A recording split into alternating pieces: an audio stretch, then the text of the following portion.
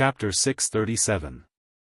Therefore, in a sense, Feng Zichen and the 12 ancestral magi of the three pure ones could be considered family.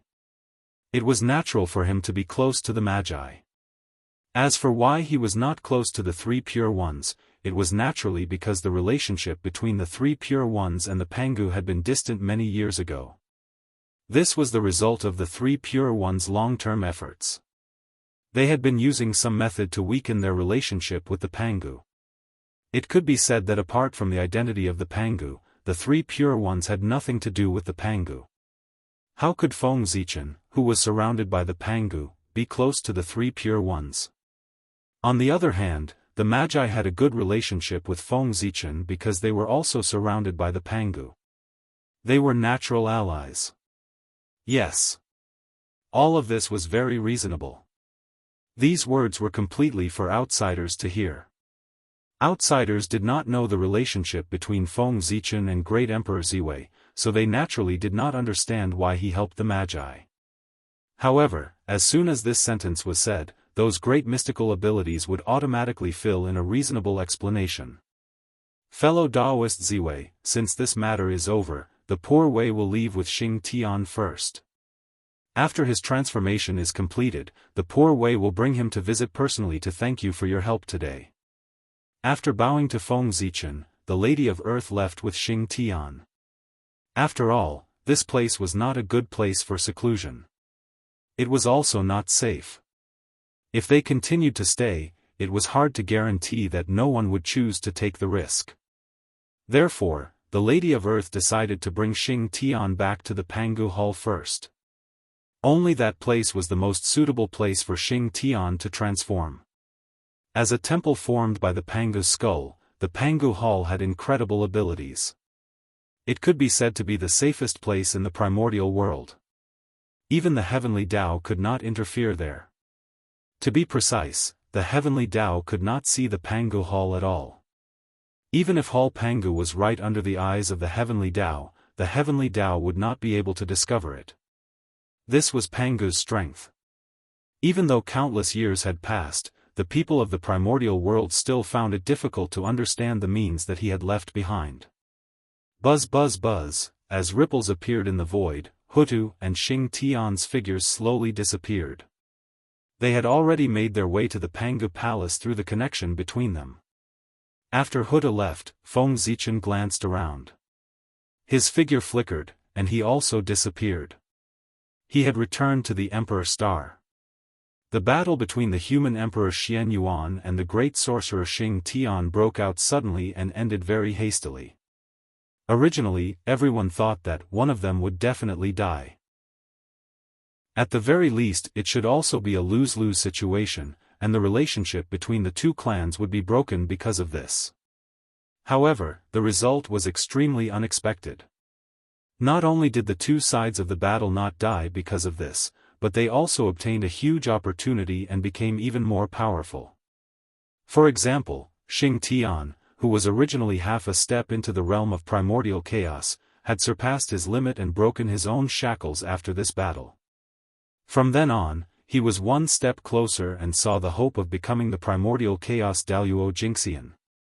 As for Xian Yuan, he had relied on this battle to completely stabilize his realm and officially became one of the top great masters of the primordial world. He had become even more difficult to deal with. Moreover, the most important thing was that after this battle, not only were the two of them not injured, but they had also gained something and their strength had greatly improved.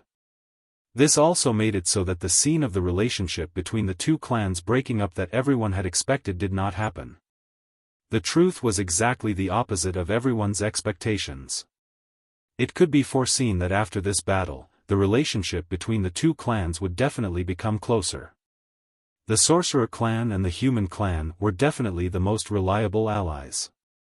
Such an unexpected scene completely shattered the confidence of the experts of the myriad clans. Through this battle, the experts of the myriad clans fully witnessed Xian Yuan's strength. They were terrified and quickly extinguished the thought of fighting with him. Too strong, he was really too strong. Judging from the strength that Xian Yuan had displayed, even if the myriad clans used all their strength, they might not be his match.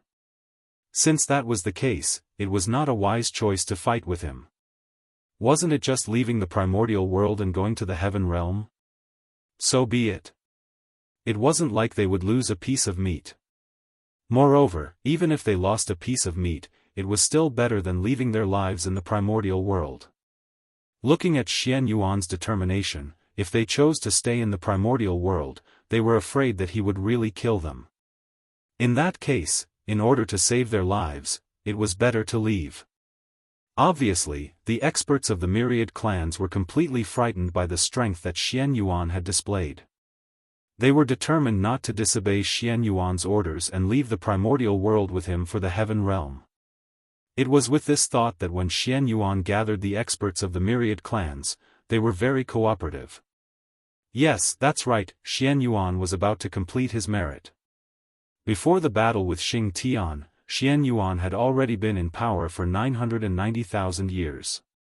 He was still 10,000 years away from completing his merit. And when he finished the battle with Xing Tian, nearly 5,000 years had passed unknowingly. In other words, during Xian Yuan's reign, there were still 5,000 years left. And what about 5,000 years? For an existence like Xian Yuan, it was really a blink of an eye. So soon. It was time for Xian Yuan to abdicate. On this day, in the millionth year of the human emperor's calendar, the experts of the myriad clans gathered in the ancestral land of the human race, displaying the grand occasion of the primordial world. Xiaohao, my son. Today, Father will hand over the human race to you. You, don't let Father and all the sages of the human race down. We are all watching you from above. In the Tai Temple, under the witness of the Virgin Nuwa, the Holy Emperor Zichen, the Ancestor Emperor Suiren, and even the statues of the sages of the human race, Xian Yuan personally handed the innate treasure, the human emperor's seal, which represented the supreme power of the human race, to the first great emperor of the human race, Xiaohao. Yes. Xiaohao will not disappoint Father.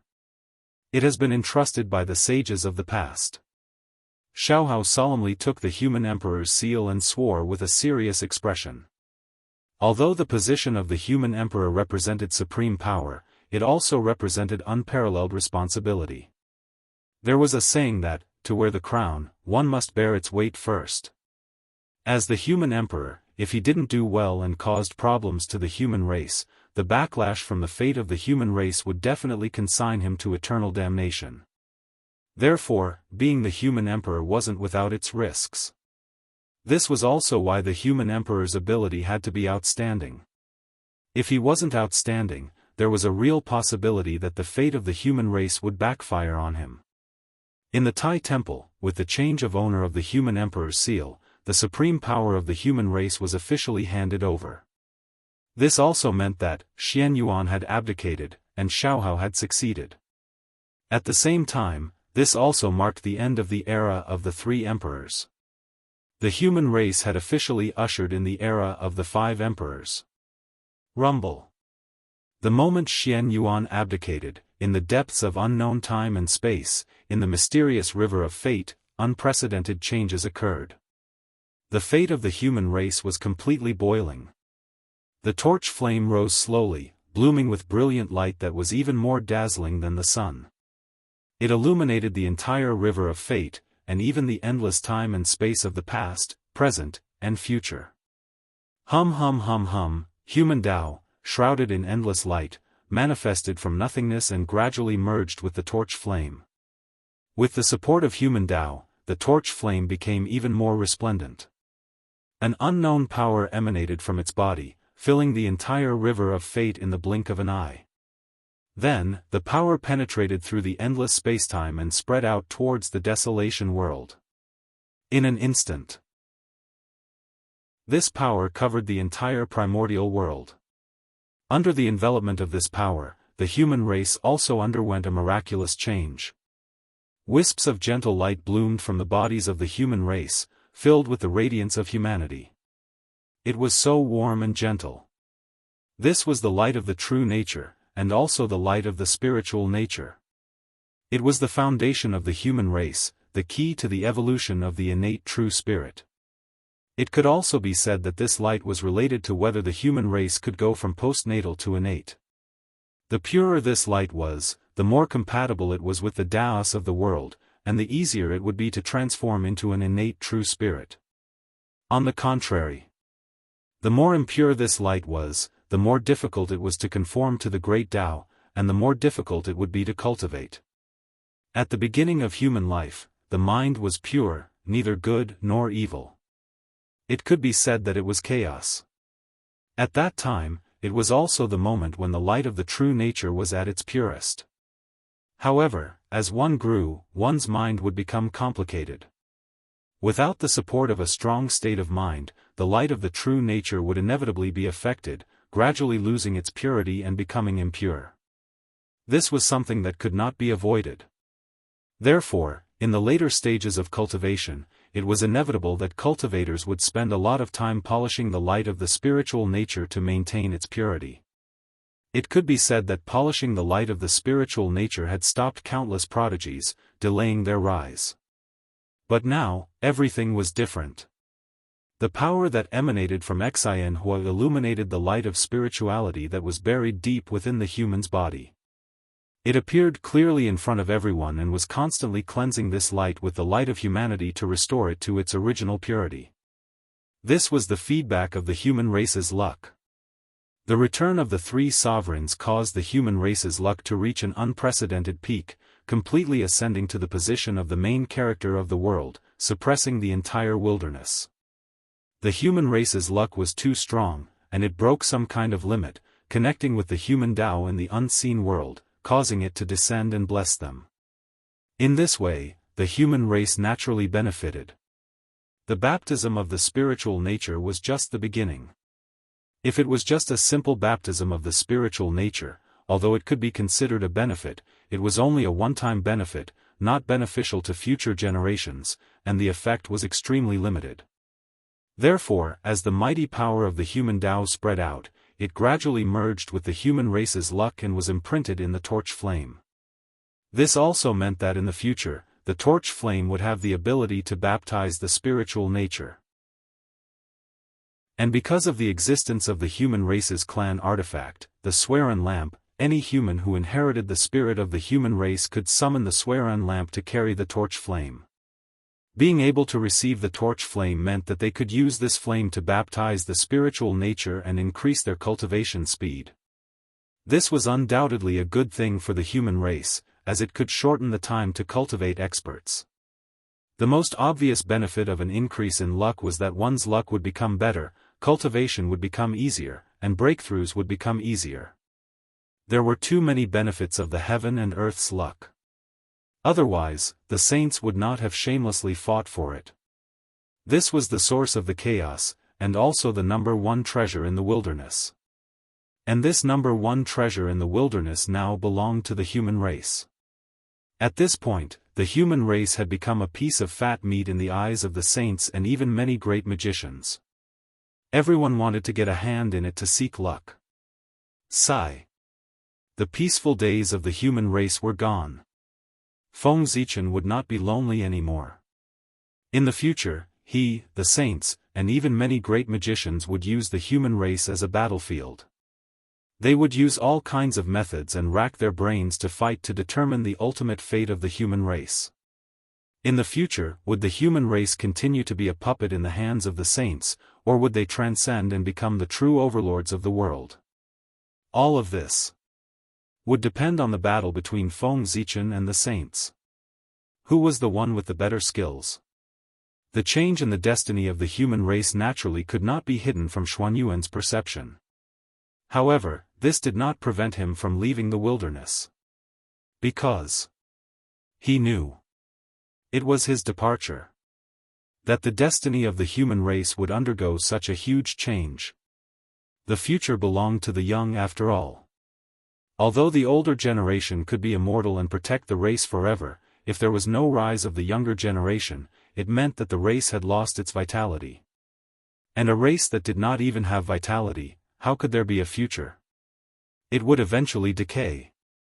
Therefore, there were experts who rose in every generation, which was the symbol of a race's eternal prosperity. At this time, what the older generation had to do was to release their power in time and make room for the younger generation so that they could have the opportunity to display their ambitions and verify their path. The 5 innate clans did this very well. After every calamity, the rulers of the 5 innate clans would relinquish their power and hand it all over to the young people. They would go to the 4 extremes to pursue the supreme path. This point was worth learning from the human race. Everyone, take another look at the great mountains and rivers of the wilderness. It's time for us to leave. After taking one last look at the wilderness, Xianyuan Yulong rose to the sky. And with him were the experts from the myriad clans. At this point, the glory of the myriad clans had completely come to an end.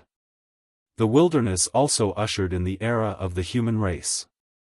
Sweeping away the myriad clans, repeating civilization, and establishing the supreme foundation of the human race was the achievement of the 3 emperors and their figures. Now, the human race was suppressing the wilderness.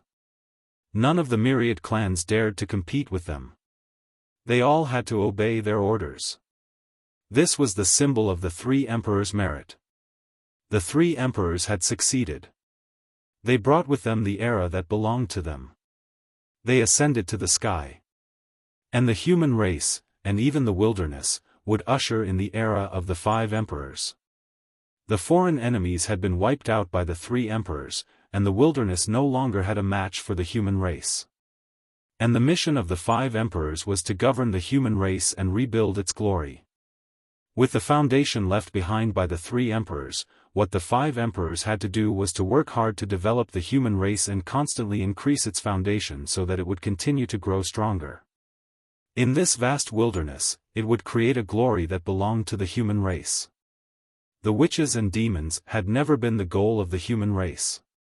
Surpassing them was the goal of the human race. Although the witches and demons were strong, they were not the protagonists of heaven and earth. But the human race was.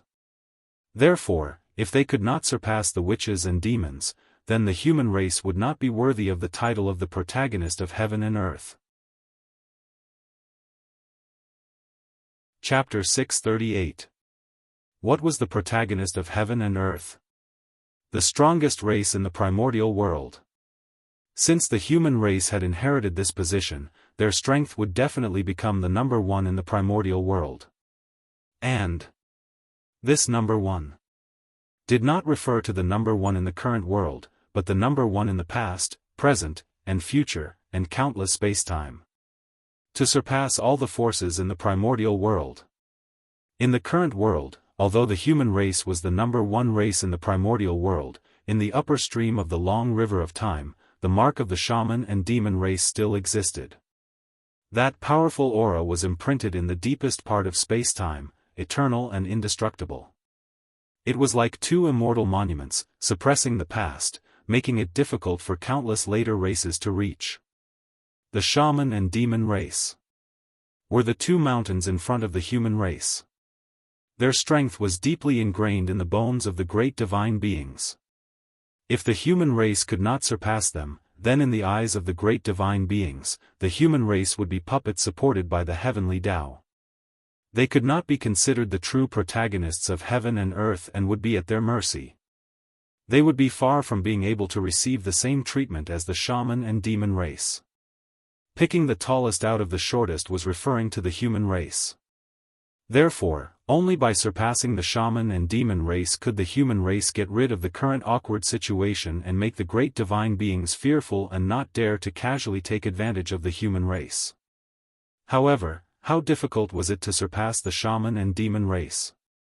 Since the birth of the primordial world, there had been countless experts in the past, but there had never been anyone who was on par with the shaman and demon race.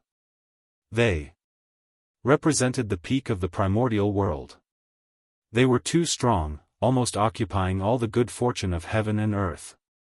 The right time, place, and people. These 3 were all occupied by the shaman and demon race. It was almost impossible for the race in the future to achieve what they had achieved. First of all, the environment of heaven and earth had changed greatly, from the connate era to the postnatal era. It was difficult to see the connate essence again, and the difficulty of producing experts had undoubtedly increased countless times. Just this point cut off the possibility of surpassing the shaman and demon race. But in the difficult situation, the human race had to do it too. There was a saying that man could conquer the heavens. Turning the impossible into the possible could show the ability of the human race. In the distant heavenly court, as Xianyuan ascended to the heavens, there were also huge changes. Under the witness of a group of great divine beings, the Yen Emperor Shenong passed the position of the heavenly emperor to the human emperor Xianyuan, known as the Central Yellow Emperor. The abdication of the Yen Emperor and the succession of the Yellow Emperor opened a new chapter in the primordial world. Affected by this, Feng Zichen, who was recuperating on the Emperor Star, received the help of the world momentum and recovered from all his injuries in one fell swoop. His old injuries were all gone. Feng Zichen felt his whole body relax. His state of mind had reached perfection at this moment. Even the road ahead that he had been stuck in previously had gradually become clear. He was one step closer to becoming primordial chaos Daluo Jinxian. 3 million years.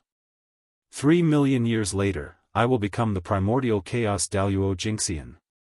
Feng Zichen secretly clenched his fist and said to himself excitedly. He was a step closer to attaining the Tao, so even with his mental state, great waves had arisen in his heart, and it was impossible for him to maintain his calm any longer. The Yellow Emperor reigned for 1,000,000 years. The White Emperor reigned for 1,000,000 years. The Black Emperor reigned for 1,000,000 years. The 3 emperors had reigned for a total of 3 million years. After that, it was the day when the 5-element Celestial Emperor reached perfection. It was also the day when Feng Zichen's merit was completed and he took another step forward. What was expected to attain the Tao? That was it. To mortals, 3 million years was an unimaginably long period of time. But for powerful beings, it was not too long. It was just the time of a seclusion. The day of attaining the Tao was really close. Unlike when Xianyuan succeeded the throne, the situation of the myriad races was different. When Xiaohao succeeded the throne, the myriad races were all respectful and did not dare to act rashly. After the tireless efforts of the 3 generations of human emperors, the strength of the myriad races had been weakened to the extreme. Their essence, energy, and spirit were not as good as before, and they were far from having the capital to contend with the human race. With such a huge gap, how could the myriad races look down on the new patriarch of the human race? Did they feel that their lives were too comfortable and wanted to find excitement for themselves? Compared to the 3 emperors, the situation that the 5 emperors had to face was really much happier. The hidden dangers in the primordial world were almost completely cleaned up by the 3 emperors. Next, as long as the 5 emperors continued to develop step by step, the strength of the human race would become stronger and stronger. This was the benefit of being a junior. With the 3 emperors in front, they did not have the shade of their ancestors to rely on. Therefore, they could only fight for the world with their bare hands. They were pioneers. It was as if they had created the world in the chaos. They used their fists and feet to open up a paradise for the human race in the dangerous primordial world. And it was precisely because of their efforts that the situation was completely opened up for the 5 emperors who came later. It could be said that the 3 emperors were the rich generation. They started from scratch and built a huge foundation.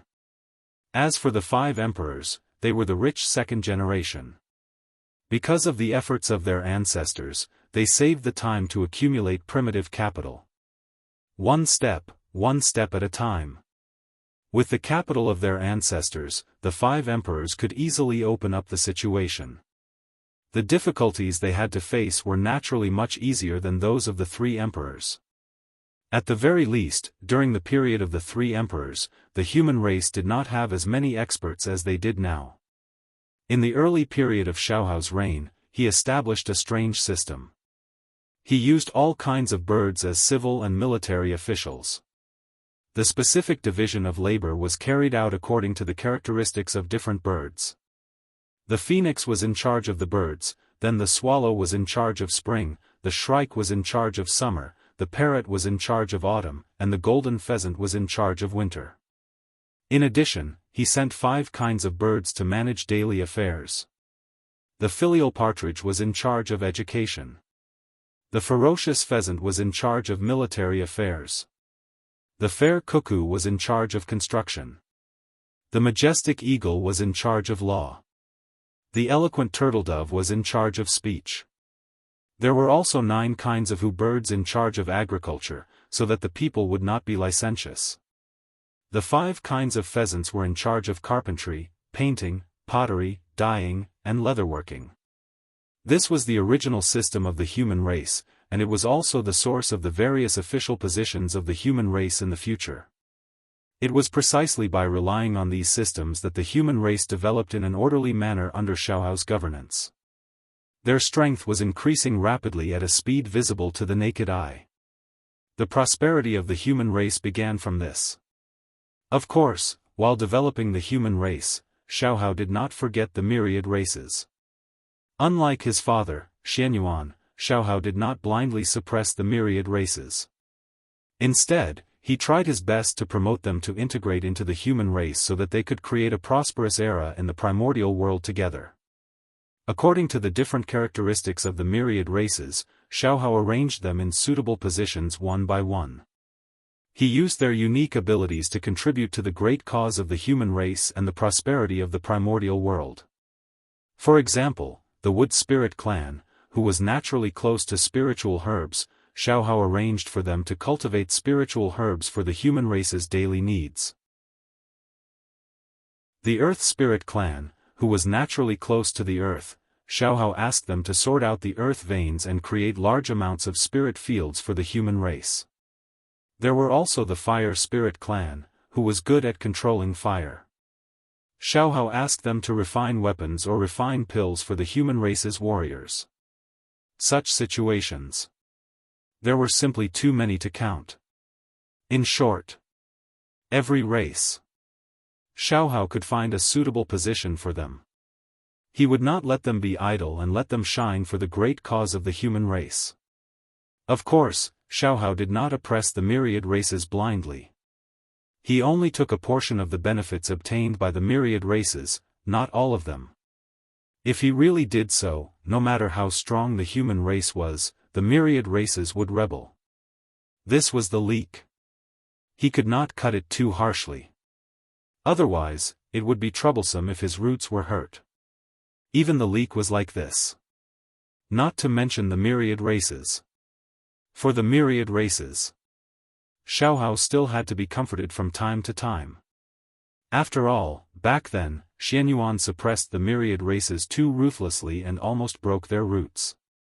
Now, with the rise of the human race and the decline of the myriad races, the set back then was a little outdated and did not match the current situation. Therefore, after Xiaohao succeeded to the throne, the human race's attitude towards the myriad races changed drastically, giving them the respect they deserved so that they could do their best to contribute to the great cause of the human race. Let the descendants of the myriad races work harder for the rise of the human race. Tearful. Time flew by.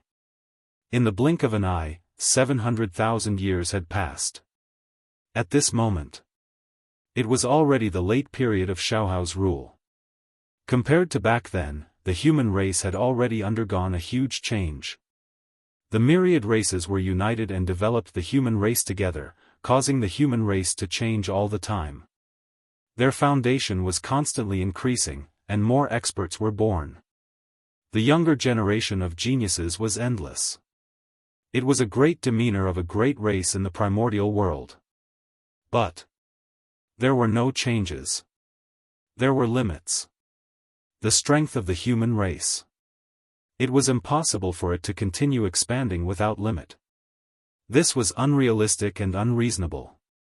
Therefore, after the initial period of rapid expansion, the development of the human race gradually slowed down. In fact, at this time, they had already reached a bottleneck. The momentum of expansion had completely stopped. This was something that every race had to experience in the process of development. In fact, the human race should have encountered such a situation many years ago. But unfortunately, Xiaohao's methods were too brilliant. He actually thought of a way to use the myriad races to support the human race. He forcefully raised the upper limit of the human race's development, allowing the human race's strength to continue to expand rapidly. Until now. When the potential of the myriad races was exhausted, the human race's bottleneck period reappeared. The so-called bottleneck was not that the human race's strength was no longer increasing, but that it had reached a state of saturation and could not expand rapidly like before. In such a situation, unless there was a major change. Otherwise, the human race's future development could only rely on the passage of time, accumulating bit by bit. And in such a situation, Xiaohao had already expected this. He also had a solution. He began to inventory the human race's treasure vault. With the departure of the experts of the myriad races, it was time to set up the 365 Heavenly Palace. He believed. Once the Heavenly Palace was really set up and connected to the boundless starry sky, the primordial world would definitely undergo a huge change. And this change would definitely be able to help the human race break through the bottleneck and enter the period of rapid expansion again. Setting up 365 Heavenly Palace in the primordial world was a plan that had been made during the Shennong era. Unfortunately, although this plan was good, it could not be carried out because the timing was not right. It could only be delayed. And this wait was 2 million years. This great plan that was formulated during the Shennong era, after the Xianyuan era, finally waited for the time to be carried out during the Xiaohao era, and it could see the light of day again. Yes. This plan had been continuously perfected by 2 generations of human emperors, a great emperor, and 3 supreme experts of the primordial world. It could be said to be perfect. Once it was really carried out, it would definitely bring unprecedented changes to the human race and even the entire primordial world. Xiaohao firmly believed so. Of course, in fact, that was also the case. Because this plan was not perfected by Shennong and Xianyuan, but by Feng Zichen and Fuxi. Why did Fuxi need humans? The founder of the Khanate 8 trigrams, a master of the primordial world's deduction, and a great master of the Tao of array formations. And this was only the Fuxi of the past. The current Fuxi was even more powerful than back then.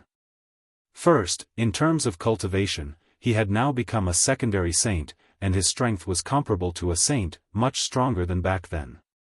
Then, in terms of numinous treasures, back then, Fuxi did not have the conditions to possess the He-2 and the Book of Luo. But now, the He-2 and the Book of Luo had long been completely refined by him. With the top-notch deduction power, coupled with the top-notch deduction treasure, and the double buff, one could imagine how much Fuxi's ability had improved.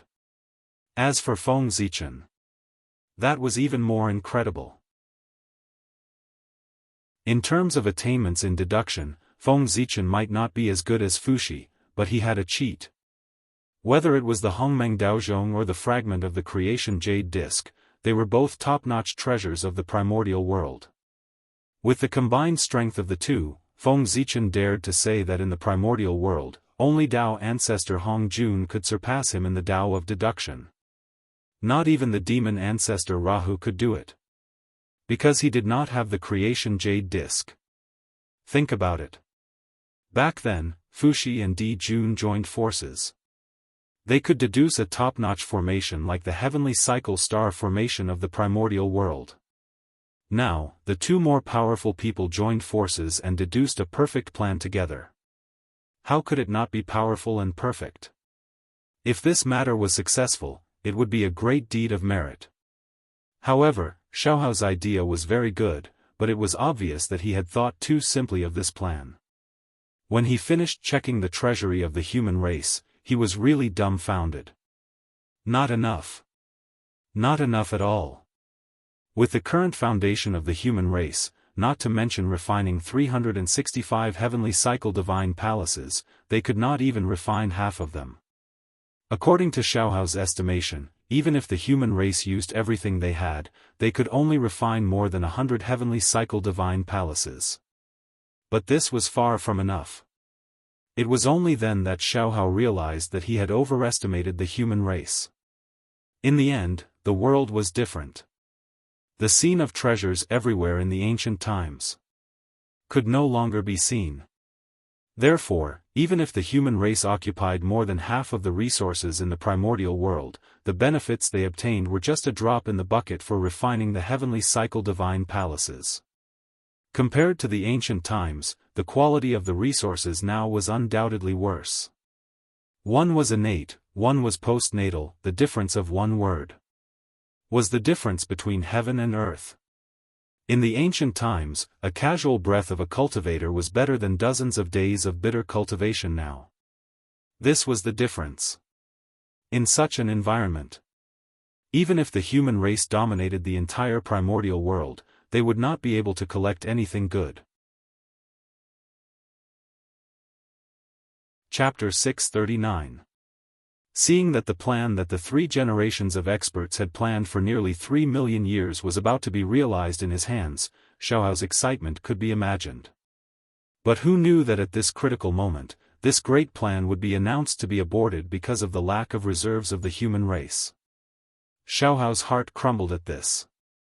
In this short period of time, he had experienced the ups and downs of life. This huge difference really made him feel helpless. However, even though he was helpless, he still had to think of a way. He could not put this great plan on hold forever, right? It was obviously unrealistic to continue passing it down for future generations. After all, the environment in the world would only get worse, not better. Therefore, if he could not collect the materials to refine the heavenly palace now, he would not be able to collect them in the future. Therefore, this plan had to be completed in his hands and could not be left to future generations. If he continued to delay, this plan would gradually be lost in the long river of time. Refine. He had to refine. Even if he had to think of all ways, he had to refine the 365 heavenly palace. Silently, Xiaohao made up his mind. Just treat it as. This was his test to achieve the Tao. When Fuxi was on the throne, there was chaos among the connate beasts. When Shenong was on the throne, there was the tribulation of connate tribulation energy. When Xianyuan was on the throne, there was the disaster of war among the 10,000 races. And since he, Xiaohao, succeeded to the throne, the 4 seas had been peaceful. In the entire primordial world, there were no disasters. If nothing unexpected happened, he would smoothly pass his term and become one of the 5 emperors.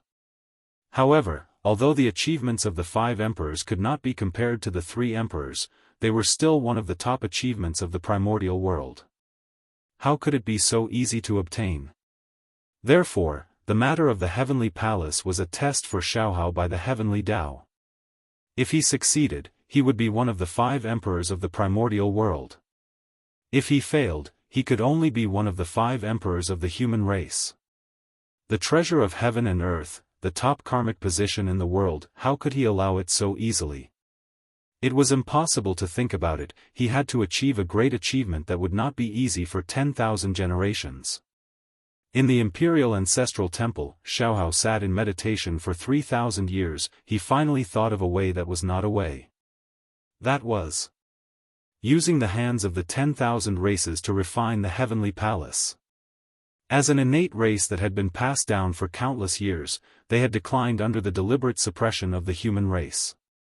However, it was undeniable that their foundation was definitely much deeper than that of the human race. Even if they were never rich before, they were born early. As early as the ancient times, or even the ancient times, they had already existed.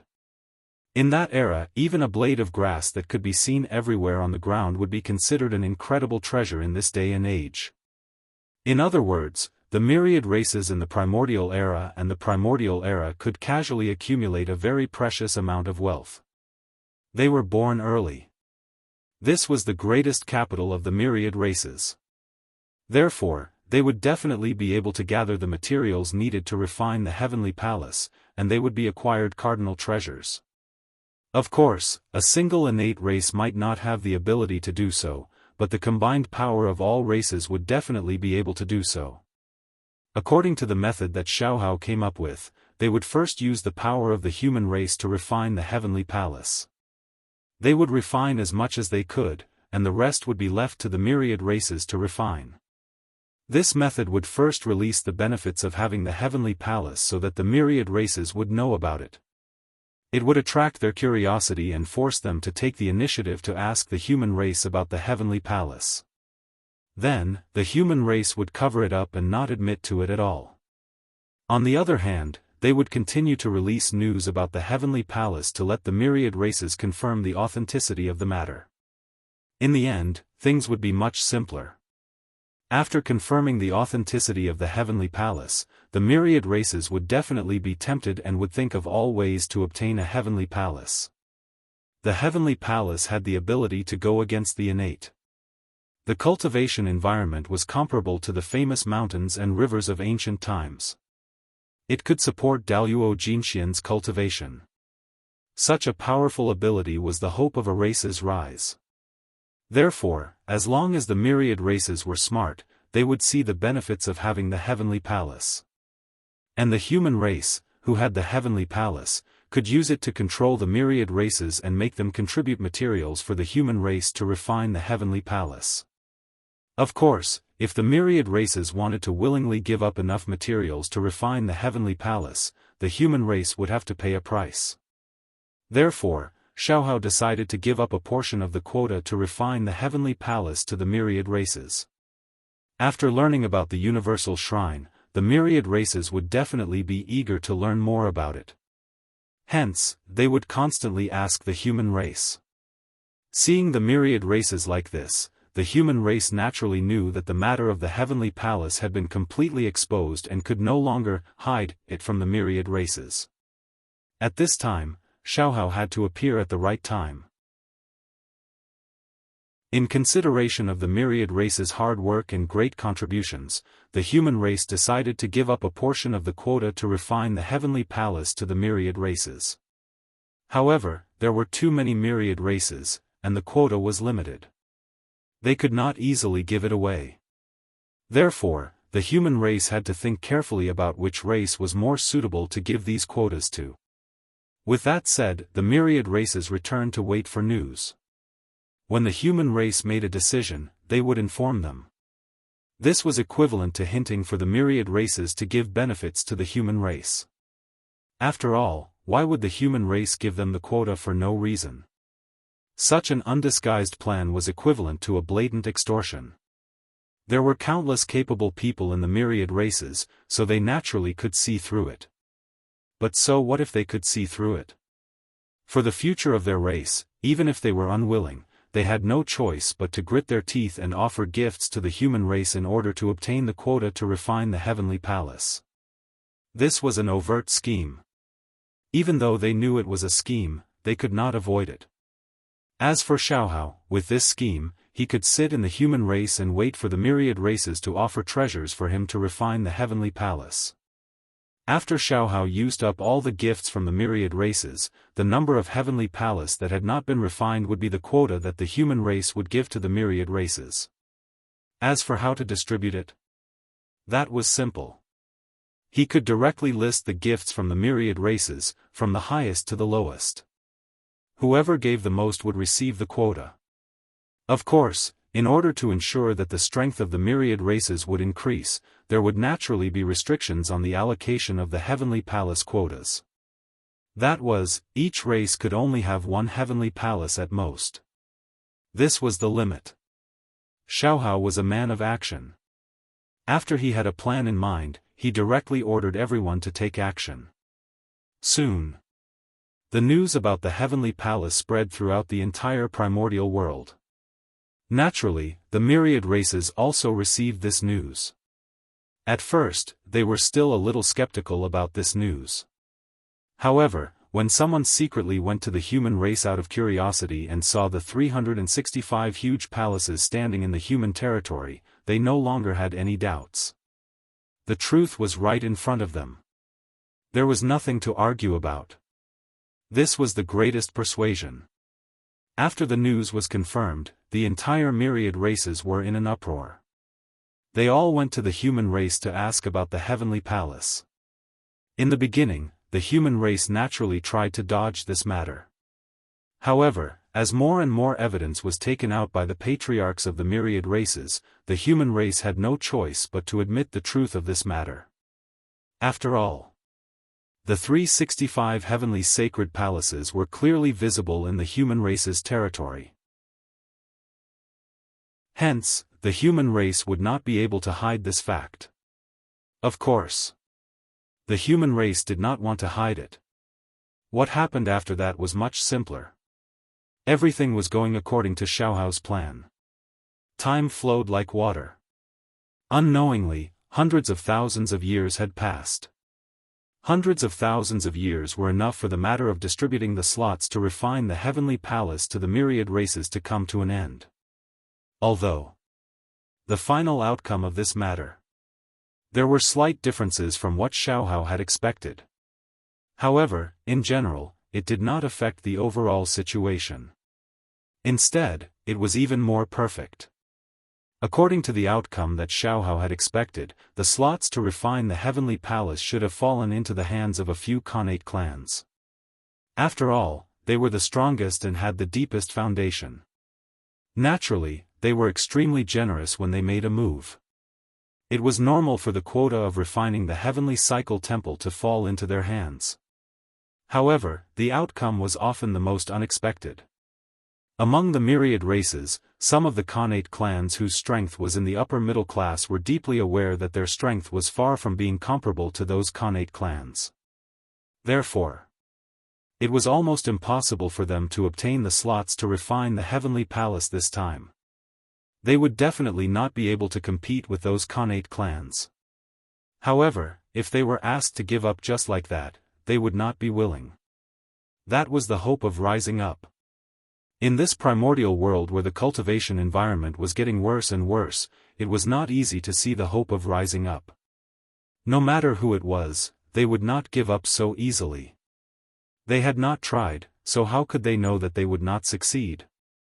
As the saying goes, when one is poor, one will change. In their desperation, those Khanate clans whose strength was in the upper middle class really thought of a way to defeat the Khanate clans. That was to join forces. The strength of a single clan might not be able to compete with the Khanate clans, but the strength of several clans definitely far surpassed the Khanate clans. Based on this idea, the clans that had a better relationship with each other formed small interest groups one after another and joined forces to offer gifts to the human race. As members of the Khanate myriad races, even if there was a difference in strength, the difference would not be too great. After all, the Khanate clans that were too weak had long been destroyed in the catastrophe of heaven and earth. Therefore, when several clans joined forces, they would definitely surpass a single Khanate clan. The Khanate clans had failed. With the alliance of these Khanate clans that were in the upper middle class, most of the confident Khanate clans had failed. The gifts that they gave were not as valuable as those of these clans. As for Xiaohao, from the moment he thought of this method, he had already made up his mind to value everything. In other words, he would choose whoever gave him the most benefits. As for whether this gift was given by one party or by many parties, he did not care at all. It could even be said that Xiaohao was happy to see this happen. The significance of a single race possessing a cycle divine palace was completely different from that of multiple races possessing a cycle divine palace. The former could allow that clan to rise again. As for the latter, although it could also allow those Khanate clans to rise again, it would undoubtedly take a much longer time. The same resources were enjoyed by one person alone and shared with several people. The results were completely different. After this unexpected scene happened, Xiaohao wished that he could give all the slots to refine the heavenly temple to those beneficial communities so that they could share the results. But unfortunately, Xiaohao could not. As for why, it could only be said that those Khanate clans had given too much, so Xiaohao had no reason to refuse. After more than 100,000 years, Xiaohao used the strength of the human race and the resources offered by the myriad races to refine a total of 240 heavenly temples. The number of heavenly temples totaled 365. A set of universal sacred palaces consisted of 365 palaces. The human clan had refined 240 of them, leaving 115 universal sacred palaces unrefined. And these 115 heavenly temples were the slots that the human race had allocated to the myriad races. With the completion of the heavenly temples, Xiaohao also came out of seclusion and announced the list of slots to the myriad races. When this name was announced, the myriad races were in an uproar. Especially those Khanate clans that had failed. They were extremely vexed. Before the incident, who would have thought that there was such a method of joining forces? Of course, even though they were vexed, they still did not dare to let those Khanate clans cause trouble. Not to mention that the human race would not allow it, even if those Khanate clans joined forces, they would not be able to deal with them. Therefore, it was fine if they did not cause trouble. Once they did, they would definitely be the ones to suffer. But no matter what, losing the heavenly temples was undoubtedly a huge loss for these Khanate clans. Others had them, but they did not. If there were no accidents, as time passed, they would eventually be surpassed by others. They were used to being high and mighty, so how could they tolerate others looking down on them? The failure this time finally became the last straw that broke the camel's back. It caused the emotions that those Khanate clans had accumulated for countless years to completely erupt. They had had enough. They had had enough of the oppression of the human race. Therefore, they decided to leave. They wanted to follow in the footsteps of their ancestors and head to the heaven realm. If they continued to stay in the primordial world, they would never have the chance to surpass the human race. They could only live under the oppression of the human race.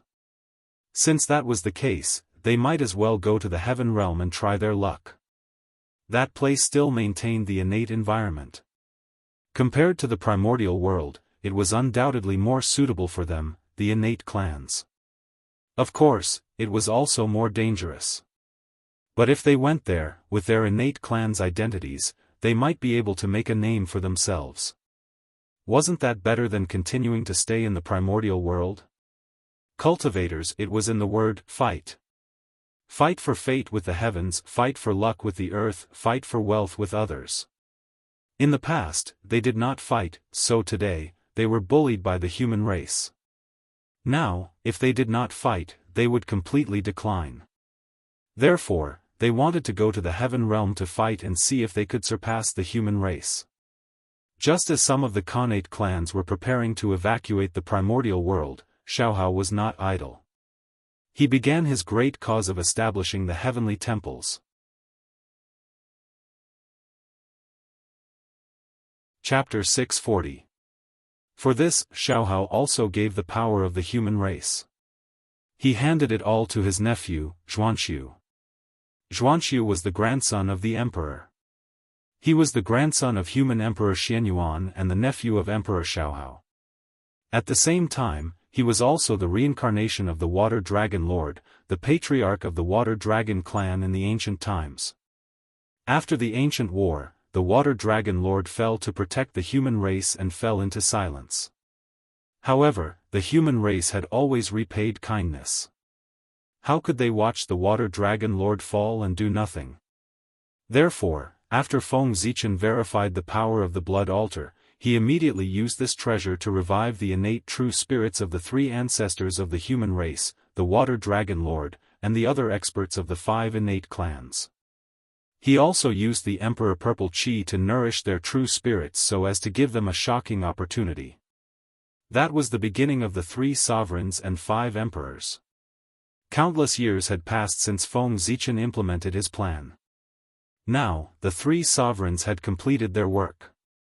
The leader of the 5 emperors, Emperor Xiaohao, had also reached the end of his reign.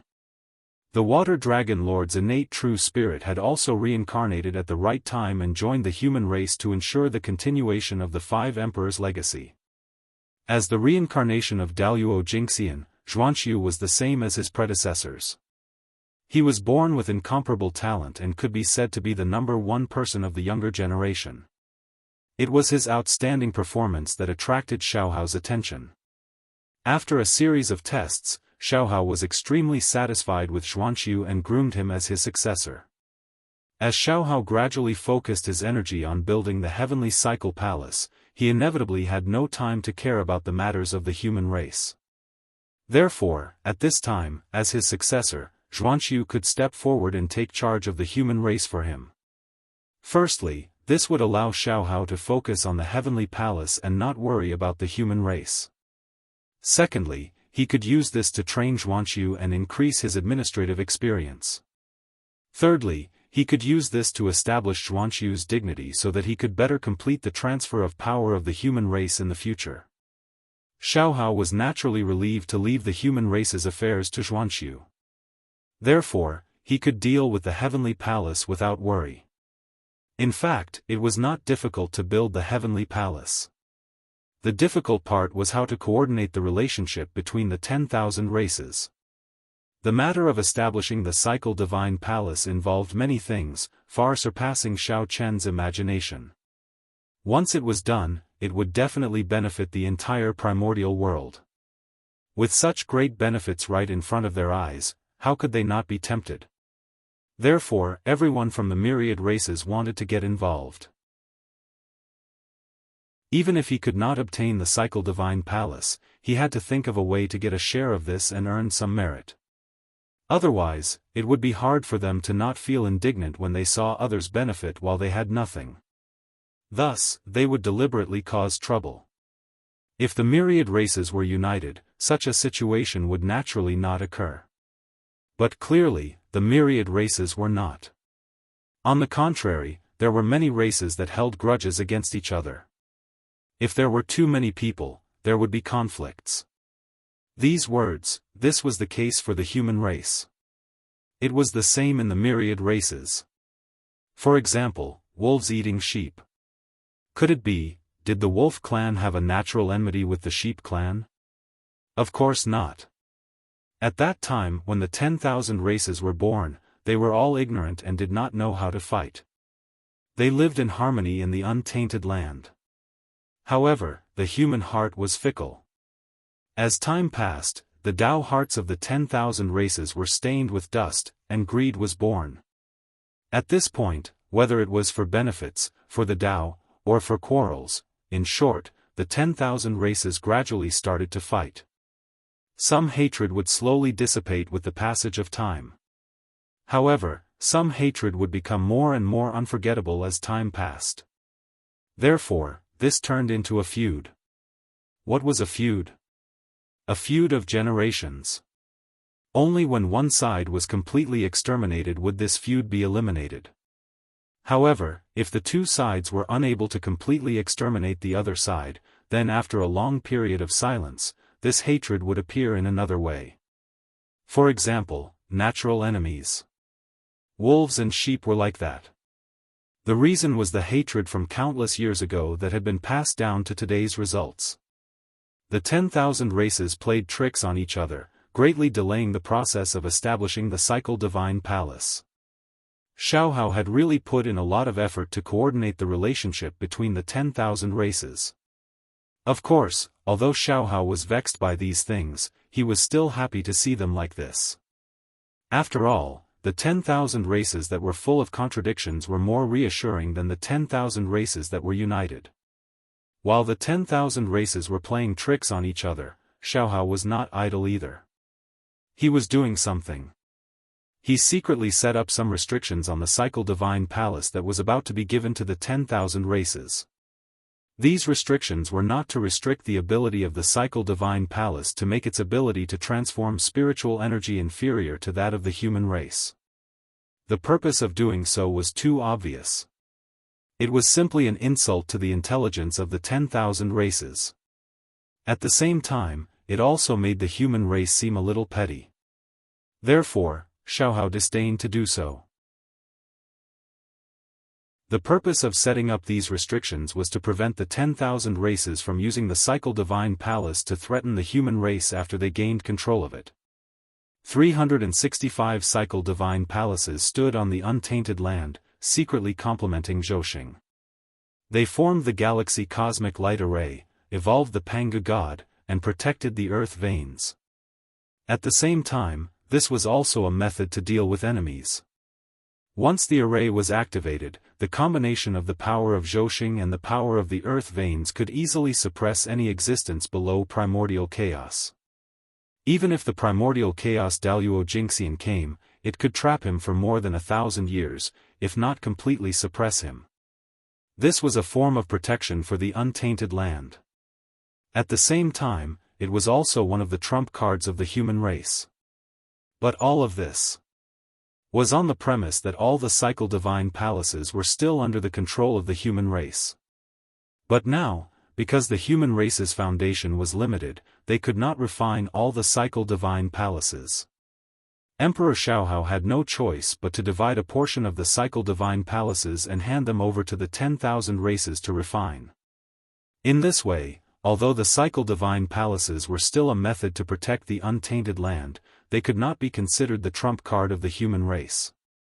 Think about it. If the human race activated the Cycle Divine Palaces and fought a bloody battle with the enemy, and the 10,000 races that controlled the Cycle Divine Palaces suddenly turned on them at the critical moment and stabbed the human race in the back, then the human race would be in big trouble. In fact, they did not even need to deal with the human race. They only needed to suppress the power of the Cycle Divine Palaces at the critical moment and prevent them from erupting. Just this point was enough for the human race to suffer. This kind of attack from the inside was the most fatal.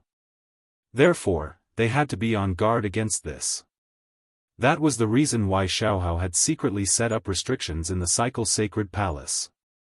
This restriction would not hinder the normal operation of the Cycle Divine Palaces, nor would it affect the 10,000 races that lived in it. Its only function was to prevent the 10,000 races from mobilizing the power of the Cycle Divine Palaces at the critical moment. That was enough. If they could not mobilize the Cycle Divine Palaces, the 10,000 races would not be able to stab the human race in the back at the critical moment. Xiaohao's goal would be achieved.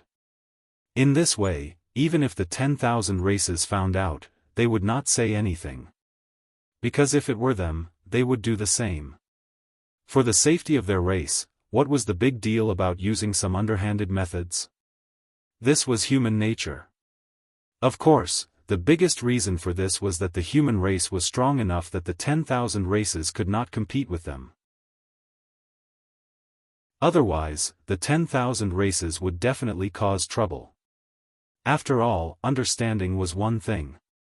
However, if the things that they had bought with real money were secretly used by others, causing them to be unable to use them at the critical moment, no one would feel comfortable. It was still the same sentence. As long as one was strong enough, one could ignore the rules and make others not dare to say anything even if they were angry.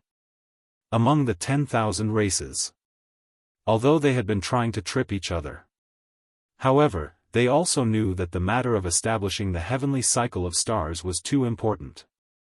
If this matter could not be carried out because of them, then their fate would definitely not be good. Therefore, although everyone was trying to trip each other up, they still had a limit. They would not make too much of a fuss and affect the progress of establishing the Cycle Divine Palaces. Just like that, with the efforts of the 10,000 races, the Cycle Divine Palaces were like bamboo shoots after the rain, standing one after another on the primordial land. Everything was going according to Xiaohao's plan.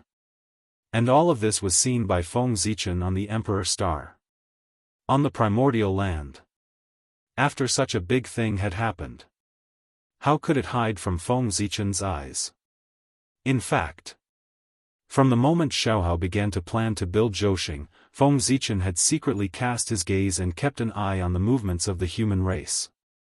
He even knew that the human race did not have enough treasures to refine the cycle divine palaces. But he was not like before. To fill the gap for the human race. Previously, Feng Zichen had already made an exception to support the human race. This time, it was better to let the human race solve it themselves. The heavens move vigorously, and a gentleman must constantly strive for self-improvement. The prosperity of a race did not rely on the efforts of a single person, but the efforts of everyone. If he was to do everything, like a nanny, wouldn't the human race repeat the mistakes of the ancient times? He could do everything alone. What was the use of the 3 sovereigns and 5 emperors? Therefore, from the beginning to the end, Feng Zichen only watched and did not help Xiaohao in the slightest. Xiaohao did not disappoint him. Under such circumstances, Xiaohao did not even think of asking him for help. Instead, he planned to think of a way himself. Worth this was enough for Feng Zichen to feel gratified. Because if Xiaohao really asked him for help, Feng Zichen really did not know if he could really make up his mind to refuse. No matter how many harsh words he said. No matter how determined he was, but in the end, he was still a human. As a human, how could Feng Zichen remain indifferent in the face of the human race's request for help? Only a person with affection and loyalty could be considered a human. If one cultivated to the end, without the 7 emotions and 6 desires, one would have a heart of stone. One would be like a cold stone. The only thing in one's heart would be the supreme great Tao. One would be extremely indifferent to all things in the world. Then, one would not be considered a human. It was the Tao. Only the Tao. Could one let go of everything and not worry about anything? But it was obvious that Feng Zichen had too many things in his heart that he could not let go of. Therefore, he was still a human. He could not achieve the Tao, and he could not forget the human race. Therefore, if Xiaohao really asked him for help, he would be very disappointed, but there was a high chance that he would not refuse. The human heart was like this. How many people had escaped since ancient times? Fortunately, Xiaohao did not choose to ask Feng Zichen for help. Instead, he was prepared to think of a way himself. Facing difficulties was worthy of praise. Xiaohao was worthy of being the human emperor. He quickly came up with a solution. He used the hands of the myriad races to refine the heavenly palace. Regarding this method, Feng Zichen was very satisfied. In the short term, dividing the heavenly palace to the myriad races would undoubtedly cause the human race to lose a major trump card and plant hidden dangers in the future. If the myriad races rose because of this, wouldn't the human race be trapped in a cocoon of their own making? But from another point of view, with the rise of the myriad races, it would undoubtedly bring great external pressure to the human race to urge the human race to continue to improve. Invincibility was not a good thing. Without an opponent for a long time, it would undoubtedly cause the human race to slack off, and this would be the beginning of their defeat. Moreover, with the disappearance of external pressure, the internal pressure would expand, leading to the occurrence of internal strife. Therefore, it was a good thing to give the human race some external pressure. On the path of cultivation, if one did not advance, they would retreat. It was the same no matter where it was placed. Of course, Feng Zichen didn't just stand by and watch. While he was observing, he was also on guard to prevent anyone from secretly attacking and destroying this matter. Not everyone hoped that the primordial world would become better and better. Chaos Fiend God and some fallen great divinities were the greatest threat. A confrontation between such existences could not be resisted by the current strength of the human race. Therefore, this required Feng Zichen to protect them. Perhaps Feng Zichen's warning had an effect. Or perhaps, after the failure last time, the Chaos Fiend God had chosen to temporarily hide. In short, the construction of the heavenly palace was completed smoothly. During this period, no one attacked to destroy it.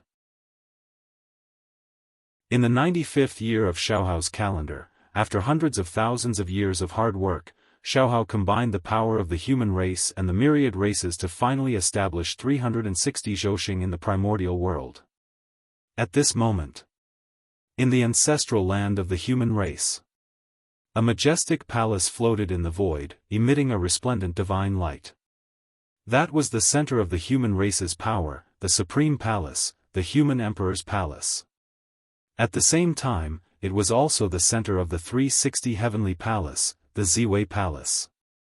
Whether it was the human race's heavenly palace or the primordial world's heavenly palace, there was only one Ziwei Palace that represented the head of all the divine palaces. That was the human race's supreme palace, the human emperor's palace. It was the center of the human race's power and the myriad races' power. With the power of one palace, it operated 2 galaxy cosmic light arrays alone. Perhaps the current human emperor's palace was not the strongest grotto heaven in the primordial world. However, as the 2 galaxy cosmic light arrays operated, its origin would become stronger and stronger. One day, it would become the #1 cultivation holy land in the primordial world. In front of the human emperor's palace, Xiaohao ordered people to set up an altar and led the experts of the myriad races to pray to the heavens. Heavenly Tao above. Today, Xiaohao of the human race has led the people of the myriad races and spent 200,000 years to establish 365 heavenly palace in the primordial world to protect the earth. We are here to announce to the heavens that we hope the heavens will judge us. Heavenly palace, establish. As soon as he finished speaking, the heavens immediately sensed it. Instantly, an extremely majestic will. It appeared from the void. Chapter 641. The heavenly axiom had descended. Rumble. A vast will surged out of the void. In the blink of an eye, it swept through all the heavenly palace. It was also at this moment. Everything about the heavenly palace, even the plans of Feng Zichen and the others, were all sensed by the heavenly axiom. However, the heavenly axiom did not care at all. It only knew that with the establishment of the 365 heavenly palace, the wilderness would become more and more stable. That was enough. As for Feng Zichen and the others, did they have any selfish motives? Was that important? In the eyes of the heavenly axiom, the stability of the wilderness was greater than anything else. Compared to that, everything else was just minor details that were not worth paying attention to at all. Therefore, as long as it was confirmed that the establishment of the heavenly palace would bring benefits to the wilderness, the heavenly axiom did not care at all whether Feng Zichen and the others could gain personal benefits from this matter. Just now, the heavenly axiom scanned the heavenly palace to determine whether its existence was good or bad for the wilderness. And the result was obvious. Establishing the heavenly cycle divine palace would bring no harm to the great desolate world. Therefore, the heavenly axiom had allowed this matter. Whoosh! Beams of divine light bloomed from the heavenly palace. They were incomparably resplendent and pierced through the 9 layers of clouds, forming an inexplicable connection with the Zhouxing in the distant firmament. Rumble. At this moment, the stars trembled, each radiating a dazzling light. Unparalleled star power gushed out of their bodies and poured into the corresponding universal palace. Roar, roar, roar. With the support of the star power, the heavenly palace immediately changed. Blurry figures slowly appeared in the palace. They were ancient and mysterious, as if they were strolling in from the past and were about to walk into the present. Those were illusory figures of the heavenly cycle star gods. Every Zhouxing would give birth to an innate star god. They were the sons of the stars and the natural lords of the stars. At this moment, the illusory figures of the heavenly cycle star gods were born in the heavenly palace. This meant that they had obtained the approval of the Zhouxing and could borrow the power of the Zhouxing's origin. At the same time, this also meant that the galaxy cosmic light array had taken shape. In front of the Ziwei Divine Hall, Xiaohao looked at the universe divine hall that was glowing with divine light. He suddenly formed a seal with both hands, pointed at the void, and issued a command. Galactic Cosmic Light Array, rise. As soon as he finished speaking, a change occurred. The divine light that shot into the sky from the universal sacred palace suddenly began to shrink. In the blink of an eye, it had completely shrunk back into the sacred palace. Then, as if it had been compressed to the extreme, the divine light suddenly exploded. Accompanied by countless mysterious runes, it swept in all directions. Dazzling divine light and endless runes flooded the entire untainted land in the blink of an eye. Buzz buzz buzz, the stars in the sky trembled. Boundless astral energy descended and was absorbed by the complete heaven-sacred palace. With this assistance, the divine light runes aura skyrocketed and connected into one in an instant. Subsequently, an astonishing change occurred. Rumble, the entire Yorwilds was buzzing, and the myriad Daos were trembling. They seemed to be trembling, but at the same time, they seemed excited. Numerous shocking phenomena were born. Amidst the shocking rare phenomena, a vast, ancient, magnificent, and illusionary figure silently descended. Pangu's shadow. No, to be precise, it was Pangu's godly figure.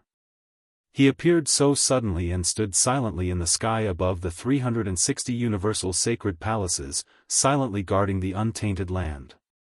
But even so, the moment Pangu's godly figure appeared, his imposing figure still made people unable to look directly at him. Yes, it was different from Feng Zichun rebuilding the boundless starry sky, Shenong sorting out the earth veins, and the shadow of Pangu's godly figure hiding. This time, the shadow of Pangu's godly figure clearly appeared on the untainted land.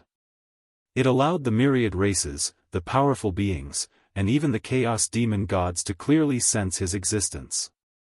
This was done deliberately by Feng Zichun. His purpose was to deter those with ulterior motives. He wanted to make it clear to the world, the untainted land was protected by Pangu's godly figure. Anyone with ulterior motives had to extinguish their thoughts that they should not have. Otherwise, under Pangu's axe, there would be no life. That is, Pangu's father god?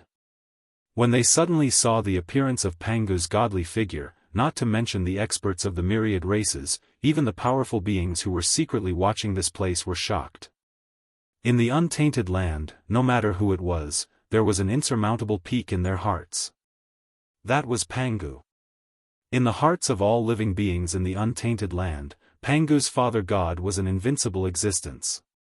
Known, unknown, as long as it existed, no one could compete with it except for the great Tao. From this, it could be seen that Pangu's position in the hearts of all living beings in the untainted land. Therefore, when they suddenly saw the manifestation of Pangu's godly figure, everyone could not help but be so excited that they could not control themselves. Those powerful beings were still fine because they were old enough and had experienced many great calamities of the world. Therefore, they had more or less seen the manifestation of Pangu's shadow. Therefore, in their hearts, they were more surprised than excited. However, the living beings of the untainted land were different. As the world changed several times, those living beings who had seen Pangu's shadow had either already attained the Tao or died in the great calamity and turned into dust. Therefore, the living beings of the world were all living beings of the new generation. Most of their understanding of Pangu's great Taoist priests came from legends. They had never personally experienced him and his greatness. But now, with the manifestation of Pangu's godly figure, the legend had become a reality. One could imagine the excitement in everyone's hearts. Greetings, Pangu's father god. Unable to hold back the excitement in their hearts, everyone bowed to Pangu's godly figure to express their excitement. For a moment, the name of Pangu resounded throughout the untainted land. Pangu. Pangu. Pangu. Perhaps the expectations of all living beings had an effect. The will of Pangu in the unseen world actually responded. Boom! An incomparably vast power suddenly erupted in the depths of the void, spreading out at a speed that surpassed time and space and thought. In an instant, it swept through the entire untainted land. Whoosh! At this moment, time and space seemed to have stopped. Everything fell into a stagnant state. It was not until an angry roar resounded throughout the untainted land that everyone came back to their senses. Pangu, the name Pangu, was filled with endless hatred. The unwillingness and hatred contained in his voice was enough to move anyone who heard it. It's the Chaos Demon God. After the voice fell, Feng Zichen immediately made a judgment. It was the voice of the Chaos Demon God. Obviously, this time, Pangu took the opportunity to respond to all living beings to give the Chaos Demon God a fierce blow. He just didn't know what exactly he had done to make the Chaos Demon God so unwilling.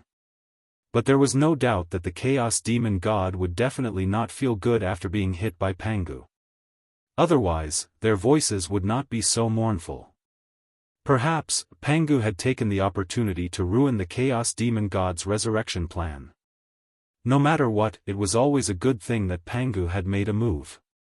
He believed that after this matter, the Chaos Demon God would definitely have scruples and would not act as unscrupulously as before in the future. Search. There were thousands of thoughts in his mind, but Feng Zichen's movements were not slow.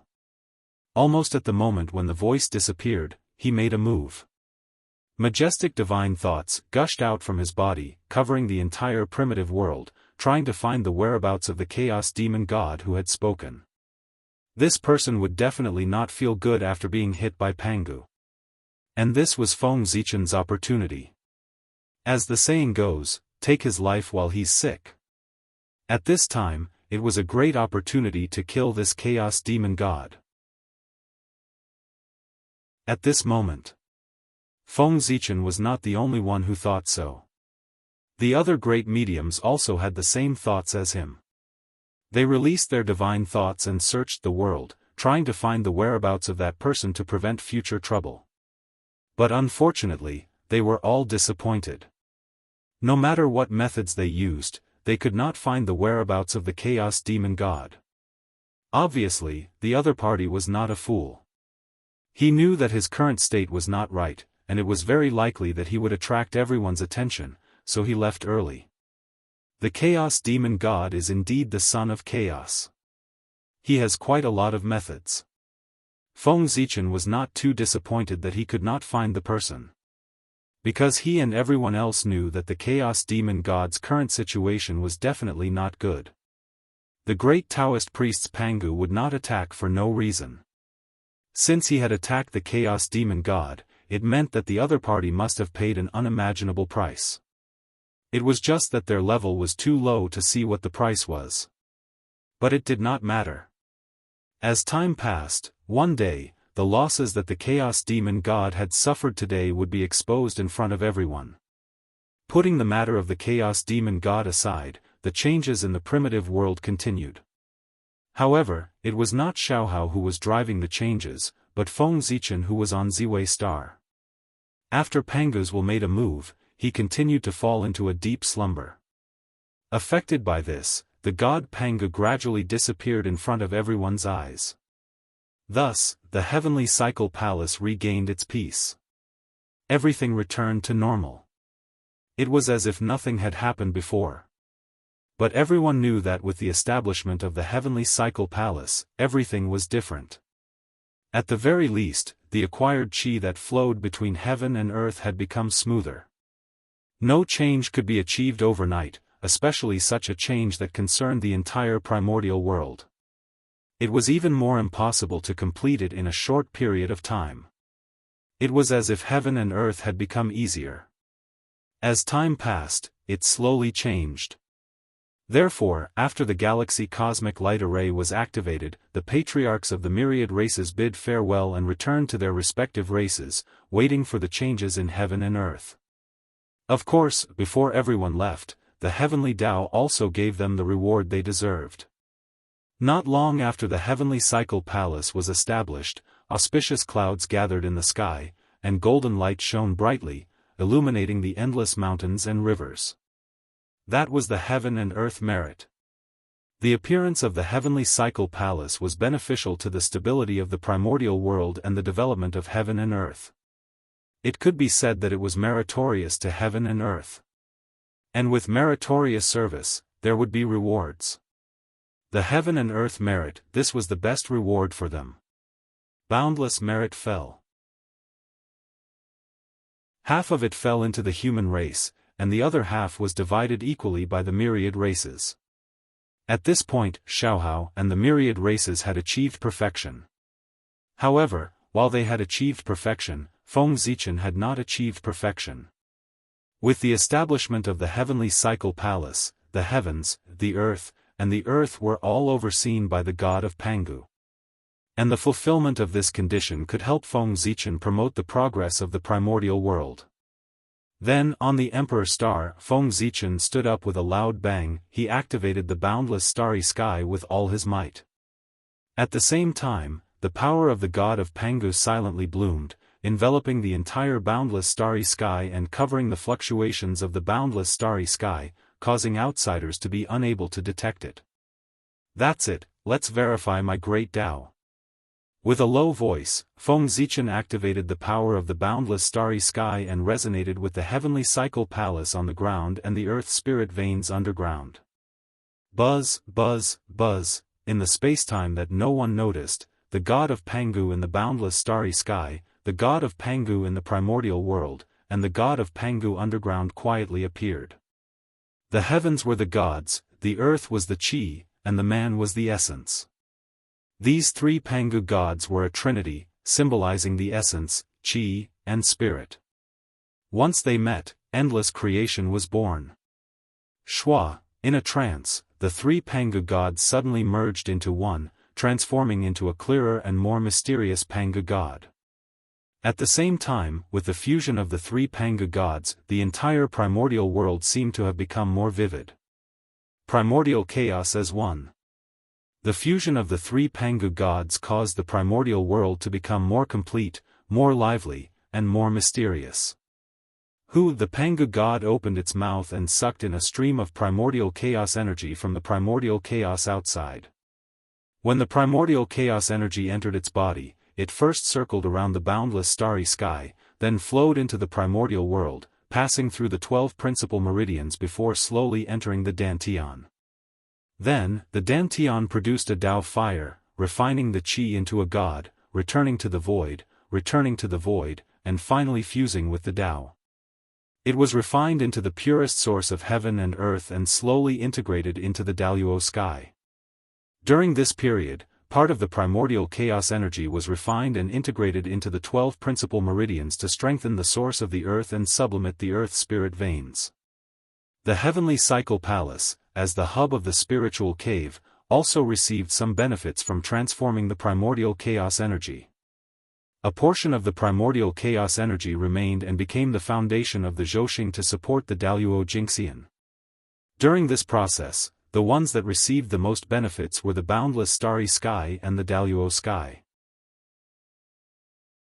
While the primordial chaos energy was repairing the Zhouxing sky, it poured into the Daluo sky to maintain its supreme status. The more powerful the source of the Daluo sky was, the more experts it could accommodate. As the Sky Master, Feng Zichen would also receive more benefits.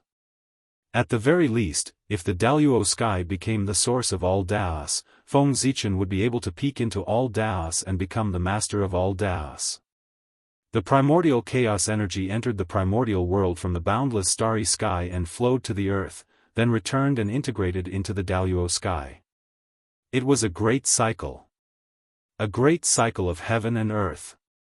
At this time, if someone looked at the primordial world from the primordial chaos, they would see a huge figure appear on the primordial world, breathing in the primordial chaos energy from all directions. Chapter 642. That was Pangu's god. No, it should be Pangu's Dharma Laksana. The huge Dharma Laksana formed by combining the power of the whole untainted land was obviously not suitable to be called a god. Pangu's Dharma Laksana stood above the untainted land and suppressed everything. It breathed in the chaotic chi from all directions and refined the purest origin of heaven and earth to help the heaven and earth complete the great cycle and gradually strengthen the foundation of heaven and earth. This was the road to the promotion of the world. With the formation of Pangu's Dharma Laksana, more and more chaotic chi was absorbed and refined by the untainted land. With the help of this, heaven and earth would slowly grow. The boundless starry sky, the heaven realm, the earth realm, the netherworld realm, the earth.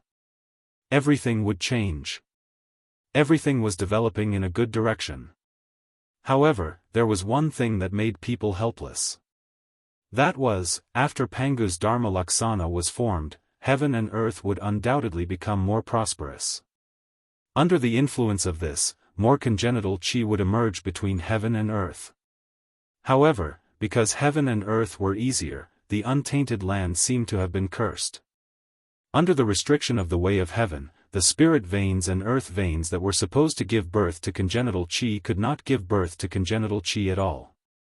Every time congenital chi was born from the earth veins, an inexplicable force would appear between heaven and earth, distorting everything and forcibly transforming congenital chi into acquired chi. After the untainted land was shattered several times, the way of heaven finally made up its mind to use coercive means to restrain the power on earth. Transforming congenital chi into acquired chi was the best and most effective method that the way of heaven thought of. Why did Feng Zichen expel the great medium and the human tribe expel the experts of the 10,000 tribes without any hindrance? The reason was that the way of heaven acquiesced to all of this. The way of heaven was very happy to see Daluo Jingxian and the existences above Daluo Jingxian leave the untainted land one after another. Therefore, not only would it not obstruct them, but it would also secretly help. This was also one of the reasons why the great medium did not have much resistance. In the untainted land, defying the way of heaven was not a small matter, but a fatal matter. If it wasn't for the heavenly Tao, how could the powerful beings leave so easily? Did they really think that the names of the sages, Feng Zichen and Zhen Yuanzi, were so useful? If their names were really so useful, the primordial world would have been peaceful long ago. Of course. The restrictions of the heavenly Tao. It was only aimed at the primordial world. The heaven realm and the other great worlds were not within this range. Otherwise, if the heavenly Tao dared to convert all the connate chi in the entire primordial world into postnatal chi, then, the great mystical abilities who had lost hope would not mind fighting to the death with the heavenly Tao and dragging the entire world into destruction.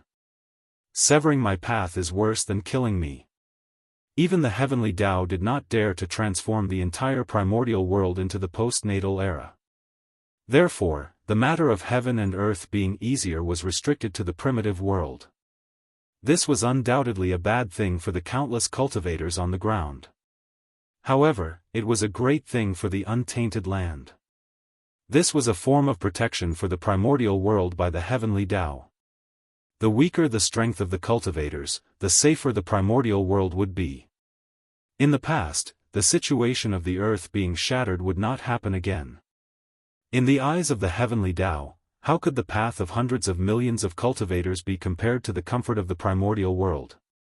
It was clear at a glance which was more important. The earth could not produce connate chi, and the extra connate chi would not disappear into thin air. Then, where could they go? Naturally, under the push of the heavenly Tao, they surged towards the heaven realm. The heaven realm. It was the center of the power of the primordial world. Now, with the decline of the earth, the connate chi swarmed over, causing its status to become higher and higher. It was faintly showing signs of becoming the center of the heavens. In terms of the content of the connate chi, the current heaven realm, with the support of the entire primordial world, had already surpassed the heaven realm of the ancient times. Moreover, due to the shift in the center of gravity of the primordial world, the heaven realm's proportion in the primordial world was increasing. Endless luck gathered, causing the heaven realm to undergo a second evolution and have the momentum to continue to advance. How could it be ordinary to combine the power of heaven and earth to nurture a realm? The current situation of the primordial world had already evolved. The heaven realm was the strongest realm, gathering a large number of experts in the primordial world. As for the earth, it had evolved from the paradise of the experts to the cradle of the experts. According to the heavenly Tao's thoughts, the earth had already become a tool to transport experts for the heaven realm. This was the future trend. It was also the best outcome. Of course, the heavenly Tao was incomplete. No matter what it did, it could not be perfect. It would always leave a trace of flaw, leaving a chance for all living beings. Therefore, although the heavenly Tao wanted to completely transform the primordial world into the postnatal world, it might not be able to complete this task. The heavenly cycle temple. It was where the vitality of all living beings lay. The heavenly cycle temple stood on the ground. Zhousing was connected to the earth veins of the primordial world. It combined the power of heaven, earth, and man, giving birth to endless creation. Its ability was truly amazing. It had the ability to go against the connate heavens. It could forcefully distort the rules of heaven and earth under the general trend of changing the world, turning the impossible into the possible, refining postnatal qi into connate qi. In other words, within the heavenly cycle temple, there was no need to be affected by the change of heaven and earth. One could still enjoy the treatment of the primordial world. With the heavenly Tao's ability, how could it not discover its function when it inspected the heavenly cycle temple earlier? Even so, it did not remove the function of the heavenly cycle temple. Clearly, the heavenly Tao had tacitly allowed this to happen. This meant that the heavenly Tao had recognized the heavenly cycle temple's legal status. It was a chance of survival left by heaven and earth for all living beings. The connate races who obtained the heavenly cycle temple were naturally very excited when they saw how useful it was. As for the connate races who did not obtain the heavenly cycle temple, they were secretly vexed. Some of the connate races even had thoughts of leaving the primordial world. Now, they were waiting for Xiaohao to ascend to the heavens so that they could follow him to the heaven realm and build a foundation. However, the happiest people after the heavenly cycle temple was established were none other than the human race. As for why they were happy, it was not because the human race had the most heavenly cycle temples. Instead, as the 365 heavenly cycle temples were established in the primordial world, the 365 heavenly cycle temples in the human race's territory also underwent an inexplicable change. The two heavenly cycle temples, one big and one small, one positive and one negative, corresponded with each other. Just like the Taiji yin-yang diagram, they corresponded with each other and gave birth to endless creation. The establishment of the heavenly cycle temple in the primordial world had undoubtedly greatly stimulated the human race's heavenly cycle temple, causing its power to skyrocket. One could see that under the influence of the heavenly cycle temple in the primordial world, the human race's heavenly cycle temple suddenly emitted a resplendent divine light. Countless mysterious runes soared up, forming great Tao formation patterns and seemingly undergoing a metamorphosis. Rumble. Amidst the violent vibrations, the great Tao runes on the heavenly cycle temple spread out and transformed into a huge screen of light that enveloped the entire human race's territory. At this moment, under the cover of the screen of light, the human race's territory seemed to be isolated from the primordial world. Rumble. In the human race's territory, thunder rumbled, runes danced, and laws manifested. All sorts of astonishing phenomena appeared one after another. It was as if a supreme force was distorting everything and reshaping the world. After an unknown period of time, the heavenly cycle temple gradually calmed down. The screen of light that enveloped the human race's territory also disappeared. Everything returned to normal. Upon closer inspection, the human race's territory did not seem to have changed at all compared to before the incident. It was as if everything that had just happened had not happened.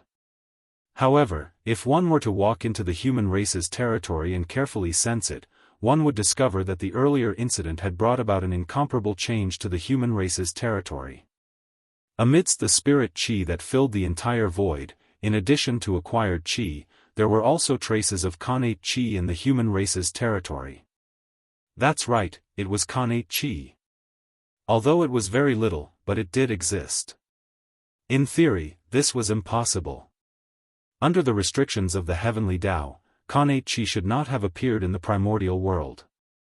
Even Khanate spirit meridians could not produce Khanate Chi. This was because the moment Khanate Chi was produced, the power of laws would appear and distort the Khanate Chi, transforming it into acquired Chi. Based on this, it was truly inconceivable that Khanate Chi could be produced in the human race's territory. This was all thanks to the complete heaven shrine. Tracing back to the source, one would discover that the Khanate Chi in the human race's territory originated from the universal temple of the human race. It was emitted from their bodies and fused into the void. With the support of the universal temple of the primordial world, the human race's universal temple's power soared and produced even more Khanate Chi. As a result, the temple could not contain it and had no choice but to disperse it. Moreover, as the temple's power soared, so did the power of God Pangu. As the power of God Pangu spread out, it distorted the laws of heaven and earth in the human race's territory and broke the restrictions of the heavenly Tao, causing a few loopholes to appear. It was these loopholes that made the impossible possible in the human race's territory. In the acquired era, Khanate Chi was produced. It could also be said that the current human race had retained a trace of the primordial world's landscape. This was not to be underestimated. Although there was not much Khanate Chi in the human race's territory, it was enough for the human race to leave the other races in the dust at the starting line. The Tao of gods and demons. The most important thing was to go against the Khanate heavens. In the acquired era, the depletion of Khanate Chi would undoubtedly increase the difficulty of going against the Khanate heavens to a hellish level. It could be said that with the arrival of the acquired era, the Tao of the God-Fiend had already shown signs of decline in the primordial world. But now, with the reappearance of Khanate Chi in the human race's territory, although it was not enough to completely revive the Tao of the God-Fiend, it could still preserve its inheritance and produce an endless number of experts. Just this point alone surpassed the myriad races by too much. It was extremely difficult to get started with the Tao of the God-Fiend. Those who were not exceptionally talented could not get started. But similarly, once one got started with the Tao of the God-Fiend, their achievements would far surpass other cultivation paths. At the very least. In terms of combat strength, the Tao of the God-Fiend could be ranked in the top 3. Khanate was the foundation of everything. The advantage of this, as time passed, was enough to let the human race leave the myriad races in the dust. This was the foundation of hegemony. The appearance of Pangu's Dharma idol undoubtedly had a huge impact on the primordial world. Therefore, as soon as he appeared, the great divines of the primordial world sensed something. They felt that the primordial world was slightly different from before, as if it was more lively. But then, no matter what methods they used, they could not find the origin of this change. It was as if it had happened out of thin air. They could not find the traces of the god of Pangu, let alone the Pangu's Dharma idol, which was even stronger than the Pangu. If these great divines could see the Pangu's Dharma idol, it would be a miracle. After being unable to find out the origin of the change for a long time, everyone had no choice but to give up and bury their doubts deep in their hearts. They would think about it when they had succeeded in their cultivation in the future.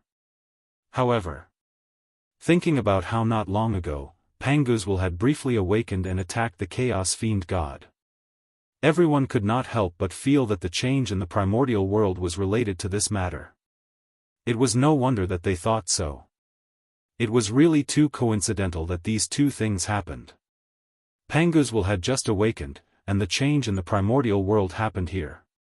It was really hard for people not to think about it. Regarding this point, Feng Zichen did not expect it either. Because, in his plan, he did not think that Pangu's would suddenly awaken. After all, who would have thought that Pangu would respond to the sacrifice of all living beings and attack the Chaos Fiend god? This was completely unexpected. However, it had to be said that this matter happened very coincidentally. It made the great divines connect the change in the primordial world with it, so as to avoid Feng Zichen's exposure. Compared to Feng Zichen's action to promote the progress of the primordial world, it was obviously more reasonable for Pangu to take action.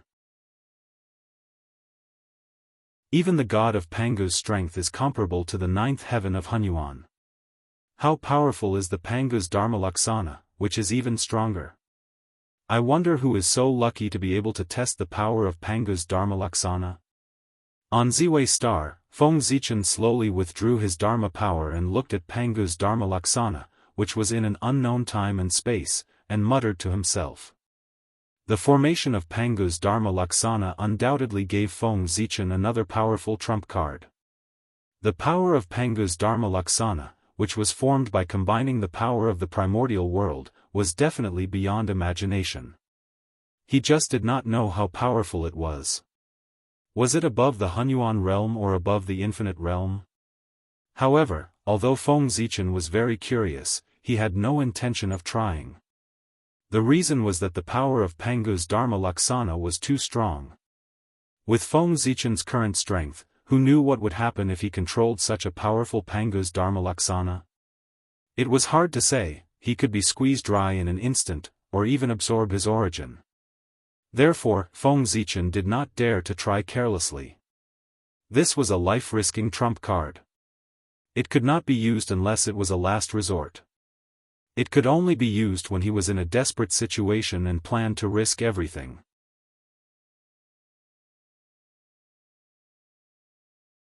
Chapter 643. In the ancestral land of the human race, where the ancestral temple was located. All the elders of the human race and the patriarchs of the myriad races were gathered here, ready to witness a major event that concerned the inheritance of the human race. That's right. The Shaohao Emperor was about to ascend to the heavens.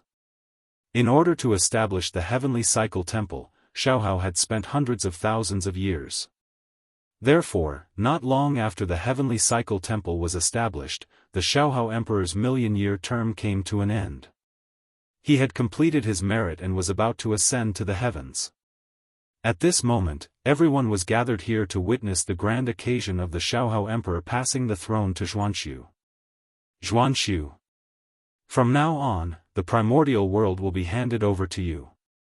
I hope that the human race will prosper in your hands and far surpass the ancestors. In this way, you will not let me down and the ancestors of the past. In the ancestral temple, under the witness of the Virgin Nuwa, the sacred Emperor Zichen, the ancestral Emperor Suiren, and the statues of the past human ancestors, Shaohao passed the human Tao Emperor seal, which represented the supreme power of the human race, to Xuanxu. Xuanxu. I will not let the ancestors down. Xuanxu took the human Tao Emperor seal with a solemn expression and swore. Ha! Xuanxu. From now on, the primordial world is yours. Amidst the laughter, the Shaohao Emperor walked out of the ancestral temple. And with his footsteps, strands of seven-colored auspicious clouds appeared under his feet, slowly lifting him up into the air. Everyone. Is there anyone who is willing to travel with me? In the air, Shaohao first took a deep look at the mountains and rivers of the primordial world before asking the crowd below. Shaohao had been in power for 1,000,000 years, so it was impossible for there to be no loyal subordinates under him. Moreover, these people had all made great contributions to him. Now that he was about to ascend to the heavens and enjoy the limitless supreme karmic position, he naturally had to give these people a future so that he would not let them down. And the heavenly court. It was where the future of these people lay. It was the center of the power of the primordial world, the place where countless providence gathered. If they could get an official position there, even if it only took 1,000,000 years, it would be enough for these people to obtain a lot of merit.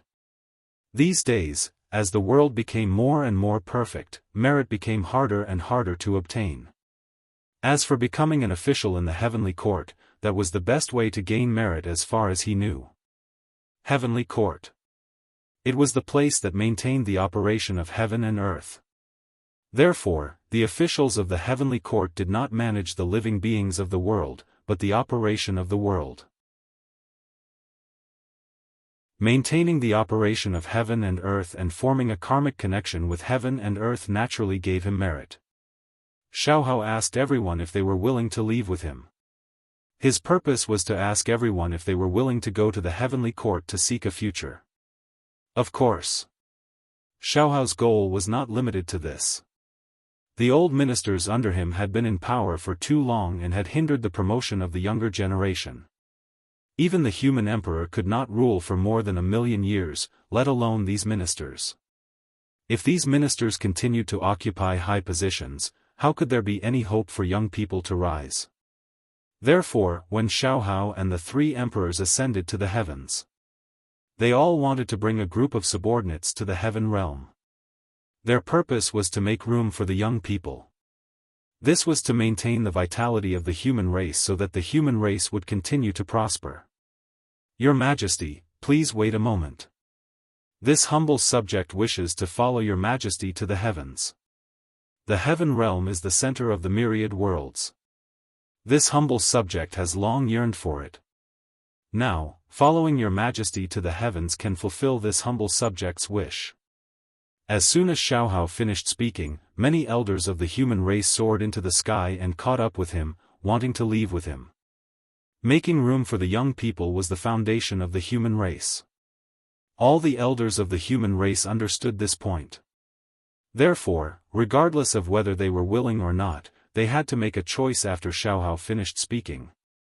Should they follow Xiaohao to the heaven realm to enjoy glory and wealth, or should they continue to stay in the primordial world and become the foundation of the human race, hiding in the heavenly cycle temple? In short, they could not be in power anymore. They were not greedy for power. A human elder who was not greedy for power was a good human elder. The human emperor could not be in power forever.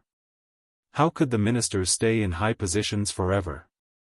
If they were greedy for power, they would definitely pay the price. Your Majesty, please wait for us. After everyone followed, Emperor Xiaohao was about to leave with them on a cloud. However, at this moment, a voice suddenly came from the void. Xiaohao looked in the direction of the voice. What he saw was an extremely shocking scene.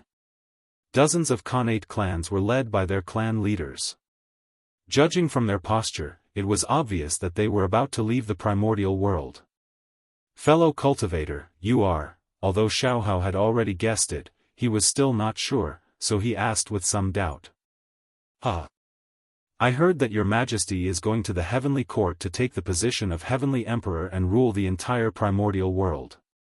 We are not talented, so we specially came to seek refuge with your Majesty for a future.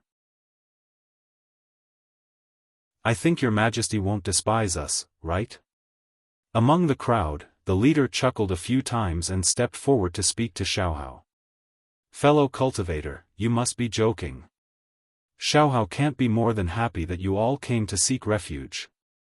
Why would he despise you? However, are you really willing to part with the huge family business in the primordial world? Xiaohao looked deeply at everyone and said in an inexplicable tone. Are you willing? Sigh. Things have come to this. So what if you can't bear to? That person looked at the ancestral land sadly and sighed at Xiaohao in an extremely melancholic and helpless tone. Hearing this, Xiaohao choked for a moment and did not know how to reply. Wasn't the reason why they left their hometown because they were forced by the human race to the point that they had no choice? If the human race gave them a little hope, they would not be forced to move to the heaven realm. If they continued to stay in the primordial world, they would definitely decline in the future. However, if they left the primordial world and went to the heaven realm, there would be a chance of survival in the future. They were not stupid, so they naturally knew how to choose such a simple multiple-choice question. Since all of you have so much faith in me, I won't disappoint you. When we reach the heaven realm, I will definitely find a suitable place for you all to settle down. As an emperor, he had to be thick-skinned. Therefore, after the initial awkwardness, Xiaohao laughed and forcefully changed the topic. assuring everyone. "In that case, we will thank your majesty on behalf of our clansmen." After receiving Xiaohao's assurance, everyone secretly heaved a sigh of relief. At the same time, they bowed respectfully to Xiaohao. This bow was really from the bottom of their hearts. To the heaven realm, they, the innate races from the primordial world, were undoubtedly outsiders. If they went there rashly, they would definitely be suppressed by the natives of the heaven realm. However, with Xiaohao's assurance, the situation they would face would undoubtedly be much better. No matter what, Xiaohao was also the future celestial emperor, the supreme ruler of the primordial world in name. With his assurance, even if the natives of the heaven realm were dissatisfied with them, they would not dare to go too far for Xiaohao's sake. Otherwise, what awaited them would be the anger of the celestial emperor. Who was the celestial emperor? In the primordial world, other than the great magicians, no one could withstand his anger. Even the disciples of the saints were no exception. Did you not see, the cause of the God-confirmant tribulation, was because the disciples of the three sects were disrespectful to Haotian. Xiaohao's assurance could make it easier for these innate races to open up the situation in the heaven realm. Who knew how much trouble it would save them? Therefore, this bow was really sincere. After accepting everyone's bow, Xiaohao rode a cloud and left with everyone. At this point, the primordial world ushered in the rule of Xuanxu. That's right, there was no mistake, it was the primordial world, not the human race. Just as Xiaohao said to Xuanxu, the primordial world is yours, not as Xianyuan said to Xiaohao, the human race is yours. The difference between the primordial world and the human race was the difference between the 3 emperors and the 5 emperors. During the period of the 3 emperors, although the 3 emperors were strong enough, the human race was obviously not strong enough. Although they could be considered the top of the primordial world, they could not be called the ruler of the primordial world. Therefore, the 3 emperors ascended the throne. First, they were the emperors of the human race.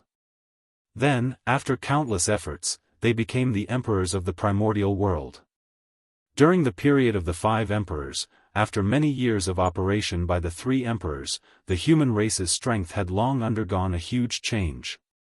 They could be said to be the true overlord of the primordial world. Therefore, with the legacy of the 3 emperors, once the 5 emperors succeeded the throne, they were the emperors of the primordial world. They were not like the 3 emperors, who needed to suppress the 10,000 races before they could become the emperors of the primordial world.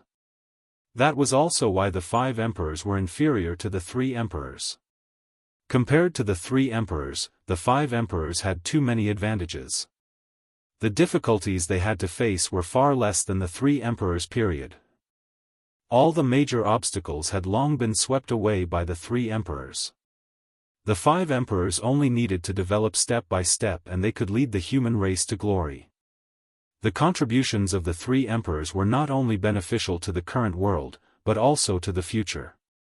In the heavenly courts, powerful experts gathered. Regardless of whether they were in hiding or still active in the primordial world, as long as they were not in seclusion, they were all gathered here. Even the heavenly Tao had sent down a wisp of will to pay attention to this place. And all of this, it was all because of the handover of the celestial emperor. Compared to the change of the human emperor, the change of the celestial emperor was undoubtedly grander and more solemn. Even the heavenly Tao had to descend personally. After all, the celestial emperor's identity was there. He was the highest in the primordial world and incomparable. His every move was a major event that affected the primordial world, let alone a major event like the change of the celestial emperor. The powerful experts were coming, and the heavenly Tao was about to descend. That was to say, the saints were not in the primordial world. If not, they would have come personally to witness this scene. Just like that, under the witness of a group of powerful experts and the heavenly Tao, the central yellow emperor Xianyuan abdicated and passed the position of celestial emperor to Xiaohao.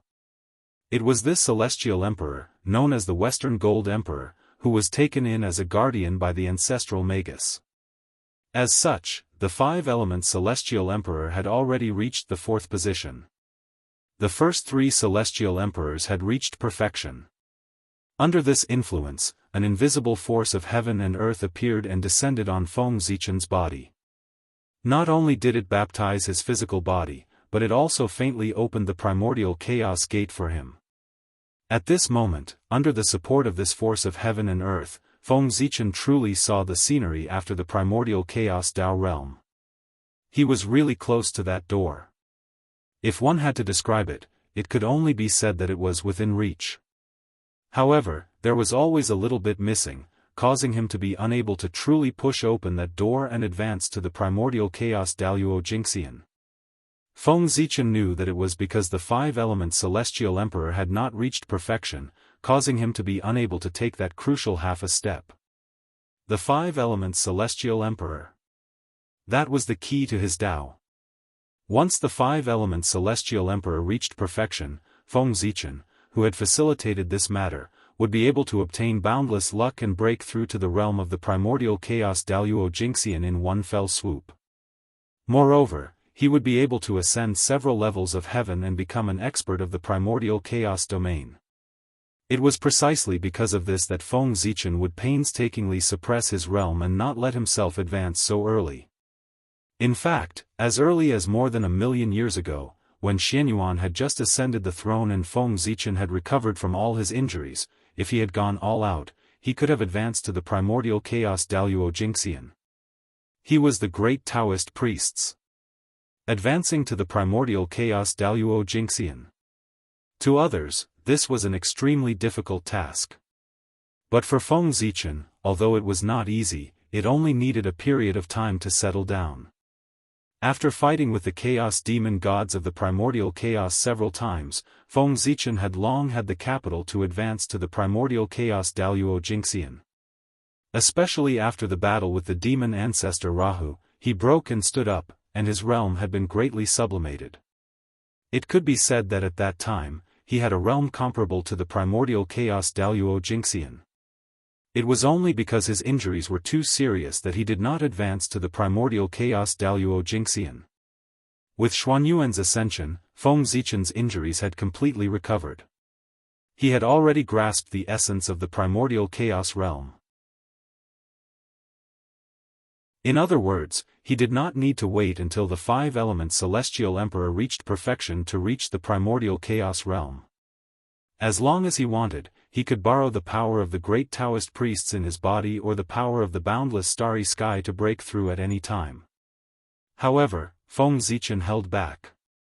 He was unwilling to break through just like that. His ambition was great. One or two proofs could no longer satisfy him. He wanted to maximize his benefits in order to pursue greater results. Feng Zichen wanted to achieve the primordial chaos realm 3 times so that he could jump over the early stage of the primordial chaos realm in one fell swoop. The more methods he prepared before attaining the Tao, the stronger he would be after attaining the Tao. The reason why it was said that the more profound one's foundation was before the breakthrough, the better was because the breakthrough of the realm could transform all the foundations into strength. The more profound one's foundation was, the greater the benefits of the breakthrough. This was the only chance to advance by leaps and bounds. Good preparation was the key to success. If he wanted to increase his strength explosively after the breakthrough, it would be somewhat impossible. He had to slowly accumulate it step by step.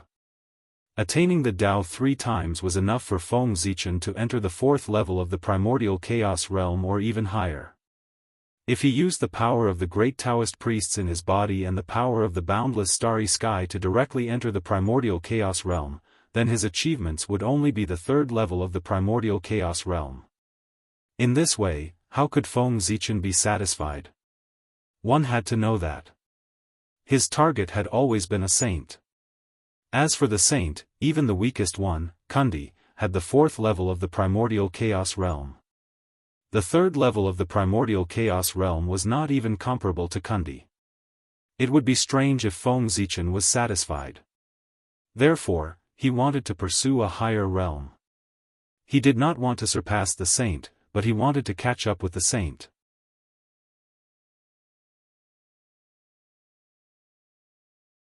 Chapter 644. The Five Elements Celestial Emperor. This was Feng Zichen's plan. Using the power of heaven and earth to achieve the Tao. Transforming these three supreme powers into resources for his own advancement would definitely push Feng Zichen to the fourth level of primordial chaos or even higher. He would catch up with the saints in one fell swoop and become an existence that truly stood at the peak of the primordial world. Therefore, Feng Zichen could not break through. Even if he could easily break into the primordial chaos domain with his current foundation, as long as the five elements celestial emperor was not perfected, he would not be able to break through. To be honest, this feeling of forcefully holding back from breaking through was not good. The power of the primordial chaos was right in front of him, constantly attracting Feng Zichen's mind, tempting him to take a step closer. How many people could resist the temptation of becoming stronger? However, for the sake of a stronger future, Feng Zichen could not help but endure.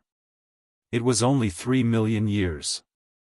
He had endured such a long time, so he did not care about this little bit of time. It was just the time for seclusion. He could endure it for a while. He could not let any accidents happen that would cause him to suddenly break through and enter the primordial chaos domain. As a result, all his years of hard work would be wasted. During the reign of Emperor Xiaohao, he felt that the human race had oppressed the myriad races too much, so he gave them preferential treatment to appease their hearts. Under this influence, the myriad races were able to recuperate and recover some of their strength. After their strength increased, the old habits of the myriad races resurfaced. They secretly started to cause trouble in the primordial world. Of course, although the strength of the myriad races had recovered some, they were still far from being comparable to the human race. Therefore, on the surface, the myriad races did not dare to cause trouble. However, in the dark, they kept making small moves. During Xiaohao's reign, the myriad races did not dare to go too far because of Xiaohao's prestige. However, after Zhuanqiu succeeded the throne, his reputation for benevolence spread throughout the primordial world. As a result, the myriad races thought that he was a good person and inevitably had fewer scruples when they caused trouble. In addition, there was also a feud between the myriad races. In the past, because they were dealing with the human race together, they could not attack their allies, so these feuds were temporarily put aside. But now, as the human race descended into the primordial world and unified the myriad races, the so-called Khanate alliance naturally existed in name only. The alliance was gone. Naturally, they couldn't be considered allies. As a result, the various races no longer had any misgivings and began to enter the moment of revenge. Everyone would take revenge if they had a grudge, and take revenge if they had a grudge. The primordial world, which had finally regained its peace, became chaotic as a result.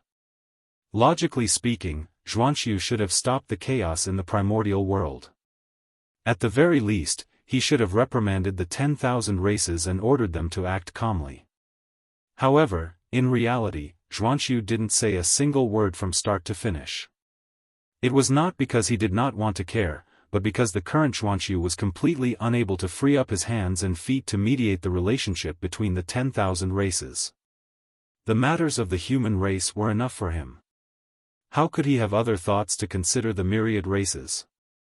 Something is wrong with the human race. The friction between the myriad races continued, and the human race was not peaceful either. The hidden danger buried in the Xianyuan period suddenly erupted not long after Zhuanqiu succeeded the throne. It was this trouble that restrained all of Zhuanqiu's energy, so that he had no time to take care of the myriad races. What trouble could the human race, who was already the overlord of the primordial world, cause if the heaven realm did not interfere? Naturally, the answer came from within. When a race became invincible, its enemies would move from the outside to the inside. In other words, the human race was on the verge of civil strife. Back then, after the human emperor Xianyuan defeated Qiyu, in order to appease the hearts of the mutants, he did not attack the Jiuli tribe ruthlessly. Instead, he scattered them into the various tribes. This method was indeed excellent at that time. The Jiuli tribe was scattered and could not condense into a large force. Naturally, it was impossible for them to stir up any waves. In this way, the human race was doomed. However, it was obvious that Xianyuan had underestimated the methods of the mutants. At that time, the leader of the mutants saw that Qi Yu was defeated and the huge Jiuli tribe was scattered. His clansmen were scattered all over the primordial world. He knew that the situation was over. Next, perhaps he was unwilling to be a coward, or perhaps he was worried that Xianyuan would settle the mutants. The leader of the mutants did something big. It had to be said that the leader of the mutants was also a figure. He combined the witchcraft he learned from the witch clan with the medical skills passed down by Shenong and created the witch doctor lineage. This method combined the strengths of the two lineages. It had an incredible ability. Compared to pure medical skills, its ability was much stronger. However, it had a fatal flaw, and that was that the witch doctor technique could only be practiced by those with the bloodline of the witch clan. Just this point, it restricted most people. If not for this, the leader of the mutants could have become an ancestor and gathered supreme luck. In the future, he might have the possibility of becoming a great magician and achieving his own glory. However, it was this restriction that greatly reduced his achievements. It was fortunate that he could become a quasi-saint, not to mention a great magician. After creating the witch doctor technique, the leader of the mutants, oh no, it should be said that he was the ancestor of the witch doctor. The ancestor of the witch doctor passed down the witch doctor technique to the witchman lineage. It was this move that caused the witchman lineage, whose status had declined after the defeat of the Civil War, to greatly increase their importance in the human race. Not only did their status increase again, but they even faintly had the tendency to be on par with the royal family. After all, who could guarantee that they would never be injured? After the witch doctor technique spread, the status of the witchman lineage in the human race gradually became prominent, and they even obtained a great right to speak. The power of the witchman lineage could be explained by one thing.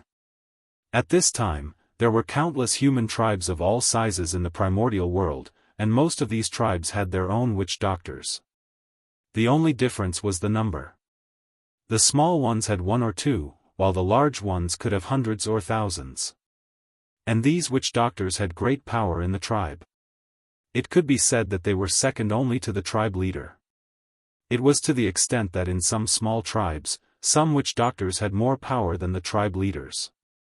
Of course, witch doctors who had such power could no longer be called witch doctors. Instead, they were called witches and had the power to sacrifice. The important matter of the country was to sacrifice and fight. From this, it could be seen how much power the witchman lineage, who had the power to sacrifice, had in the human race. If that was the case, although the witch doctors controlled most of the power of the human race, they had no reason to divide the human race and continue to stir up internal strife. But this matter, the bad thing was, the customs of the witchman lineage. As the descendants of the witchman and the human race, the witchman inherited some of the witchman's customs while inheriting the power of the witchman. For example, advocating nature. Pangu transformed into heaven and earth and created the primordial world. Based on this, the witchman believed that everything had a spirit. The mountain, the river, the sea, were all formed from the flesh and blood of Pangu's father, and they should be worshipped. Therefore, the witchman liked to sacrifice. Heaven, earth, wind, rain, thunder, lightning, such natural phenomena, or famous mountains and rivers, could all become the objects of their sacrifice. Yes, the witchman lineage inherited this characteristic of the witchman. They liked to sacrifice and wanted to sacrifice everything they saw. However, as the descendants of Pangu, the witchman was born with a law and could communicate with heaven and earth. Therefore, no matter what they sacrificed, they could get a response. However, the witchman lineage, because their bloodline was not pure, they did not have this ability. With this ability, what was the difference between them and the witchman? Naturally, they were taken to the witchman. In other words, the witch man could indeed get a response when he sacrificed everything. As for the witch man, he was just going through the motions when he sacrificed everything. Not only was it useless, it was also easy for some people with ulterior motives to take advantage of it. For example, when some small tribes were sacrificing, if a special living being passed by and coveted the offerings of the human race, they could use the time when everyone was sacrificing to give a response. This way, the special living being would transform, it would become the sacrificial spirit of this tribe and enjoy its offerings. Actually, this was nothing. As the saying goes, you have to pay for what you get. Since these special living beings enjoyed the offerings of the human tribe, they naturally had to protect this place to repay the karma. The special living beings received benefits, and the safety of the human tribe was also guaranteed. This was a good thing that was mutually beneficial, and they should not be too worried. However, the problem was that there were evil gods, chaos demon gods, wreaking havoc in the primordial world. It was inevitable that the chaos demon gods would sense the random sacrifices of the human tribe. This gave the chaos demon gods a chance to interfere in the primordial world. The chaos fiend celestial was naturally the best at bewitching people. It was because the chaos demon gods were powerful enough. With the size of the primordial world, no one could resist such a powerful temptation. As for karma, if it was the karma of the chaos, they might have some concerns. However, they would not care about the karma of the primordial world. In the heart of the chaos demon gods, they wanted to destroy the primordial world. How could they talk about karma with them? What was there to talk about? The primordial world was gone. What karma was there? The primordial world had returned to ruins, and everything had returned to zero. Naturally, there was no karma. Therefore, the chaos demon gods were very unscrupulous when they did things. Under the bewitchment of the chaos demon gods, it was not surprising that anything would happen. For a moment, in the primordial world, monsters were everywhere, and it was a complete mess. Moreover, under the bewitchment of the chaos, the conflicts between the various tribes began to intensify. As a result, the internal strife of the human race was not chaotic. The situation was even more chaotic than that of the myriad races. And this was the current situation of the human race. When there were more people, there were more problems. The internal conflicts of the human race were much more complicated than those of the myriad races. Xuanqiu had a headache because of this. To be honest, this kind of thing was really not Xuanqiu's fault. Even among brothers, there were times when they were not on good terms. Needless to say, the relationship between the major tribes had long been so far apart. It would be strange if there were no disputes. Even without the instigation of the chaos demon gods, conflicts between the major tribes were bound to happen. The difference was only a matter of time. The instigation of the chaos demon gods could only be said to have further intensified the conflict, causing it to erupt in advance. This was unavoidable. It was also a conflict that had accumulated over countless years. It could erupt at any time. Xuanqiu could only say that he was unlucky to have caught up with this matter during his term. However, since he had caught up, then there was no reason to escape. He needed to think of a way to solve it. And this, perhaps, was the test of heaven and earth for Xuanqiu. In fact, to quell this internal strife, it was not difficult for Xuanqiu. This was not because of his invincible strength in the primordial world, but because of the unique system of the human race. In order to ensure that the human race's experts would continue to exist, the human race's experts often went out to search for geniuses and brought them back to the human race's ancestral land to nurture them. After countless years of accumulation, most of the human race's experts were gathered in the human race's ancestral land. They were absolutely loyal to the human race. They were the mainstay of the human race and the most powerful warriors of the human race. They were the foundation of the human race. There were no traces of great divine abilities or even saints on them. No matter how one looked at it, it was a good thing for the human race's disciples to become disciples of great divine abilities or even saints. They could borrow power for the human race. However, all of this was based on the fact that the human race and the great divine abilities lived in harmony. If one day, the human race and the great divine abilities fell out and went against each other, then what would the human race who had become disciples of the great divine abilities do? Would they help the human race, help the sect, or not help either side? Regarding this, Feng Zichen did not know. Nor did he want to know. He only knew. The human heart could not withstand the test. Therefore, he had to prepare for the worst. In case, it was just in case. If those clansmen were not useful at the critical moment, or even betrayed the human race at the last minute, then the human race would be in big trouble. Just in case, this was why there was a group of experts in the ancestral land. These experts that the human race nurtured themselves were the most solid fortress of the human race. Although Feng Zichen could not guarantee their absolute loyalty, compared to those clansmen who lived outside all year round, these clansmen who were personally nurtured were undoubtedly more trustworthy. No system could be absolutely perfect.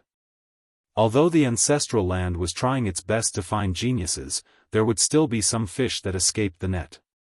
However, these buried geniuses were extremely few in number and did not affect the overall situation.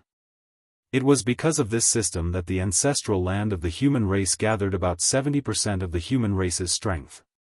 Excluding those clansmen who belonged to the great divine abilities, the experts in the countless tribes added together did not exceed 10% of the human race's experts. In this way, if Xuanqiu was determined to calm the riot, it would not take much effort at all. The difference in strength between them was too great. But even so, Xuanqiu did not make a move. Although the riot in the tribe was easy to calm, if the source was not solved, his actions would be meaningless. The riot could be repeated at any time. So, if he wanted to solve this matter completely, he could only eliminate the source. And what was the source of the riot in the tribe? Xuanqiu indicated that no matter what it was in the past, it would be the instigation of the chaos demon god now. This would be an internal conflict. To the outside world, he just did not know. These evil gods that suddenly appeared, were they easy to deal with?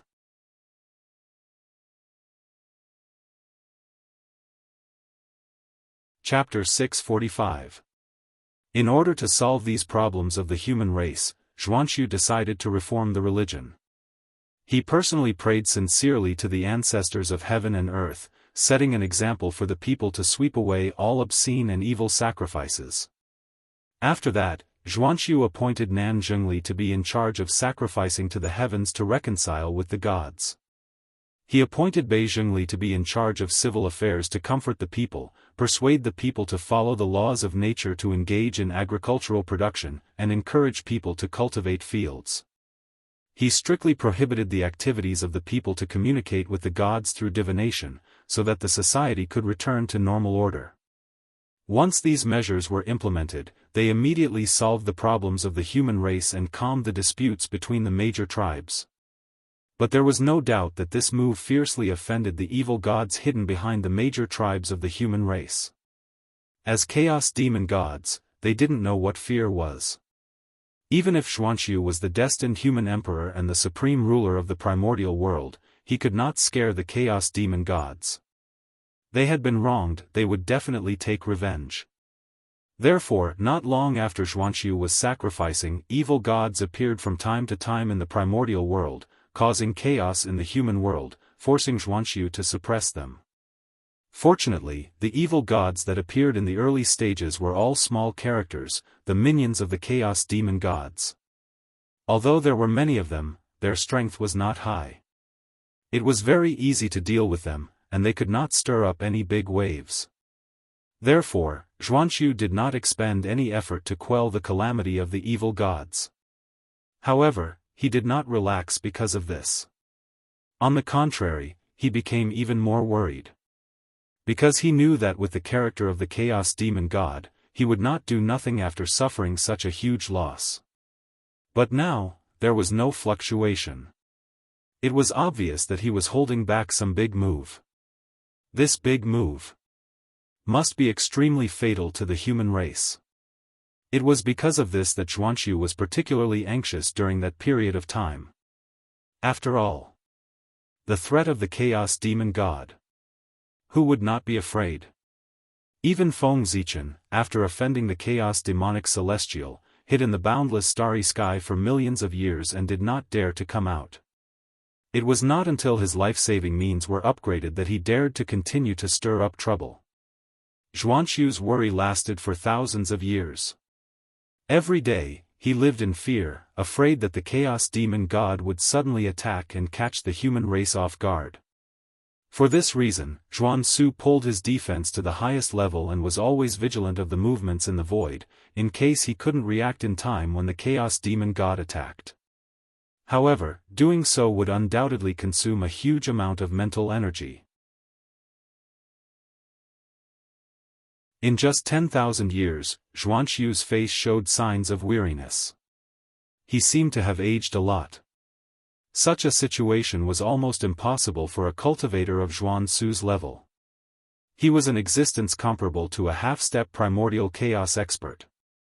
He had transcended time and space and stood at the end of the river of time. No matter how much time passed, it couldn't take away even a trace of his time. But even so, he still looked old. From this, it could be seen that in the short 10,000 years, Xuanqiu's mind had been greatly consumed, which had already affected his Taoist body. 10,000 years of high-intensity concentration might not have reached Xuanqiu's limit, but it could not be said that it had no effect on him. The most direct manifestation. Xuanqiu was very tired, very tired. It was also at this moment that Xuanqiu realized that he seemed to have done something stupid. In this world, there was only the principle of being a thief for 1,000 days. There was no such thing as guarding against a thief for 1,000 days. He was waiting here for the Chaos Demon God to come and attack the human clan. If he didn't come, not only would he have wasted his energy, but he would also have wasted a lot of time. Especially in his current situation, it would be fine if the Chaos Demon God didn't come.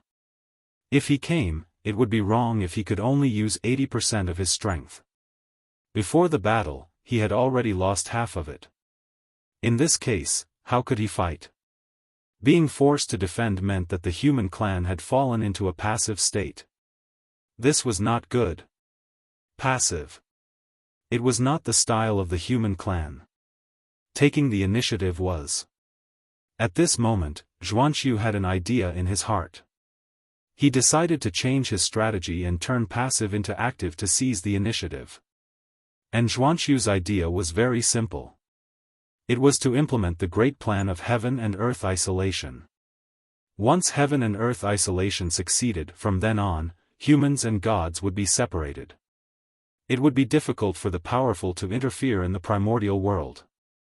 At that time, if the Chaos Demon God wanted to deal with the human clan, what they would have to face was not the human clan, but the laws of heaven and earth of the entire primordial world. Well, wasn't the Chaos Demon God holding back a big move? This was something that the human clan could not stop. Since that was the case, the human clan would be more straightforward and completely ignore the Chaos Demon God. They only hoped to complete the plan of heaven and earth isolation before the Chaos Demon God attacked. In this way, no matter what methods the Chaos Demon God had, he would not be able to hit the human clan. In this way, wouldn't the crisis of the human clan be resolved? Cutting off all risks from the source was the only way to ensure that everything was fine. Xuanqiu was also a man of action. This was not, just as he had an idea in his heart. After a short rest, he directly put it into action. And the first thing he had to do was to calm the disputes between the myriad clans. If he wanted to complete the plan of heaven and earth isolation, at the very least, he had to stabilize the primordial world first. What could be done in the chaotic primordial world? And it was not difficult for Xuanqiu to restore peace to the primordial world. The myriad clans were not the human clan. He did not have so many scruples when attacking them. He could directly use his powerful strength to intimidate them. In the end, the primordial world was still a place where strength spoke. If one was strong, they could do whatever they wanted. Therefore, it was fine if Xuanqiu did not speak. However, once Xuanqiu spoke, the myriad clans that had been in conflict immediately quieted down and did not cause any trouble. For a moment, the chaotic primordial world immediately returned to peace with Xuanqiu's voice.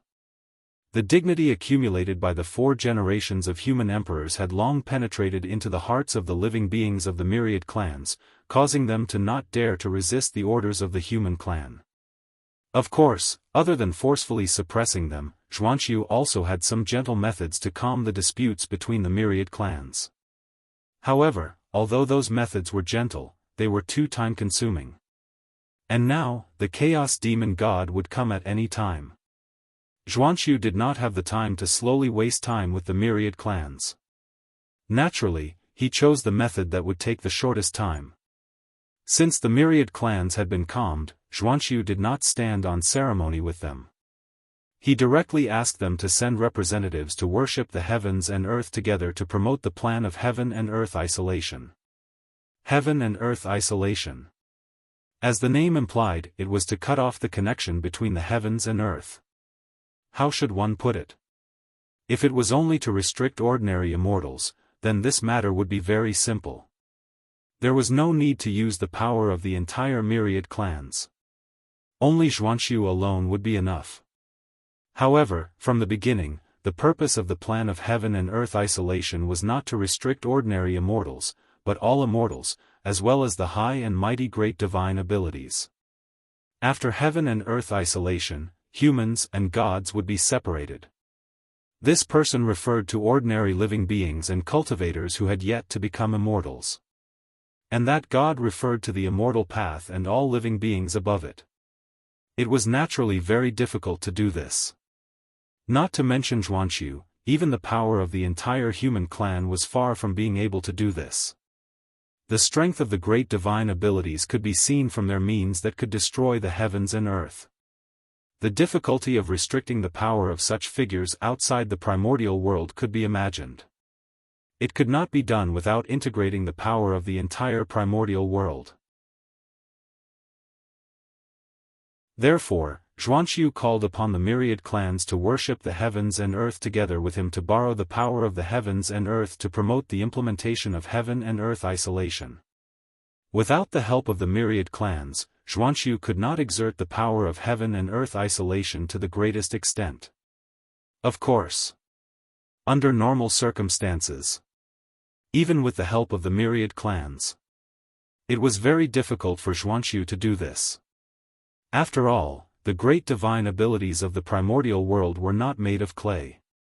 All of them had extremely good tempers. They could watch Xuanqiu push the heaven and earth isolation to proceed without doing anything. They would definitely be unhappy and would even secretly destroy it. However, that would only happen under normal circumstances. The current situation was obviously not normal. Because the heavenly Tao was disappointed in the great divine abilities. The great divine abilities might not be willing to see the heaven and earth isolation, but the heavenly Tao was definitely willing to see it. Xuanqiu's actions were following the heavens. Naturally, the heavens were helping him. How could he fail?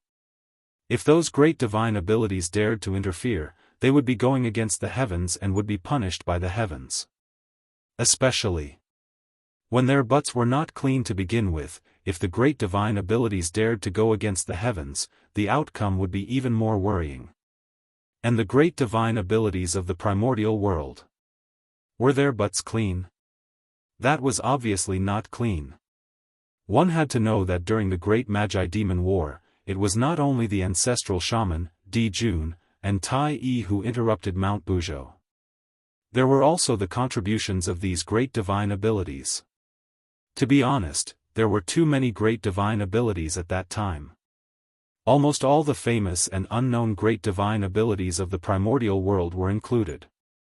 This meant that the great divine abilities of the primordial world, one after another, almost all of them were burdened with the crime of destroying the world.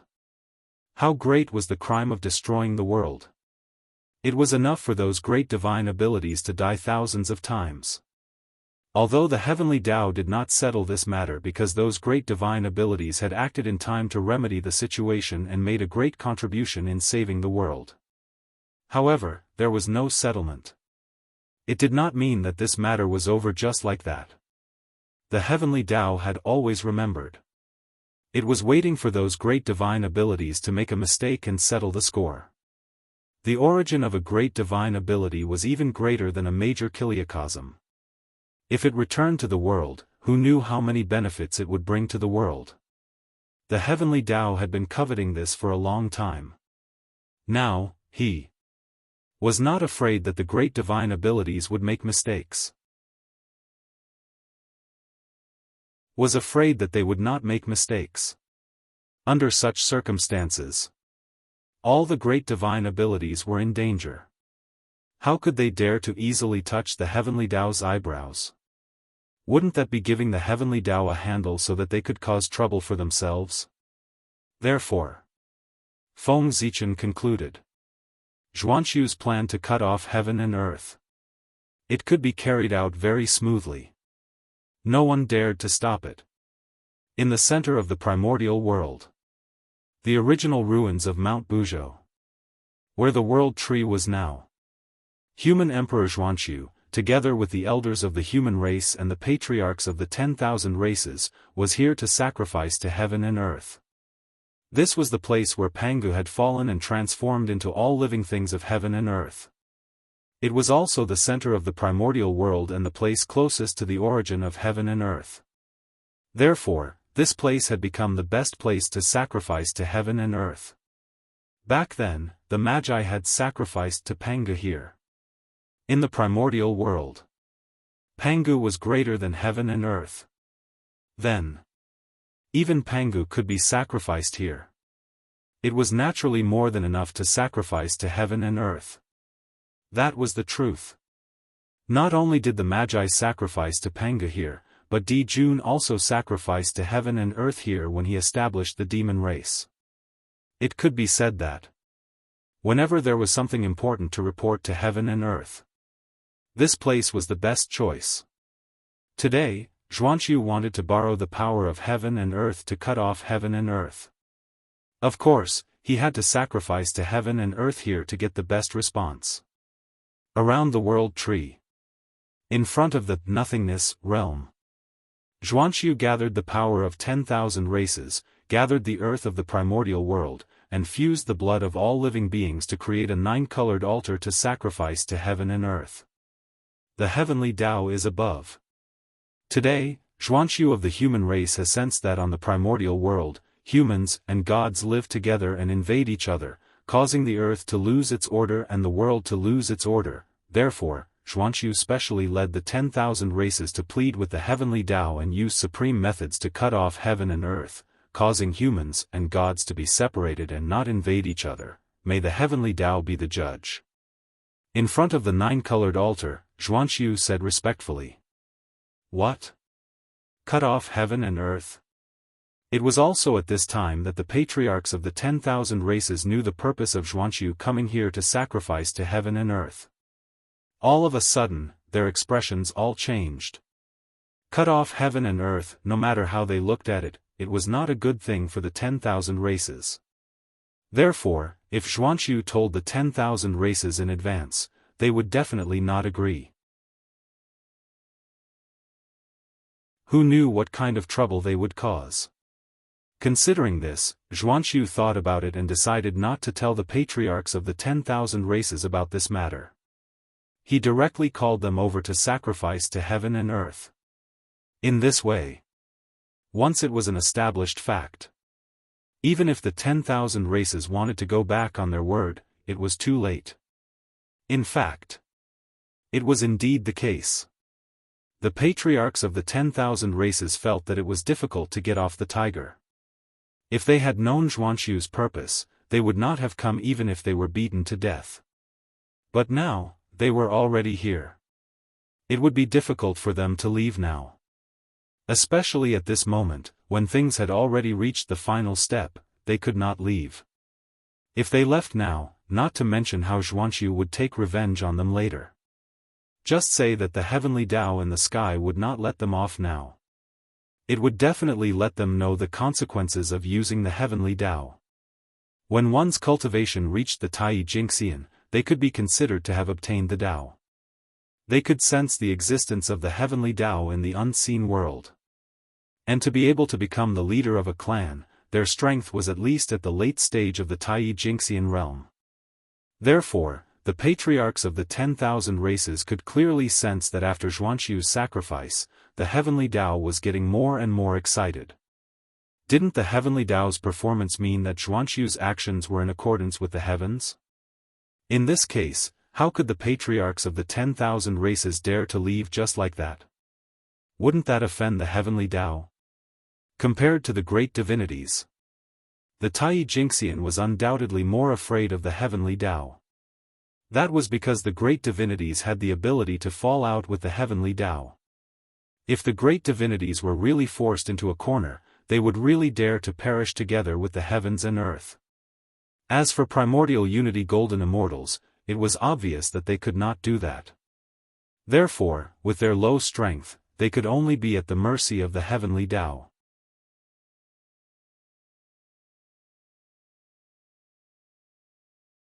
Chapter 646. Resist? It was impossible to resist. Even if he was courting death, this was not the way to find it. Therefore, at this point, no matter how unwilling the patriarchs of the myriad races were, they did not dare to leave just like that. They could only brace themselves and cooperate with Zhuanxu to worship heaven and earth. To please the heavenly Tao. I hope the heavenly Tao will be enlightened. In front of the nine-colored altar, the patriarchs of the myriad races suppressed the unwillingness in their hearts and pretended to be pious as they shouted behind Zhuanxu. Rumble. The moment the myriad races bowed, a nine-colored brilliance bloomed on the altar and surged into the sky. That was the power of sacrifice. The moment the power of sacrifice rushed into the depths of heaven and earth, an inexplicable change occurred in the primordial world.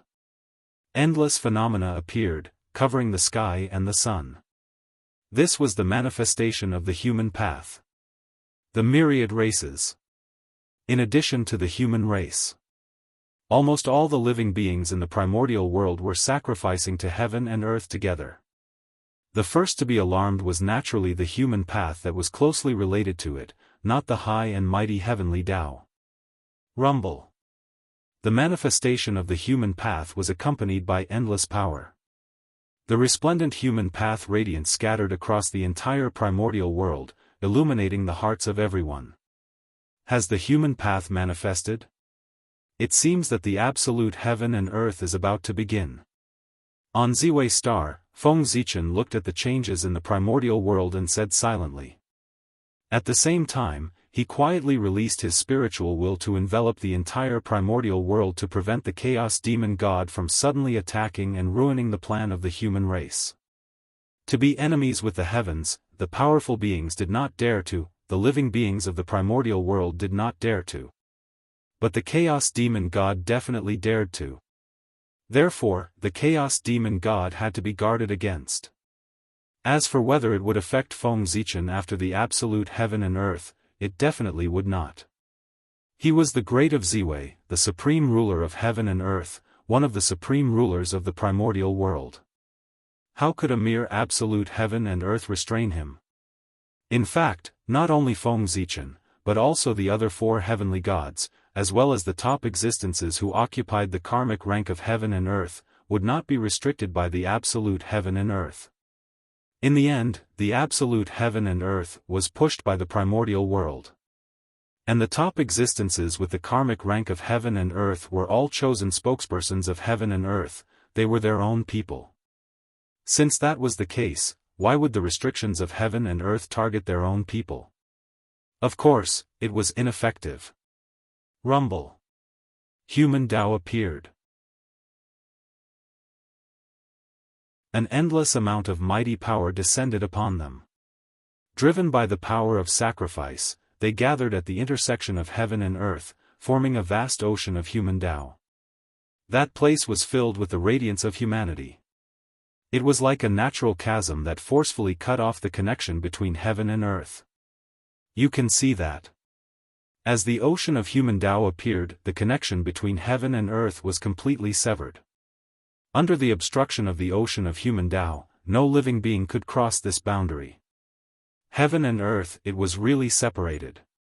Damn it! Below the nine-colored altar, when the myriad tribe leaders saw this scene, they were filled with hatred in their hearts.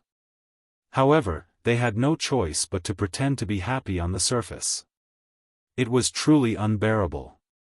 Originally, the ancestor was forced to go to the heaven realm. This was enough to make the myriad race patriarchs vexed. But with Xuanxu doing this, they immediately gave up.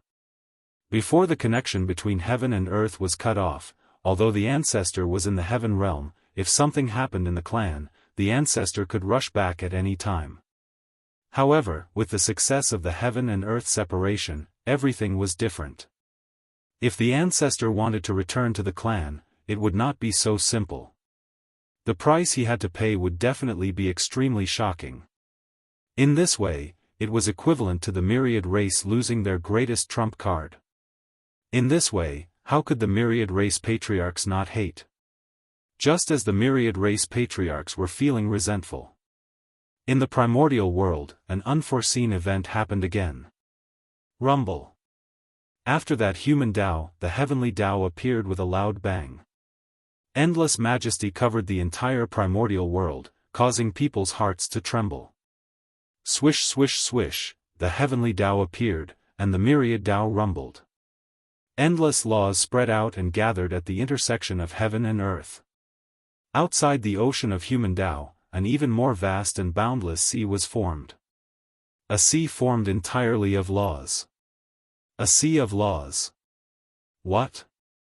Seeing this scene, not to mention the living beings of the primordial world, even the powerful beings were alarmed and could not help but exclaim. Such power, it was enough to threaten them. Previously, although the appearance of the ocean of human Tao was spectacular, what kind of powerful beings were they? They had already asked the existence of Tao seeking. The level of life had long undergone a transformation and sublimated to the level of Tao, breaking free from the restrictions of human Tao. Therefore, although the ocean of human Tao was strong, it did not have a great impact on them. However, the sea of laws was different. Unless they could ignore the laws, they would be affected by him. In other words, with the appearance of the sea of laws, even the powerful beings would find it difficult to manifest in the primordial world. This point made it difficult for the powerful beings to tolerate. The primordial world was their birthplace. It was already humiliating enough that they were forced to leave. Now, their path of return was cut off. They had really gone too far. Did they really think that the powerful beings had no temper? Thinking of this, the powerful beings were really furious. They did not care about defying the heavens or not and were about to directly interrupt the formation of the Sea of Laws. As for the punishment of the heavenly Tao after the incident, they really did not care. Because there were really too many powerful beings born in the primordial world. They occupied almost 90% of the powerful beings in the primordial world. This power, even the heavenly Tao could not underestimate it. The law could not punish the masses. As long as there were enough powerful beings, it could make the heavenly Tao have misgivings and not dare to pursue this matter. Dealing with a powerful being. It was not difficult for the heavenly Tao. But 10 or 100 of them were enough to give the heavenly Tao a headache. Therefore, the powerful beings with such thoughts were not worried about the heavenly Tao's punishment at all. When they attacked, they had no scruples. Rumble. In the sky. All kinds of great Tao manifestations. They bloomed with shocking phenomena. a boundless pressure spread out. That was the fluctuation when the powerful beings attacked.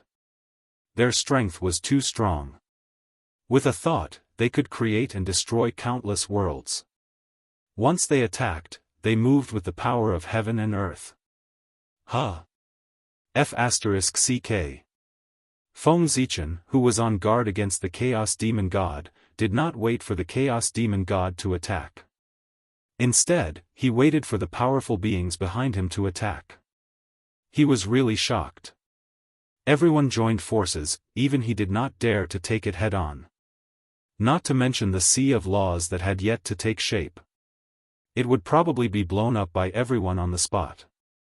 Fellow Taoists, please calm down. In a moment of desperation, Feng Zichen advised the crowd. Your Majesty, don't say anything. The heavenly Tao is really too much of a bully. Poor Wei and the others have followed his instructions and left the primordial world. But even so, he still refuses to let the matter rest. Today, he wants to use the hands of all living beings in the primordial world to set up the sea of laws to cut off poor Wei and the others' hopes of returning to the primordial world. He's really too much of a bully. Therefore, poor Wei and the others must seek an explanation today. So that the heavenly Tao knows that we are not to be bullied. As soon as Feng Zichen finished speaking, he heard a powerful being shout angrily. In the hearts of the great mystical ability users, they were truly wronged to death.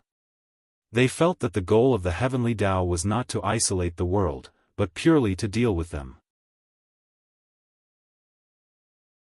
Otherwise, why did it still want to seal the connection between the world after they retreated from the primordial world? Wasn't it cutting off their retreat? It was their retreat that gave the heavenly Tao the feeling that they were easy to bully. Therefore, this time, they wanted to teach the heavenly Tao a lesson so that it knew that the powerful beings were not easy to bully. As for the fact that the human race was behind this matter, why didn't they blame the human race? That was very simple. How could they not know what the human race was capable of? Without the tacit consent of the heavenly Tao, even 10 more humans would not be able to change the primordial world. Hearing this, Feng Zichen was speechless. He did not expect that the powerful beings were angry because of this reason. However, after knowing the reason, the matter was easy to resolve. Fellow Taoists, please calm down. You are all virtuous people who have contributed to the primordial world. How can the heavenly Tao force you like this? How can it make you unable to return to the ancestral land? Let's continue to watch. The heavenly Tao will definitely not disappoint you. Shaking his head and smiling, Feng Zichen said to everyone. Fellow Taoist, are you serious? Zhen Yuanzi, who had a good relationship with Feng Zichen, could not help but ask. If it was not for the fact that he had no choice, he did not want to be enemies with the heavenly Tao. Fellow Taoists, what kind of status do I have? How can I deceive you? Hearing this, Feng Zichen smiled faintly and directly raised the Ziwei star. Immediately, the Ziwei star shone brightly, making it difficult for everyone to open their eyes for a moment. It was also at this moment that everyone remembered the identity of the person in front of them. Ziwei the Great was the most noble person from the primordial world. He was from the same sect as the heavenly Tao and was the Lord of heaven and earth. He was the direct descendant of Pangu. His guarantee was indeed very important. Besides, even if I deceived you, it's not too late for you to make a move. It's just a matter of time. Why don't you wait for a while and see the results before making a decision? Seeing that everyone was hesitating, Feng Zichen struck while the iron was hot and continued. All right. In that case, poor Wei and the others will listen to your majesty and wait for a while to see what the heavenly Tao's purpose is. When everyone heard this, they nodded and gave their orders. Waiting for a while would not delay much time. They could just see the final result. If they were dissatisfied, with everyone joining forces, even the primordial world could be destroyed, let alone a mere heaven and earth isolation. Strong strength, that was how confident he was. Few, seeing that everyone had retracted their supernatural powers, Feng Zichen breathed a sigh of relief and accompanied everyone to observe the evolution of the heaven and earth isolation. Rumble. Without the interference of the great divinities. Soon, the Sea of Law was completely formed. It joined forces with the Sea of Human Tao and completely separated the connection between heaven and earth.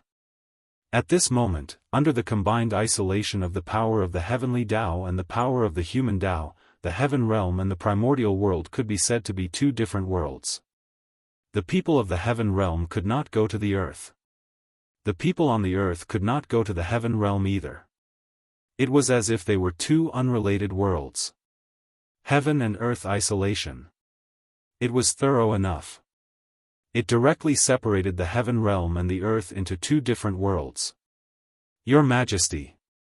Is this the ultimate goal of the heavenly Tao? In that case, do you have anything else to say? Outside the world, a great divinity suppressed his anger and questioned Feng Zichen. Regarding this result, they were very dissatisfied. Fellow Taoist, don't be anxious. Look. With a smile, Feng Zichen stretched out his palm and grabbed at the boundless starry sky. Immediately, endless starlight bloomed and turned into strands of sparkling ribbons that directly inserted into the Sea of Law. At the same time, the heavenly Tao trembled inexplicably. Strands of purple aura spread out from his body and gradually merged with the sparkling ribbons formed by the starlight. For a moment, in the Sea of Law, starlight was resplendent, and the Tao light was sparkling. They were entangled with each other, releasing endless mysteries. At this moment, seeing this scene, the great divinities seemed to have vaguely understood something. Changes were still continuing. After an unknown amount of time, the starlight and the Tao light gradually merged into one, forming special Tao lights that looked like ribbons. Buzz buzz buzz. Inexplicable Tao runes were emitted from the Tao light, resonating with heaven and earth. Mysterious runes were derived and imprinted in heaven and earth. The Tao light was resplendent and mysterious. With its appearance, the power of the Sea of Law actually began to slowly weaken. Soon, under the influence of this Tao light, a passageway appeared between heaven and earth again. However, this passageway, it only existed near the Tao light. This power? It's so familiar, it seems. A great divinity looked at the Tao light rippling in the Sea of Law, frowned, and said with some doubt. He seemed to have seen this Tao light there. Guiding divine light. Suddenly, a voice sounded in his ear, reminding him of the origin of this light. This was Feng Zichen's voice. Yes, it's the guiding divine light. Poor Wei once felt a similar aura on fellow Taoist Jiayin.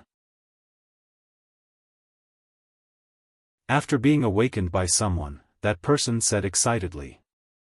Guiding divine light, the light of all living beings. The only ability of this light, as the name implied, was to guide. Once the guiding divine light was released, it could guide everything. Of course, that was the highest level of guiding divine light. The guiding divine light here was obviously not at this level. Its ability was relatively simple, and it could only guide immortals. This light is called the guiding divine light.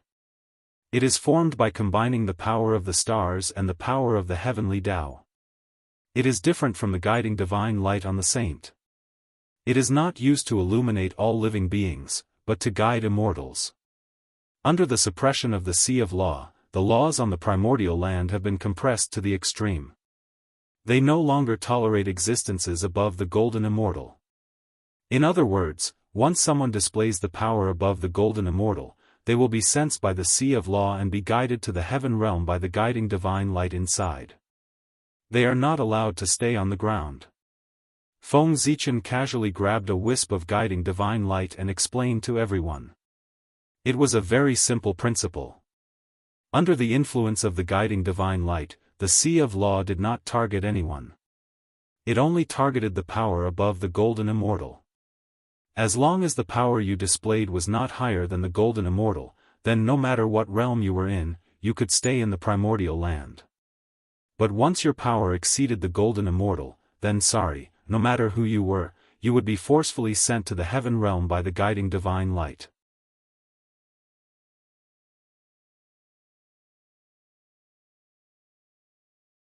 Chapter 647. The heavenly Tao has really put in a lot of effort. After a moment of silence, the group of powerful beings said in an inexplicable tone. Their words were already very clear. As long as they suppressed their strength below that of Tai Jingxian in the future, the Sea of Laws would not have the slightest effect on them. They could do whatever they wanted in the primordial world. The conditions had already been given. If they violated it and displayed strength comparable to Tai Jingxian, then don't blame the heavenly Tao for being merciless and forcefully bringing them out of the primordial world. Fellow Taoists, you are all virtuous people. I think you should understand the painstaking efforts of the heavenly Tao to protect the primordial world. No wonder the heavenly Tao is so serious. It's really because the tragedy that happened previously was too horrifying. Seeing that everyone was gradually accepting the facts in front of them, Feng Zichen said hypocritically. What painstaking efforts of the heavenly Tao! This plan was clearly planned by him. The heavenly Tao was just pushing the boat with the current. But now, in order to get himself out of it, Feng Zichen simply took advantage of the opportunity when everyone did not understand the specific situation and directly threw the blame on the heavenly Tao. It was no wonder that Feng Zichen was like this. It was really so big that only the heavenly Tao could take the blame. Anyway, he could not afford to take the blame. The separation of heaven and earth was undoubtedly a great thing for the primordial world. However, once this move was successful, it would definitely offend all the experts of the primordial world. Even if Feng Zichen boasted that he had countless trump cards, he would not dare to do such a thing. Therefore, he was afraid that others would discover that he was the one who planned all of this behind the scenes. Of course, he had to throw all the blame away before the incident happened. And the best candidate to take the blame, who else could it be other than the heavenly Tao? First of all, the heavenly Tao was strong enough. Other than Pangu, he was the strongest. Secondly, the heavenly Tao did not know how to speak. Even if he knew that Feng Zichen had thrown the blame on him, he would not take the initiative to explain all of this to the powerful beings. It was probably disdain. Finally, he did not have to worry about his revenge after throwing the blame on the heavenly Tao. That was because this was according to his intentions. If the heavenly Tao took revenge on Feng Zichen because of this, who would dare to work for him in the future? Your Majesty is right. Laughing awkwardly, the group of powerful beings said embarrassedly. Feng Zichen's words. It really made them unable to accept it. Who was the heavenly Tao guarding against? It was all because of them, the great magics. If the magi and demons had not gone overboard back then and shattered the primordial world, causing the heavenly Tao to be afraid, so many things would not have happened. The group of great mystic powers thought in their hearts as they were filled with regret. If they had known what was going to happen today, they wouldn't have stood aside and watched the battle between the liches and demons. Instead, they would have stepped forward to stop it. They believed that as long as they dissuaded them in time, the liches and demons would not fight at all. Moreover, even if they were to fight, the scale wouldn't be that big. At the very least, they could persuade people to fight in the chaos beyond the heavens. Not to mention how regretful everyone was. After Feng Zichen finished speaking, no one doubted his words. From this, it could be seen that Feng Zichen had successfully shifted the blame. That's right. Such an offending thing. Who would have thought that it was proposed by a human and not the heavenly Tao itself? Even if someone suspected that this method was thought of by a human, they would not suspect Feng Zichen. After all, everyone knew that great Emperor Ziwei had a promising future. He could cultivate to the primordial chaos Daluo Jingxian while staying at home. Why would he do such a thing as digging his own grave? What was the difference between becoming enemies with a group of great mystic powers and ending one's own future? No one believed that Feng Zichen would be so unwise. Fellow Taoists. After the separation of heaven and earth, there will definitely be a great change in the primordial world. In my opinion, we should return to our respective dojos and observe the changes in heaven and earth. Seeing everyone's expressions, Feng Zichen knew that his plan to shift the blame to the heavenly Tao had completely succeeded. He could not help but be overjoyed. However, his expression did not change. He still advised everyone unhurriedly. Yes, yes. Poor Wei and the others will leave now. Go back and experience the changes in heaven and earth with your heart to deal with the future changes in the primordial world. After Feng Zichen finished speaking, everyone seemed to have found a way out and left one after another.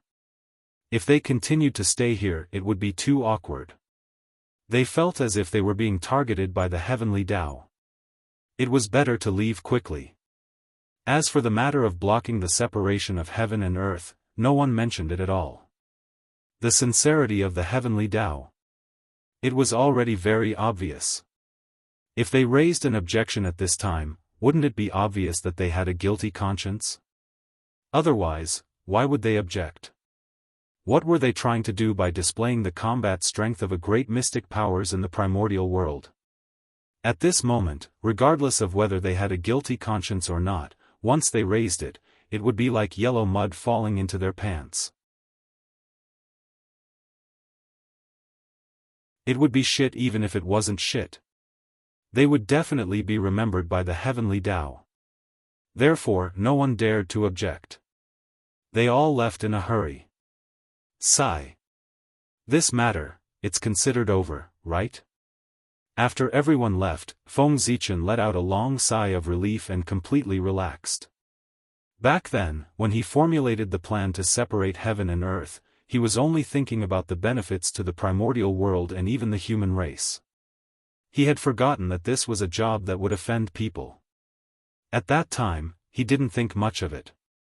Now that he thought about it, he was really scared. Those were all the great mystic powers in the primordial world. If he was not careful, if he was hated by all the great mystic powers, he might suddenly disappear. Although Feng Zichen was powerful, almost no one in the primordial world could do anything to him.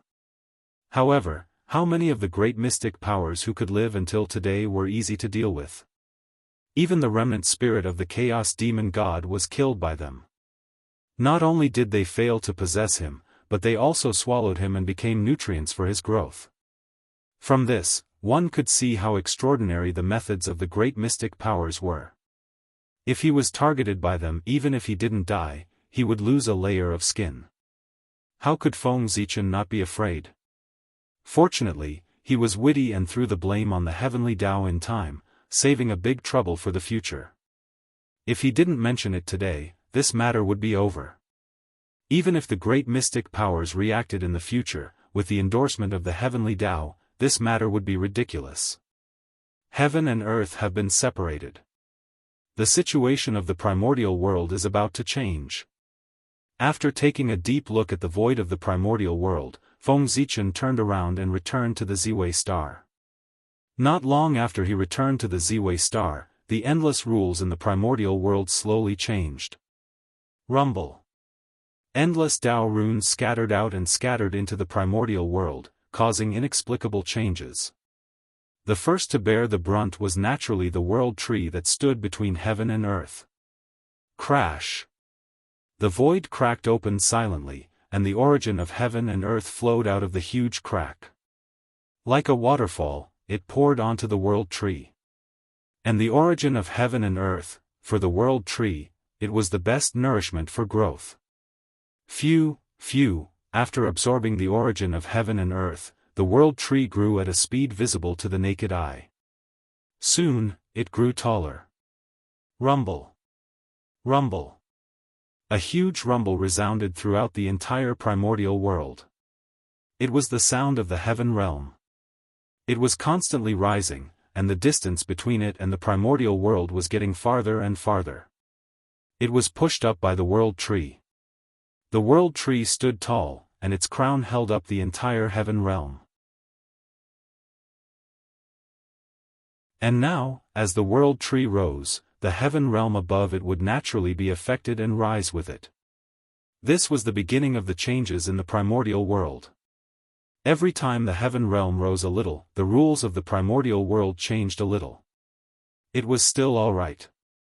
Compared to before, although there were some differences, there were not many changes. However, the space-time laws of the entire world, and even the great Tao of space-time, underwent earth-shaking changes as the distance between the heaven realm and the primordial world continued to increase. The flow of time between the heaven realm and the earth gradually became unequal. To be precise, the flow of time in the heaven realm gradually slowed down.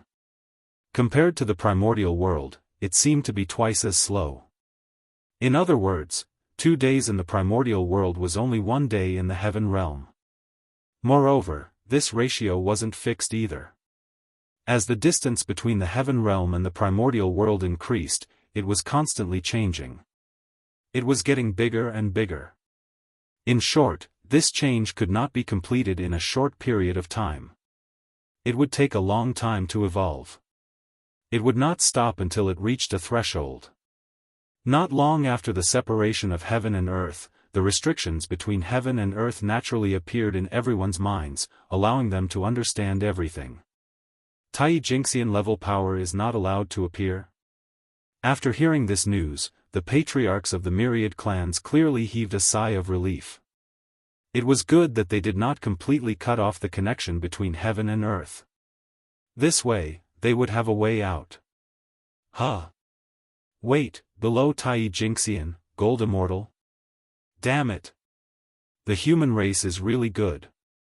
After a while, some people seemed to have thought of something and could not help but snort coldly. The heavenly Tao was fair, it would not deliberately favor that race. Therefore, the restriction that did not allow power above the Gold Immortal level to appear was targeted at all living beings in the primordial world, including the human race. From this, it could be seen that the human race's actions were quite self-defeating. However, from another perspective, one would realize that this restriction was extremely biased towards the human race. That was because in the primordial world, the human race had the most gold immortals. After all, the human race had a larger base. Perhaps it was difficult for them to produce any experts, but with the resources of the entire primordial world, it was easy for them to produce mid to low-end experts like gold immortals. Therefore, after millions of years, there were not many Daluo Jingxian and not many Tai Jingxian of the human race. However, there were definitely countless gold immortals.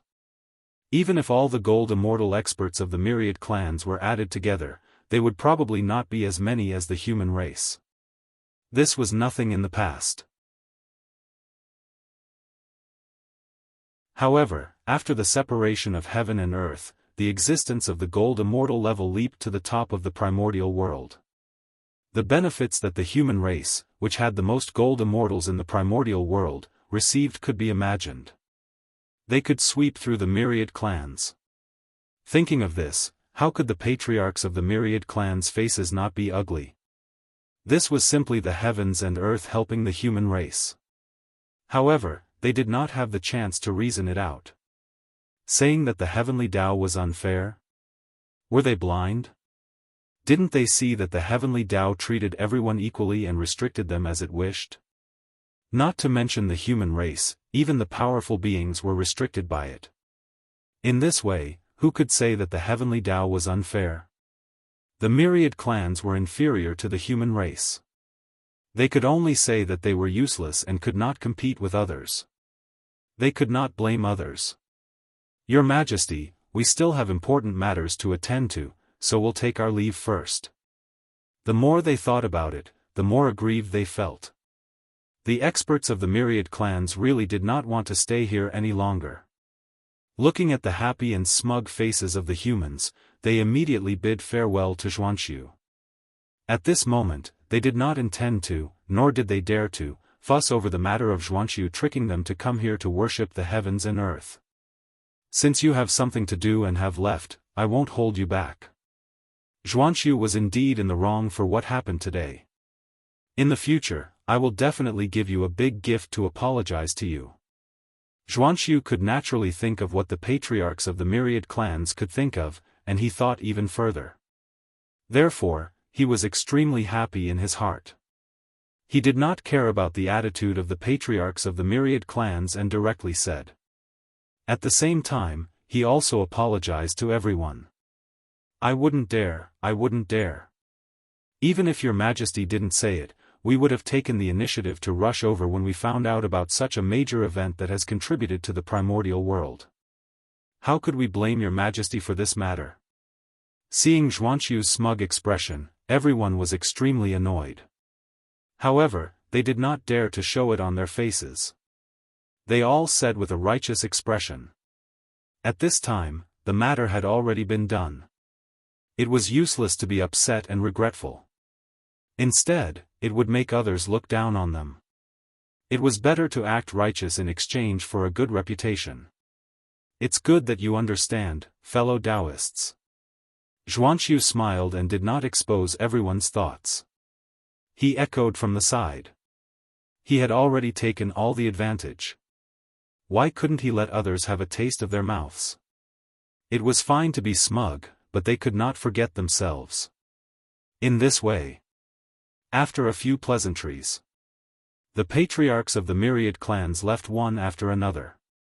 You guys are still too naive. Since the human race dares to push the plan of separating heaven and earth, how can they not have any backup plans? You guys. You think too simply of the human race. After the figures of the patriarchs of the myriad clans completely disappeared, Xuanqiu's face could not help but reveal a strange smile. There was one thing, he did not tell the patriarchs of the myriad clans. That was, the restrictions of the heavenly Tao did not affect him. He could still exert the strength of a half-step primordial chaos. He did not have to worry about being taken away by the guiding divine light. Moreover, it was not just him, even the other elders and ministers of the human race, were not affected in the slightest. To be precise, any existence that was protected by the luck of the human race, their strength would not be affected by the heavenly Tao. Thinking about it, it made sense, as the protagonist of heaven and earth, how could the human race not have privileges? Otherwise, what was the purpose of the title of the protagonist of the myriad clans fighting for the world? Wasn't it all for the unique treatment? And not being restricted by the heavenly Tao was one of the privileges of the human race. What was the protagonist of heaven and earth? That was the symbol of the orthodoxy of heaven and earth. Since it was the orthodoxy of heaven and earth, then the position conferred by the human race was equivalent to obtaining the approval of heaven and earth. It was a kind of karmic position, so naturally, it would not be restricted by the heavenly Tao. Of course, however, this was not an unlimited amount of resources.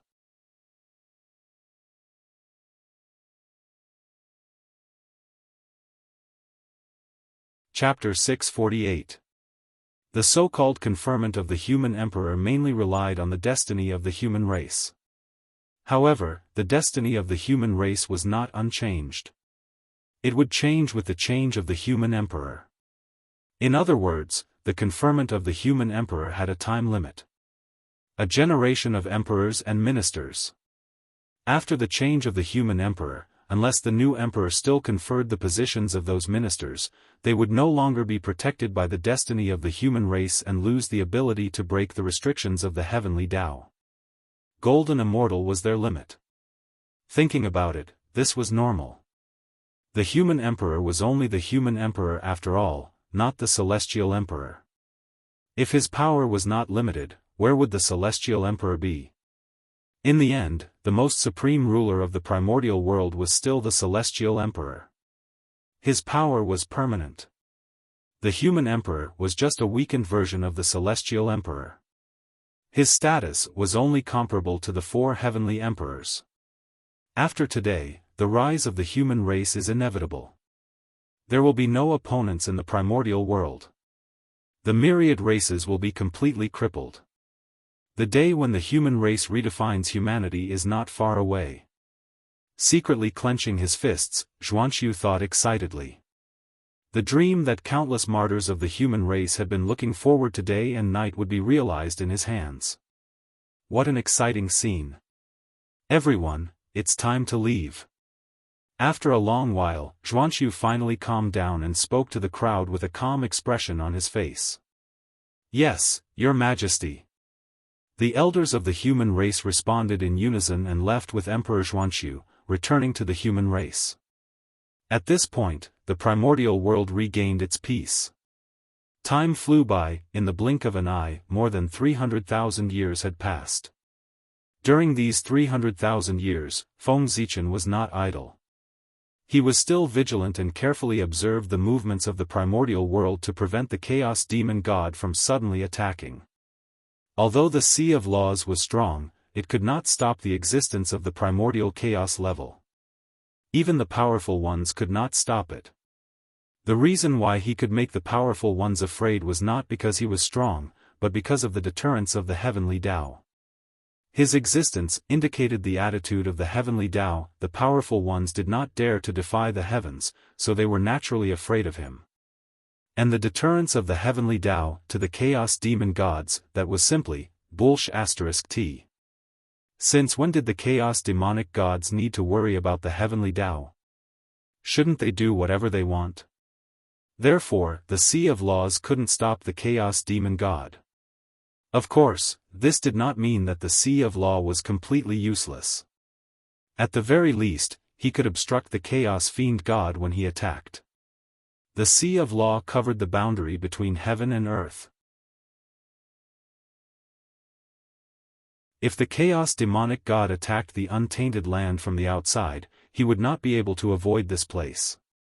He was the first to bear the brunt. With the chaos fiend god's power, which far exceeded that of ordinary primordial chaos Tao masters, the Sea of Laws would definitely not be able to withstand it and would be blasted into pieces. However, no matter what, the Sea of Laws was established by the heavenly Tao to isolate the primordial world. No matter how useless it was, it still had some prestige. Although it couldn't block the attack of the chaos demon god, it could still serve as a buffer. Even if this buffer time was only 1/10,000th of an instant. However, this 1/10,000th of an instant was enough for the heavenly Tao and many great divine abilities to react and intercept in time. What was the most terrifying thing about the chaos demon god? It was not their terrifying strength. Although their strength was indeed terrifying, this was the most terrifying thing. The most frightening thing about him was his elusive figure. The chaos demon god was very strong, but the heavenly Tao was not weak either. If they really fought, the chaos demon god would definitely not be a match for the heavenly Tao. However, the chaos demon god was not a fool. Why would they fight head-on with the heavenly Tao? Hiding in the dark, jumping out to cause trouble from time to time, that was the best choice. Yes, in fact, that was what the chaos demon god did. Every time there was a major change in the untainted land, they would jump out to cause trouble, which was extremely annoying. Especially when everyone was unprepared, the demon god of chaos suddenly appeared and attacked the untainted land fiercely. That was the most terrible thing. Because no one could guard against that. No one could be sure when the chaos demon god would choose to attack. An invisible enemy was the scariest. But with the Sea of Law, everything was different. No matter when the chaos demon god chose to attack, he could not bypass the Sea of Law. Once he attacked, he would definitely be sensed by it. And this gave everyone time to react. The chaos demon god, who was no longer elusive, was much easier to deal with. Making the chaos demon god turn from light to darkness was another great effect of the Sea of Law in addition to isolating heaven and earth. Maintaining vigilance for a long time was a huge burden for Zhuanxu, but for Feng Zichen, who had a perfect mind, there was no burden at all. To be precise, from the moment his mind was perfect, he had been in a state of vigilance. This was one of the symbols of the primordial chaos realm, merging with heaven and earth, merging with the great Tao, observing all things with one's heart. Strange? Why hasn't the chaos demon god made a move yet? This is not like the chaos demon god in my memory. When did they become so tolerant? Could it be that? What's wrong with them? After waiting for a long time for the Chaos Demon God to make a move, Feng Zichen could not help but mutter in his heart. It had been 300,000 years, not to mention the Chaos Demon God taking revenge. They had not even shown their faces, and there was no news of them in the primordial world. It was as if all the Chaos Demon Gods suddenly disappeared collectively. This was very abnormal. The Chaos Demon God did not show up for a long time. Either he was holding back some big move to give the primordial world a ruthless blow, or there was something wrong with them internally, so they had no time to attack the primordial world. However, something happened to the Chaos Demon Gods collectively. Was this possible? In theory, Feng Zichen should be more inclined to the first possibility. But in fact, Feng Zichen vaguely felt that the second situation was more likely to happen. If it were in the past, he would definitely think that the second situation was nonsense. The Chaos Demon Gods, how could something happen to them collectively? Wasn't this nonsense? Who could have such great ability to cause something to happen to them together? However, connecting it to the recent attack of Pangu, Feng Zichen could not help but wonder if Pangu had seriously injured all the Chaos Demon Gods when he had manifested last time, which was why they could not continue to stir up trouble in the primordial world. Otherwise, why didn't they attack? They didn't even show their faces. The more he thought about it, the more Feng Zichen felt that this was very likely. Thinking about it, news about the Chaos Demon Gods, when did it begin to disappear? Wasn't it after Pangu made his move? Didn't all of this mean that this matter had something to do with Pangu? It couldn't be that Pangu would attack the Chaos Demon Gods for no reason, right? There had to be a reason. And suppressing the development of the Chaos Demon Gods so as to give the great mediums of the primordial world a chance to catch up, wasn't that the best reason? After all, the cultivation of the Chaos Demon Gods was called recovery of cultivation. The cultivation of the great mediums was to break through the realm. The difficulty of the two sides was completely different. If nothing went wrong, the great mediums couldn't catch up with the Chaos Demon Gods in terms of cultivation progress. Therefore, at this time, they needed to cheat for the great mediums or increase the difficulty for the Chaos Demon Gods to prevent the strength of the Chaos Demon Gods from surpassing the great mediums too much, causing an imbalance between the two sides. No matter what, the forces of the primordial world had to surpass the Chaos Demon Gods. Even if they couldn't surpass them, at the very least, they should reach a subtle balance. Otherwise, if the gap between the two sides was too big, how could the great mediums play? It wouldn't be long before the entire primordial world would be swallowed by the Chaos Demon Gods. It was probably because of this consideration that Pangu chose to attack the Chaos Demon Gods. Thinking about it, the Chaos Demon Gods did not appear for a long time. It was not difficult to understand. Father God is Father God. He thinks more thoroughly than others. It's really hard for the Chaos Demon Gods. It was not easy for him to get freedom. Before he could have a good time, he was targeted by Pangu again. It's really miserable. Feng Zichen, who imagined all this, couldn't help but feel sympathy for the Chaos Demon Gods. No one would be happy to encounter such a terrible thing. As for whether his guess was accurate or not, Feng Zichen felt that it should be close to the mark. Even if there was a mistake, it wouldn't be too big. That was because the strength of the Chaos Demon Gods should be suppressed. Look, the Chaos Demon Gods had just been released, and there were already more than 20 Daluo Jinxian of primordial chaos on the surface, which had long surpassed the primordial world by a lot. And this was only on the surface. Who knew how many more were hidden in the dark? If they were not suppressed, how could the great mediums of the primordial world fight with the Chaos Demon Gods? In the end, he was still suppressed by them. At that time, it was not certain who had the final say in the primordial world. In the face of such a situation, Feng Zichen pushed others. he felt that if he were Pangu, he would definitely limit the strength of the Chaos Demon Gods to give the great mediums a chance to surpass them. Sigh. Father God is too much. He made a move without telling us. We are guessing here and there and can't figure out his purpose. Feng Zichen sighed and said with emotion. Pangu's move directly interrupted the current rhythm of the primordial world. He didn't know how many changes it would cause. What an eventful time. However, he was about to break through, and what he needed the most was stability. At this time, there were unknown changes in the primordial world. Wouldn't it give him a headache? As for his guess, it was easy to verify. As long as the next time the Chaos Demon Gods made a move, he would be able to tell whether it was true or not.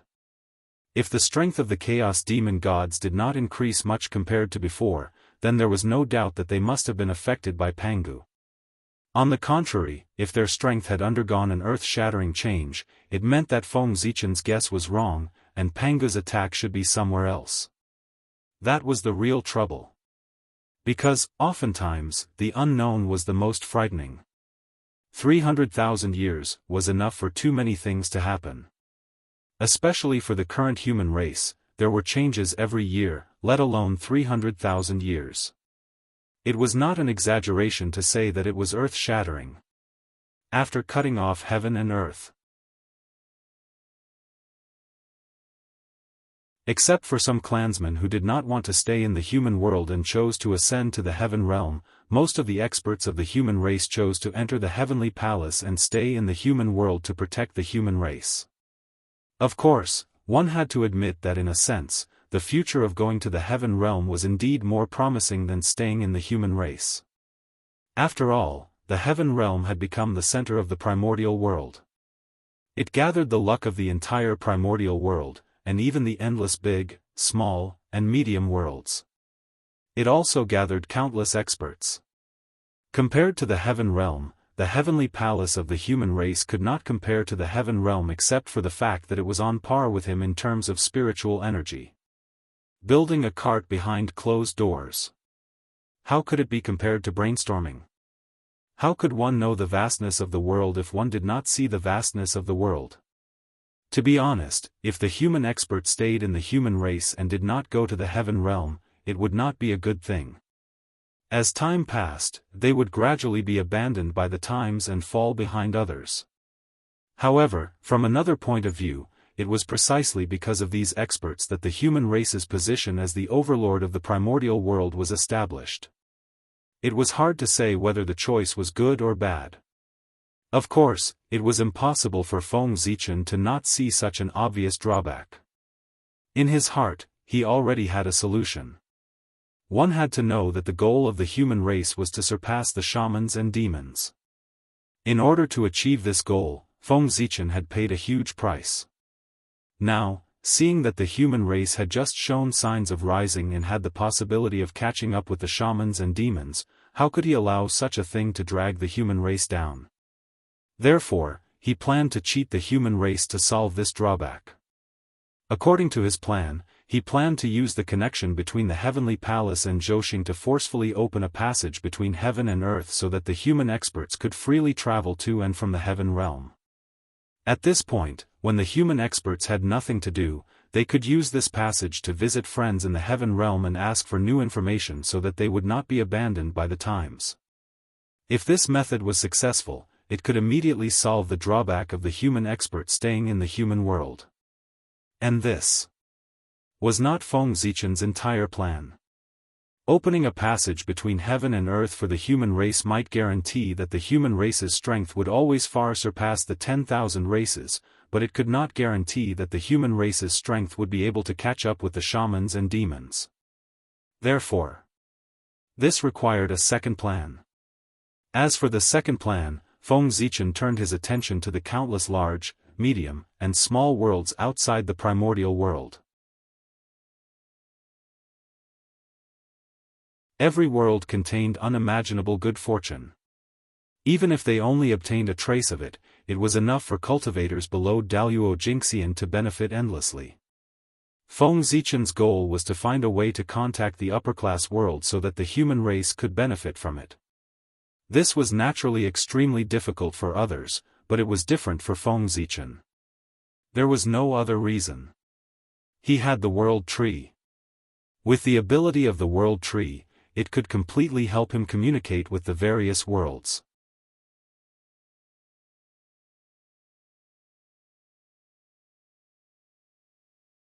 Chapter 649.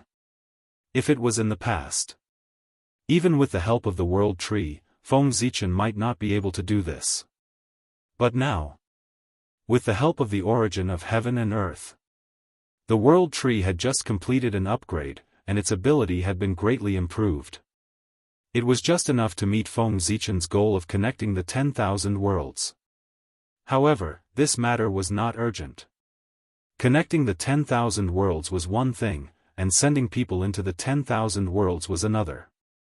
The difficulty of the two was completely different, and he still needed to plan carefully. The most important thing at the moment was to open up the passage of heaven and earth in the heavenly palace so that it would be convenient for the human experts to return to the heaven realm. However, re-establishing contact with the 10,000 worlds this time was also of great significance to Feng Zichen. One had to know that before the demon clan slaughtered humans, he had sent many human prodigies into the upper-class world to fight for the future of the human race. He did not know how those human prodigies were doing in the upper-class world after so many years. Did he manage to forcefully take down a world, control its origin, and sit on the supreme position of the Realm Lord, as he had hoped? Of course. This was just Feng Zichen's extravagant hope. After all, the current situation was completely different from what he had imagined back then. When he had sent the human prodigies away, he had not expected the Chaos Demon God to escape and flee to the upper-class world. Just this point brought about a great change to his wonderful plan. At this moment, not to mention controlling the upper-class world, Feng Zichen's greatest request for those human prodigies was that they could survive well. For those young people, the thought of being enemies with the Chaos Demonic God was a terrifying thing. Speaking of which, Feng Zichen had sent them into the upper-class world with good intentions. His original intention was to find an opportunity for them to prove their Tao and leave some seeds for the human race at the same time. However, he did not expect that the Chaos Demon God would suddenly escape. Instead, it made them, who should have been the safest group of people, the most unsafe group. It was really sigh. All kinds of words could only turn into a helpless sigh. Who could have foreseen such a thing? In fact, becoming the Realm Lord. It wasn't completely hopeless. At the very least, Feng Zichen was looking forward to it. It should be known that in the 3,000 sectors, in addition to the human clan's supreme talents, there were also his 3 disciples. Feng Jie, Jiang Xiong, Jiang Hui. These 3 people were all people with great luck. Their talents could be said to be peerless. In the future, their achievements would be unrivaled great magics. Ever since he had taken them in as his disciples, Feng Zichen had always had high hopes for the 3 of them, believing that the human race would once again achieve glory in their hands. For this reason, Feng Zichen kept the 3 of them by his side and personally taught them for a period of time. In the past, before the human race encountered a great calamity, the 3 of them had disappeared without a trace. Feng Zichen had been worried for a long time. It was only when he divined that the 3 of them had other opportunities and were swept into the great 1,000 realms that he was temporarily relieved. Until today. It had been nearly 10 million years since Feng Jie and the other 2 left the untainted land and were lost in the great 1,000 world. What a long period of time. It was almost equivalent to half of the history of the human race. Thinking about it, it had been 10 million years.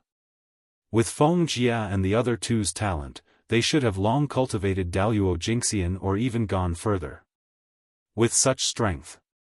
In addition, with the 3 of them working together, even if they were not as good as the Chaos Fiend God, it was enough to protect themselves. Perhaps, surpassing the chaos fiend god and taking over a world was still unknown. Cultivation.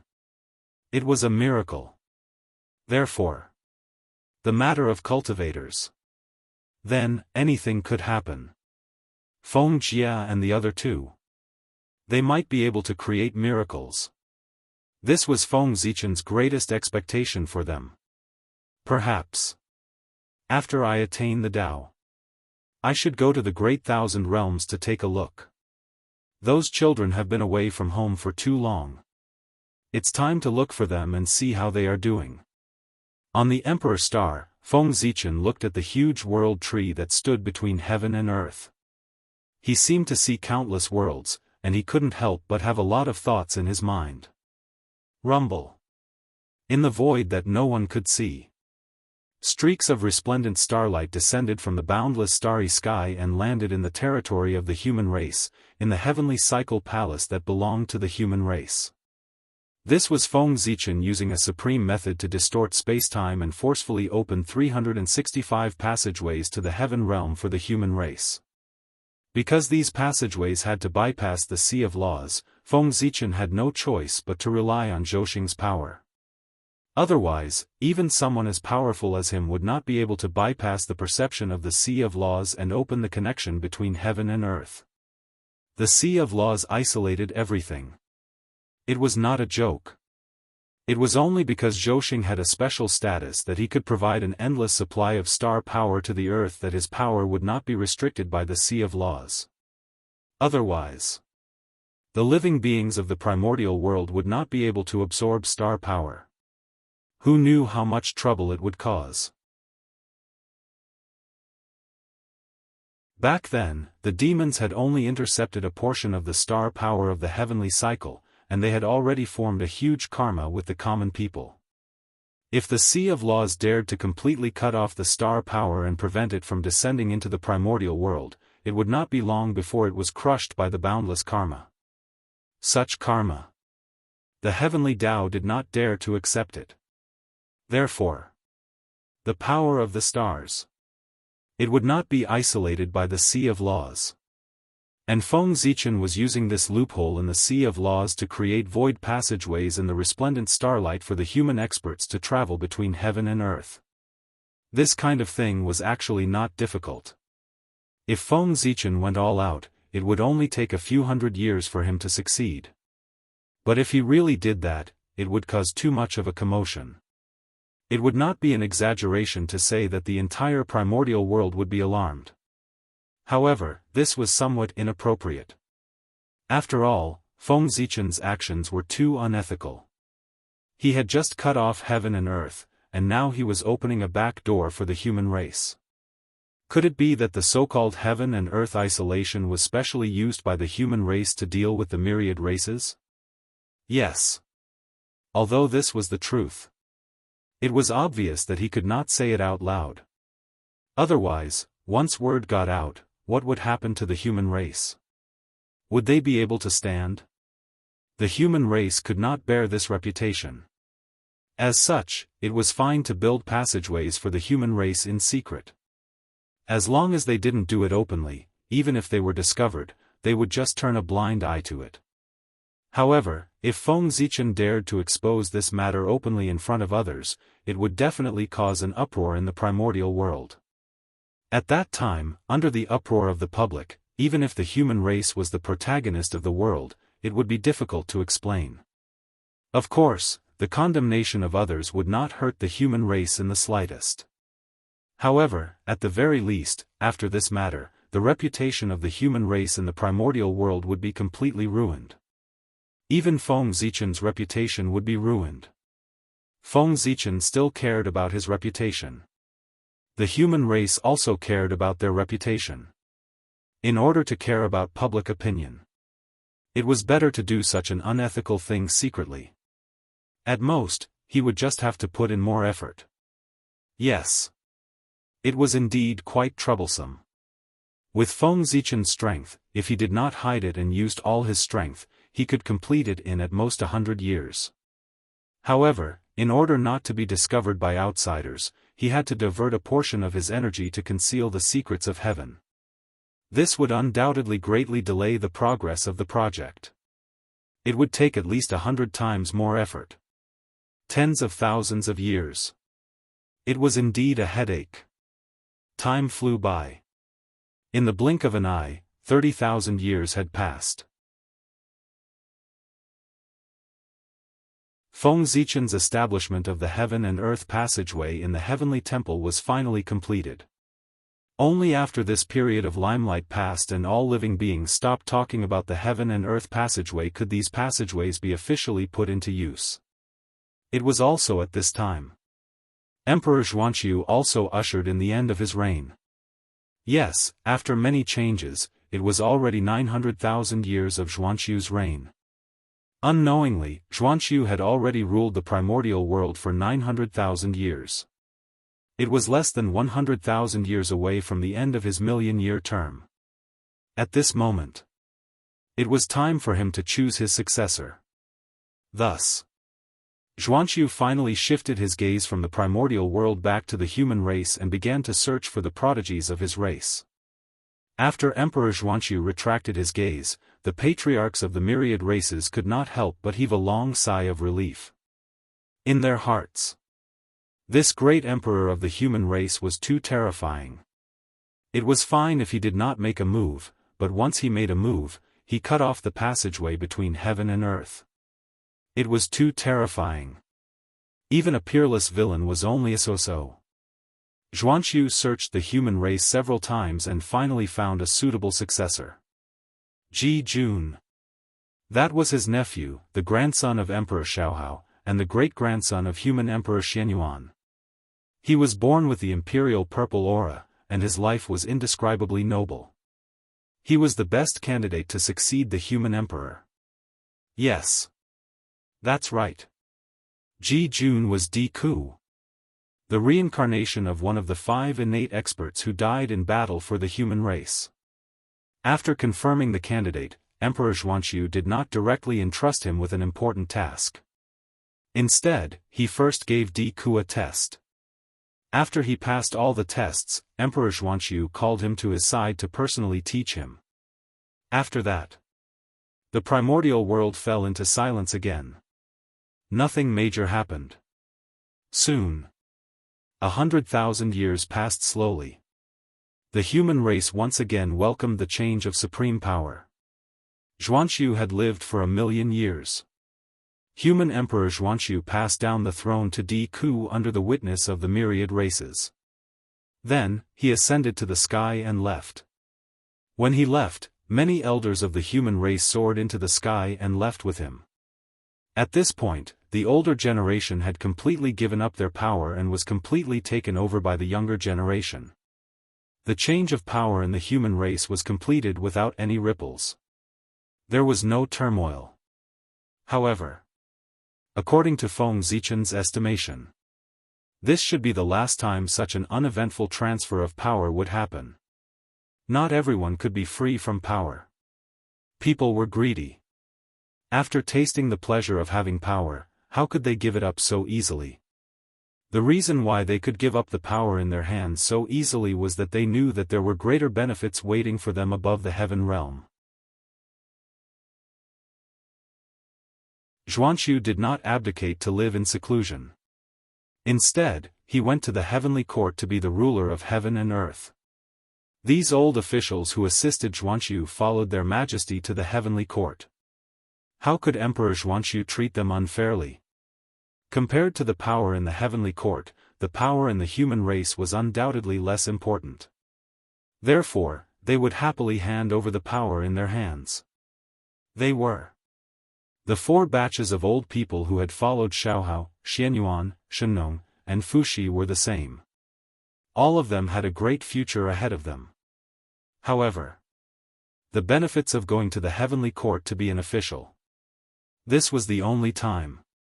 According to the plan of the 5 heavenly emperors, Emperor Xuanqiu would be the last heavenly emperor of the human race. After this, even if Haotian had not returned, the next human emperor of the human race would not be able to become a heavenly emperor. Because even if Feng Zichen agreed, the other great magicians of the primordial world would not agree. 5 heavenly emperors were enough. With a few more, it would probably become a routine for the human emperor to become a heavenly emperor after he abdicated. At that time, what would Haotian do after he returned? He could not give the position of heavenly emperor to the human race, right? This was obviously impossible. Ever since Haotian became the heavenly emperor, it was not an exaggeration to say that he had been cautious and conscientious. Not only did he not make a big mistake, he had made a great contribution. Especially when he was forced to enter the cycle of reincarnation because he wanted to save the primordial world. He had fallen to save all living beings in the world. It was fine if all living beings did not appreciate his kindness, but they took advantage of his reincarnation to seize his foundation. TSK. Anyone who had some sense of shame would not be able to do such a thing. Moreover, the heavenly Tao would not allow such a thing to happen. The heavenly Tao was fair. It would not let a hero bleed and then cry. Moreover, the power of the human race. It had already attracted the attention of many great magicians.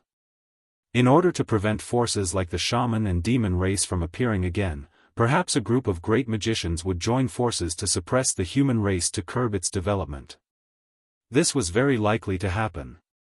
Because no one was willing to have another powerful force like the Lich to surpass them. Once they discovered that any force had such a sign, they would definitely join forces to suppress it. And the human race. Obviously, there were such signs. But at this moment, the human race was protected by the heavenly Tao. Its rise was also carried out according to the will of heaven. Therefore, although the great magicians did not want to see the rise of the human race, they did not dare to interfere too much due to the might of the heavenly Tao. However, the heavenly Tao took care of the human race.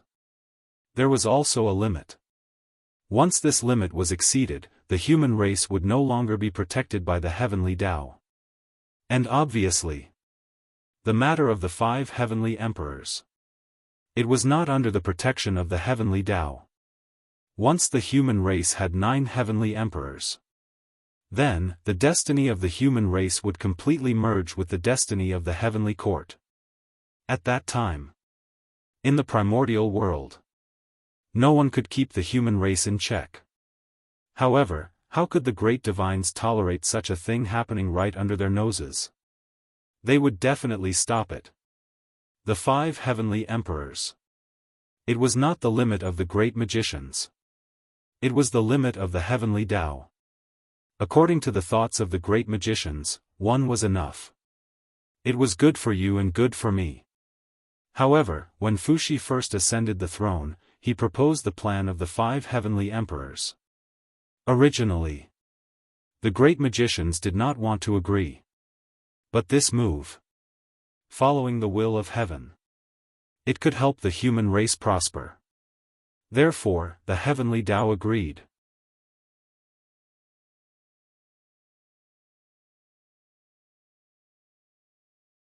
Chapter 650. Even the heavenly Tao agreed. Whether the great divinities agreed or not, it did not seem so important. Thus, the plan of the 5 heavenly emperors was successfully implemented. However, since they had agreed on 5 heavenly emperors, there could only be 5. Not one more. And Zhuanxu was the 5th heavenly emperor and the last heavenly emperor of the human race. After him, the human emperor. Whether it was the heavenly Tao or the great divinities, they would not let him become the heavenly emperor. It could also be said that the fortune of the human race was over. A new heavenly emperor could no longer be born. In short, in order to prevent the destiny of the human race from completely merging with the destiny of the heavenly court, the heavenly emperor after Zhuanxu could not be from the human race no matter what. This was the bottom line of the great divinities and the bottom line of the heavenly Tao. And if the human emperor after him could not become the heavenly emperor, then his ministers would not have the benefits of going to the heavenly court to be officials like their predecessors. In this way, would these people still be willing to hand over the power in their hands? Perhaps most people would.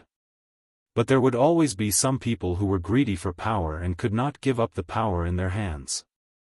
The human heart could not withstand the test.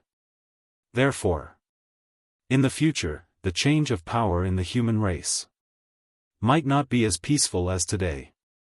Chaos was gradually born. In Feng Zichen's eyes, the bloody storm of the change of power in the human race from the future was already reflected.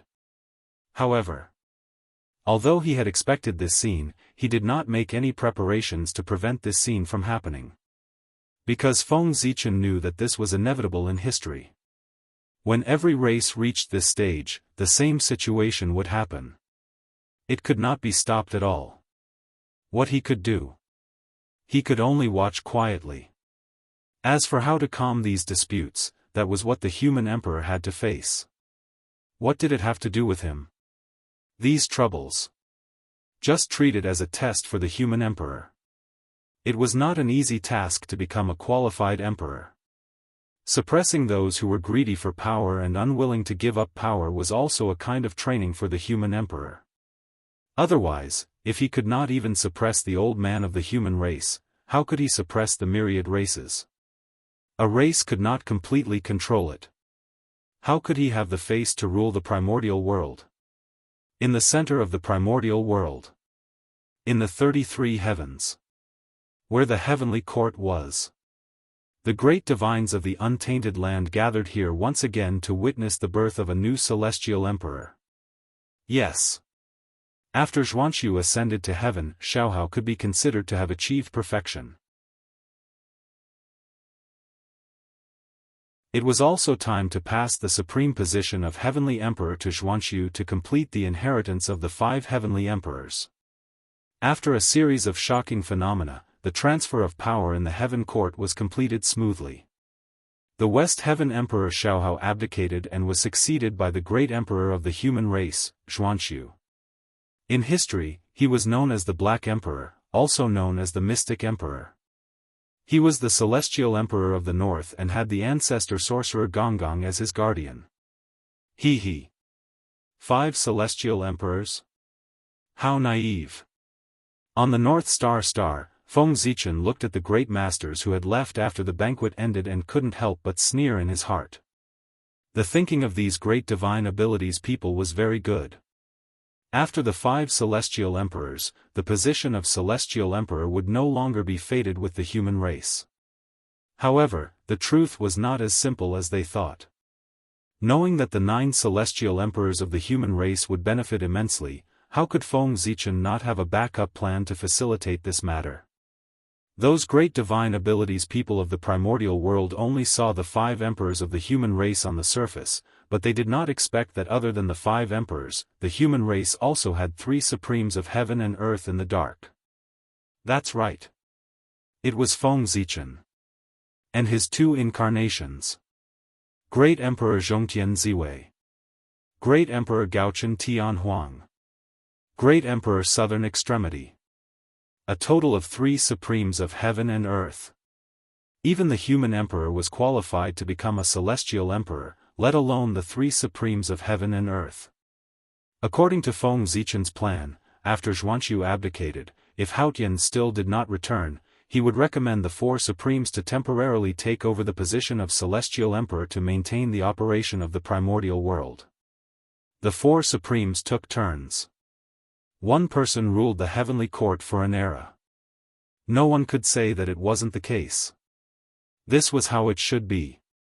The 4 supremes temporarily took over the position of celestial emperor. No matter how one looked at it, it was more suitable than the human emperor becoming the celestial emperor. It was also more in line with the law. To be reasonable. The original intention of the 4 supremes' appearance. It was a supplement to the celestial emperor. Now that the position of celestial emperor was empty, it was reasonable for the 4 supremes to temporarily fill in the vacancy. There were too many unreasonable things about letting the human emperor become the celestial emperor. That was why people found fault with it. What if it were the 4 supremes? Who would dare to find fault with it? Did they want to go against the heavenly Tao? After all, in a sense, the four supremes were also a kind of celestial emperor.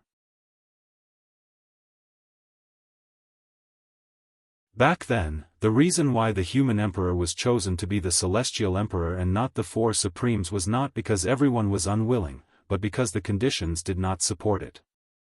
What was the situation at that time? At that time, the calamity of the fiend ancestor had just passed. The two supremes, Haotian and Gaochen, had fallen. The great emperor of the South Pole was seriously injured and had to go into seclusion to recuperate. The Earth Empress was trapped in the netherworld and could not escape. Only the great emperor of Ziwei could barely appear, but he was also seriously injured. With the situation of these four supremes at that time, they could not even move freely. How could they take on the role of celestial emperor and maintain the operation of the primordial world? Therefore, letting the human emperor take on the role of celestial emperor became the only choice out of desperation. However, after a change. At that time, the four supremes were seriously injured and could not perform the duties of celestial emperor. But today, 5 million years later, their injuries had been recuperated for a long time. Even if they had not fully recovered, they should be more or less healed. Therefore, at this time, it was time for them to shoulder the burden. Enter the heavenly court. Call themselves celestial emperors. Rule the world. The four supremes appeared. They wanted to take over the position of celestial emperor. Among the many powerful beings, who dared to say no? Not to mention that the righteousness was in their hands, with the four supremes working together, their strength was almost invincible in the primordial world. Even the demon ancestor Rahu could not contend against them. With them, how could they compete with them? If they did not say no, they would be suppressed by the four supremes in an instant. Haotian was not here. The four supremes were in power on behalf of the celestial emperor. This was a matter of course. Outsiders could not interfere. Even if the saint was still here, he couldn't say a single word of no. Therefore, even if they knew that the North Star Emperor was from the human race, those powerful beings could not stop him. Unless they were willing to bear the anger of the four supremes. There was only one more celestial emperor. Even with all of them, there were only 6. They were still 3 away from the 9 celestial emperors. 3 celestial emperors were enough. Since that was the case, there was no need to offend the 4 supremes for the position of celestial emperor. Just give it to them. Yes. It was not worth offending the 4 supremes for the position of celestial emperor. It was not the most important 9th supremes. It was fine to give it to them. It was not a problem. But unfortunately, those powerful beings did not know. If they compromised, they would not give 1 celestial emperor, but 3 celestial emperors. The 4 supremes. Read as 4 people. It was the same person. The great emperor of Ziwei, the North Star Emperor, and the great emperor of the South Pole were in one. They were all the same person. This matter was a top secret of the primordial world. Very few people knew about it. There were only 2 or 3 people. Those powerful beings were not familiar with Feng Zichen, so how could they know about this?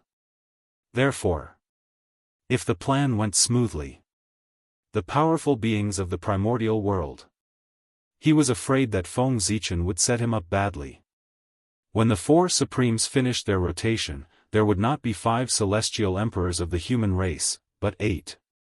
They were only 1 step away from the extreme 9 supremes. However, according to Feng Zichen's estimation, it would be very difficult for the human race to give birth to a 9th celestial emperor. Because, after the 4 supremes finished their rotation, it was time for Haotian to return from his tribulation. Even if he did not want to return, the heavenly Tao would let him return. How could a dignified celestial emperor be trapped in the cycle of reincarnation? Whose face would he be embarrassing? The primordial world, and even the heavenly Tao's face. After the demonic tribulation, Haotian entered the cycle of reincarnation. While healing his injuries, he also accumulated merit and rightfully took charge of the heavenly court. From this, it could be seen that after his merit was complete, he could return from the tribulation. Then when would Haotian's merit be complete? According to the heavenly Tao, he needed to go through 1,750 great tribulations before he could escape. 1,750 tribulations. Oh my God! This was incredible. Haotian's tribulation was naturally different from others. Every tribulation would take a period of time, which was 129,600 years. Feng Zichen had once calculated for Haotian 1,750 tribulations, and each tribulation was 129,600 years, which added up to 226.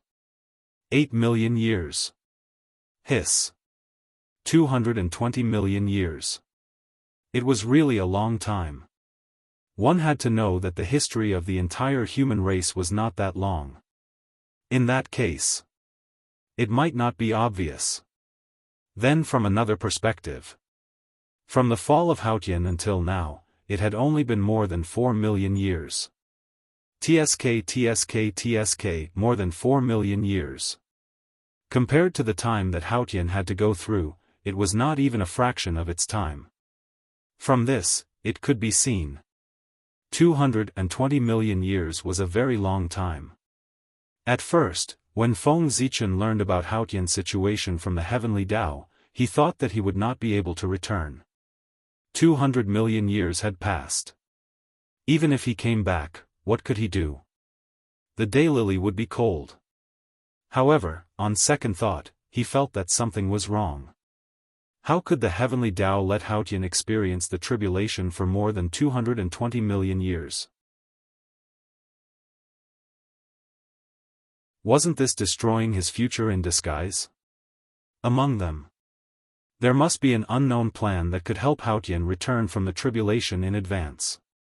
After a long period of thinking, Feng Zichen still could not figure out the crux of the matter. It was not until hundreds of thousands of years ago, after the separation of heaven and earth, that the space-time of the primordial world changed. Only then did Feng Zichen figure out the arrangement of the heavenly Tao for Haotian. The world of Haotian's reincarnation was not the primordial world at all, but the endless small world floating in the void. In the void. Almost all the time. There were worlds that were either formed or destroyed. These worlds were too weak. Not to mention powerful beings, even ordinary immortals could easily destroy them. Therefore, no one would pay attention to them. In the primordial world, these worlds might only exist for a day before they were destroyed. However, a day in the primordial world was the process of their birth and death for those worlds. It was enough to evolve a complete civilization. The flow of time between worlds was completely different. Some were fast. Some were slow. If Haotian wanted to return, he would need to spend more than 220 million years. During this period of time, it was naturally extremely long in the primordial world. However, if it was placed in those small worlds that were constantly being destroyed, it might not be the case. A day in the primordial world was equivalent to a few years, 100 years, 1,000 years, or even 10,000 years, or 100,000 years in a small world. In short, as long as the heavenly Tao wanted, the so-called 220 million years of time was not a problem at all. It could let Haotian return at any time. As for why until now, the heavenly Tao had not let Haotian return. That was unknown. However, this did not prevent Feng Zichen from using Haotian's absence to perfect his plan and seek earth-shattering benefits for the human race. In Feng Zichen's heart, he very much hoped that Haotian would return as late as possible. He even vaguely hoped that Haotian would never return. That would be best. However, this was obviously impossible. No matter what. After the four royals finished their shifts, Haotian had to return. Because this was the final deadline, if Haotian still had not returned after this time, the position of Heavenly Emperor would be rotated, and there would be no position for Haotian in the primordial world. He had made a great contribution. Not only did he not gain any benefits, he even lost his foundation. This could not be justified no matter what. The Heavenly Tao would never allow this to happen. Those who contributed would be rewarded, those who committed crimes would be punished. It was the foundation of the Heavenly Tao, it would never change. The positions of the 8 Heavenly Emperors was already the limit of Feng Zichen's plan. Of course, he was also very satisfied with this. The bigger the matter, the more difficulties he would encounter. How could such a major event of transforming the supreme power of the primordial world from the public world, the primordial world, to the family world, the human race, be smooth? It should be full of difficulties. If it could be done easily, Feng Zichen would be suspicious. He would feel that there were risks that he did not know about, or that he had fallen into someone's trap. There must be a cause and effect. In this world, there was no such thing as a pie falling from the sky. If there was, there must be an unknown plan inside. In the future, he would definitely pay an unimaginable price for it. So, something that was too easy to succeed. On the contrary, it made people feel uneasy. Feng Zichen still had no idea how to obtain the position of the 9th Heavenly Emperor. However, it did not matter. There was still a long time in the future. There would always be an opportunity. After all, in the eyes of the great magicians of the primordial world, even if Gaochen ascended to the position of Heavenly Emperor, the human race would only have 6 Heavenly Emperors, not 8. The difference between the 2 Heavenly Emperors, it was enough to make them relax a lot. It could be said that as long as Feng Zichen's disguise was not exposed, the great magicians would not be at their highest vigilance against the human race. Perhaps they could accept the 7th Heavenly Emperor of the human race. After all, in their understanding, the human race had only given birth to 7 Heavenly Emperors, not 9. There was still a gap from the upper limit in their hearts, so it was naturally much easier to accept.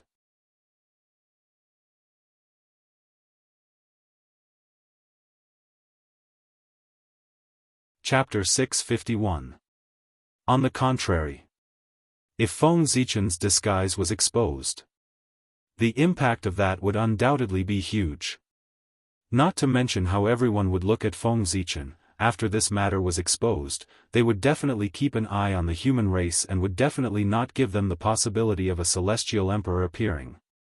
At that time, the human race would definitely become the target of public criticism and the target of suppression by the great magics. After all, 6 and 8. Those were 2 different concepts. The former gave people a feeling that there was still room for negotiation, while the latter could directly bring people a sense of urgency. The pressure could be imagined. The matter of the celestial emperor. Feng Zichen only thought for a while, then he withdrew his thoughts and returned to the Emperor Star. Although the matter of the celestial emperor was related to the future of the human race and was extremely important, that was the future. Right now, he had more important things to deal with. That was, he was about to attain the Tao. With Xuanxu's ascension to the throne, Feng Zichen was less than 1,000,000 years away from attaining the Tao. Less than 1,000,000 years was not a long time. It was just a period of seclusion. Attaining the Tao was imminent. Feng Zichen was not in the mood to worry about other things. At this moment, there was nothing more important than attaining the Tao. The future of the human race depended on strength. As long as the human race was strong enough, they could do anything they wanted without any scheming. Therefore, having powerful strength was especially important. In these 1,000,000 years, he should abandon everything and focus on cultivation, so that he could improve his state to the most perfect level to welcome the arrival of the general trend of the world, in the blink of an eye. The sea turned into mulberry fields. Just as Feng Zichen was silent in cultivation, 1,000,000 years had passed. The era of the Northern Heavenly Emperor, Xuanxu, had quietly come to an end. This also marked the time for Feng Zichen to attain the Tao had finally arrived. In the 1,000,000th year of the Mystic Emperor's calendar, the Northern Black Emperor Xuanxu's imperial luck ended. He stepped down from the position of Heavenly Emperor and entered the Fire Cloud Cave to cultivate. The moment he stepped down, there was an inexplicable throbbing in the world. An invisible aura suddenly appeared and swept across the place in the blink of an eye. Then, in front of the shocked gazes of all the great divines, the power of heaven and earth poured down towards the Emperor Star. Feng Zichen, who was in seclusion on the North Star, suddenly felt that something was wrong with the atmosphere. Just as he was about to get up and investigate, he saw a supreme momentum descend upon him. Rumble. The vast momentum of heaven and earth was like a huge funnel, hanging down from the Ziwei star and pouring into Feng Zichen's body through the top of his head. In an instant, as the power of heaven and earth entered his body, Feng Zichen only felt that his heart was empty. His true spirit, origin energy, dermic powers, and flesh began to sublimate. Breakthrough. It had begun. At this moment, with the help of the power of heaven and earth, Feng Zichen's mind began to soar. In a trance, Feng Zichen seemed to have left the primitive world and arrived at a mysterious place. Over there was a vast river. The river of time and space. The most mysterious place in the primordial world. This place was the key to breaking through to the primordial chaos Daluo Jingxian. It was different from when he had to jump out of the river of fate to become a Daluo. If he wanted to achieve the Tao and reach the realm of the primordial chaos Daluo Jingxian, the most important step was to gather his own timeline and jump out of the river of time and space. Only by jumping out of the river of time could he transcend heaven and earth and wander outside of time and space. He could observe the primordial world from a bystander's perspective. Why did they say that after becoming a primordial chaos Daluo Jingxian, one would be able to obtain great freedom and freedom? That was the reason. There was no trace of you in the river of fate, no trace of you in the river of time and space, and no trace of you could be found in heaven and earth. Everything about you. They were all gathered on his body. Unless you wanted to. Otherwise, under the rules of the heavenly Tao, there would be no such person as you. In this way, he would naturally not be restrained by the heavenly Tao. Of course, he could be said to be free and unfettered. Primordial chaos meant perfection. Primordial chaos Daluo Jingxian had a perfected great Tao. He formed a large world of his own. He was unrestrained and unrestrained. He could walk in the chaos and transcend heaven and earth. Such an existence was no different from the Tao. Therefore, becoming a primordial chaos Daluo Jingxian was known as achieving the Tao. It meant achieving the Tao. Splash. The river of time and space was vast and mighty. It flowed endlessly towards the unknown void as if there was no end. And Feng Zichen? He stood quietly on the river of time and space, looking at the waves on the river with an extremely indifferent gaze. The waves were his past. They were all the traces left behind since he was born until he became a quasi-sage. Under the reflection of the river of time and space, the scenes of his past appeared in his mind one by one. Sigh. What a nostalgic time. Looking at his high-spirited childhood self, Feng Zichen sighed softly and reached out his hand to grab it. The next moment, the river of time and space went berserk. Rumble. Feng Zichen grabbed down with his big hand, and an unparalleled force erupted, setting off a huge storm and endless waves in the river of time and space. Rise! Grabbing the river of time and space, Feng Zichen shouted and suddenly exerted his strength, grabbing a tributary from it. That was the time that belonged to him. Splash! Accompanied by endless waves, a colorful river rose from the river of time and space and was swallowed by Feng Zichen in one gulp. At this point, in the river of time and space, there was no trace of Feng Zichen. If a supreme expert looked down at the river of time and space, he would find that there was no trace of Feng Zichen, whether it was the past, the future, or the present. It was as if this person had completely disappeared from the primordial world. Gathering the timeline in one body, without the past, present, and future, he was primordial chaos Daluo Jingxian. At this time, Feng Zichen could already be said to be primordial chaos Daluo Jingxian. Whoosh, a huge sense of weightlessness came.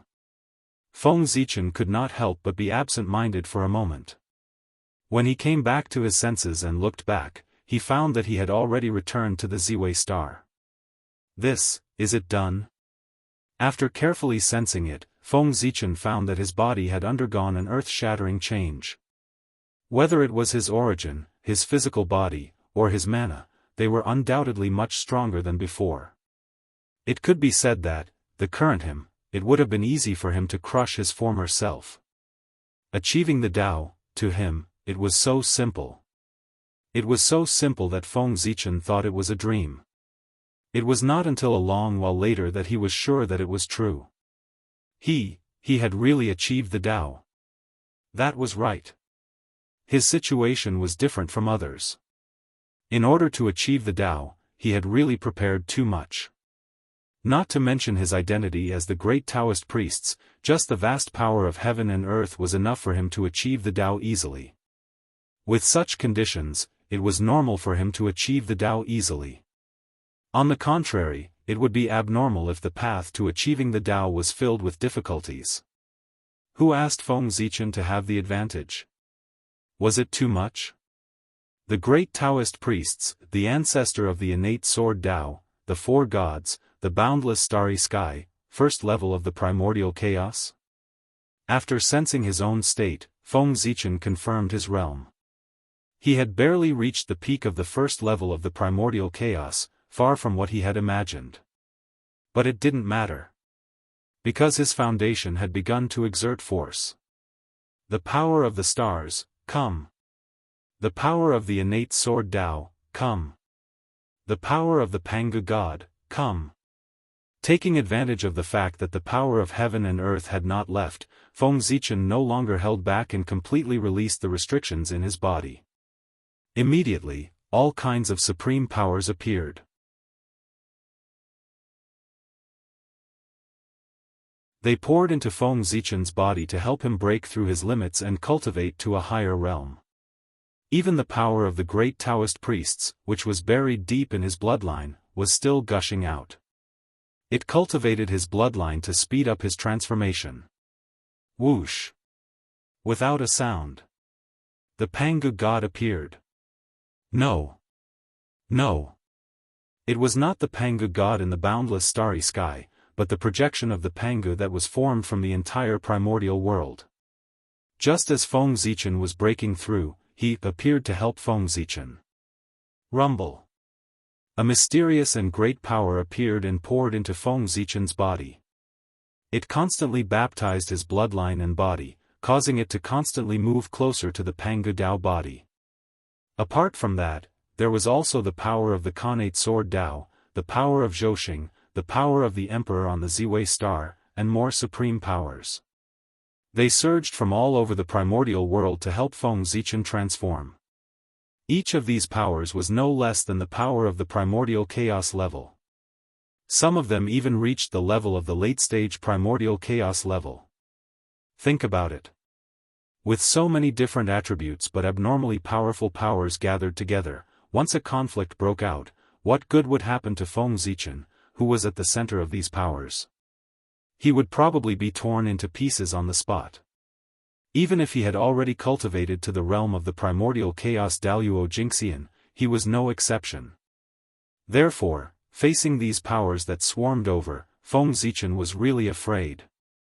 The purpose of summoning these powers was to help him break through, not to let them repel each other and erupt with unparalleled power to tear him into pieces. In that case, although he would not die, however, he had completely lost his face. It would really become the biggest joke in the primordial world. It was not easy for the primordial chaos Daluo Jingxian to cultivate to the primordial chaos level, but because he could not control his own power, it caused his power to be unbalanced and he was seriously injured by the backlash. Hiss, listen, what kind of words was this? If word got out. No matter how thick-skinned Feng Zichen was, he would be ashamed to see others. Therefore, this kind of situation absolutely could not happen. Seeing that these powers were gathering around him and were about to come into contact with each other, Feng Zichen did not hesitate to activate the Hongmeng Daozhong. Hongmeng Daozhong, suppress. As soon as he finished speaking, there was a dang sound. The Hongmeng Daozhong staggered out. A mighty force that could suppress everything suddenly appeared and froze the supreme power that was surging over in place. The Hongmeng Daozhong. Perhaps it was not the strongest magic treasure in the primordial world. But it was definitely the most mysterious magic treasure in the primordial world. His power seemed to be endless, and he could easily do things that other magic treasures could not. Even the level of magic treasures was nothing in front of him. He had the power to break the rules. Especially after the Hongmeng Daozhong was promoted to a connate cardinal treasure, this phenomenon was even more obvious. Therefore, not to mention suppressing the power of the primordial chaos level, even the real primordial Daluo Jingxian could be suppressed by him. Whoosh whoosh under the suppression of the Hongmeng Daozhong, the power completely calmed down. Like a docile sheep, it was easily absorbed and refined by Feng Zichen. Outside the world. On the projection of Pangu standing above the primordial world, there was an endless Dao rune circulating. Following an inexplicable connection, it flowed into Feng Zichen's heart. That was the profound meaning of Pangu's Dao body. The primordial world had received a lot of favors from Feng Zichen. Therefore, when he was breaking through, Pangu's projection had a reaction and displayed all the mysteries of Pangu's Dao body in front of him to help him condense Pangu's Dao body. This was Pangu's repayment to Feng Zichen. The heavenly Dao would not mistreat those who had contributed, let alone Pangu. The goals that he had been pursuing were now all displayed in front of him. One could imagine the excitement in Feng Zichen's heart. However, compared to before, the current Feng Zichen, his attitude towards Pangu's Dao body had undoubtedly changed greatly. In the past, he had been copying everything. He wished that he could copy all the mysteries of Pangu's Dao body onto himself. Now, he was no longer the ignorant youth from back then. Instead, he was a supreme overlord who shocked the primordial world. His thoughts had been sublimated, and he had a deeper understanding of the Dao. The strongest might not be the best. But what suited him was definitely the best. Although Pangu's Dao body was strong, it still belonged to Pangu. If he completely copied Pangu's Dao body, then his highest achievement in his life would only be to reach the level where Pangu was. Indeed, at the level where Pangu was already the peak that all living beings in the primordial world could not reach. However, how could Feng Zichen, who had Hongmeng Daozhong, be willing to do so? He had even greater ambitions. One had to know that when the Dao of Hongmeng reached the end, it could be compared to the great Dao. This was a higher level than Pangu. And this was Feng Zichen's goal. He wanted to become an existence that surpassed Pangu. Since that was the case, it was somewhat inappropriate to copy Pangu's Dao body. Therefore, when reversing Pangu's Dao body, Feng Zichen combined the Dao that he cultivated and integrated his own insights. Moreover, regardless of whether he comprehended it or not, he imprinted the runes that represented the Dao of Hongmeng on Hongmeng Daozhong into his own body. He tried to use this method to evolve the legendary Hongmeng's Dao body. Just like that, Feng Zichen's physique had undergone an inexplicable change. Although it was still called Pangu's Dao body. However, it became somewhat specious. He began to gradually walk out of Pangu's influence and create his own path of enlightenment. The path of enlightenment. Just like that. As time passed, Feng Zichen's strength was getting stronger and stronger. From the first level of primordial chaos to the second level of primordial chaos, the third level of primordial chaos, he had been advancing rapidly. And such a big commotion on the Emperor Star naturally alarmed the great mediums who were in seclusion. You're tuning in to the Dreamy Chapters YouTube channel. We're so grateful for your support, and don't forget to subscribe to join us on this incredible journey through captivating stories. Your generosity through donations truly makes a world of difference, as it's the primary source of revenue that allows me to expand and enhance this channel for you. Thank you from the bottom of my heart for being a part of this adventure.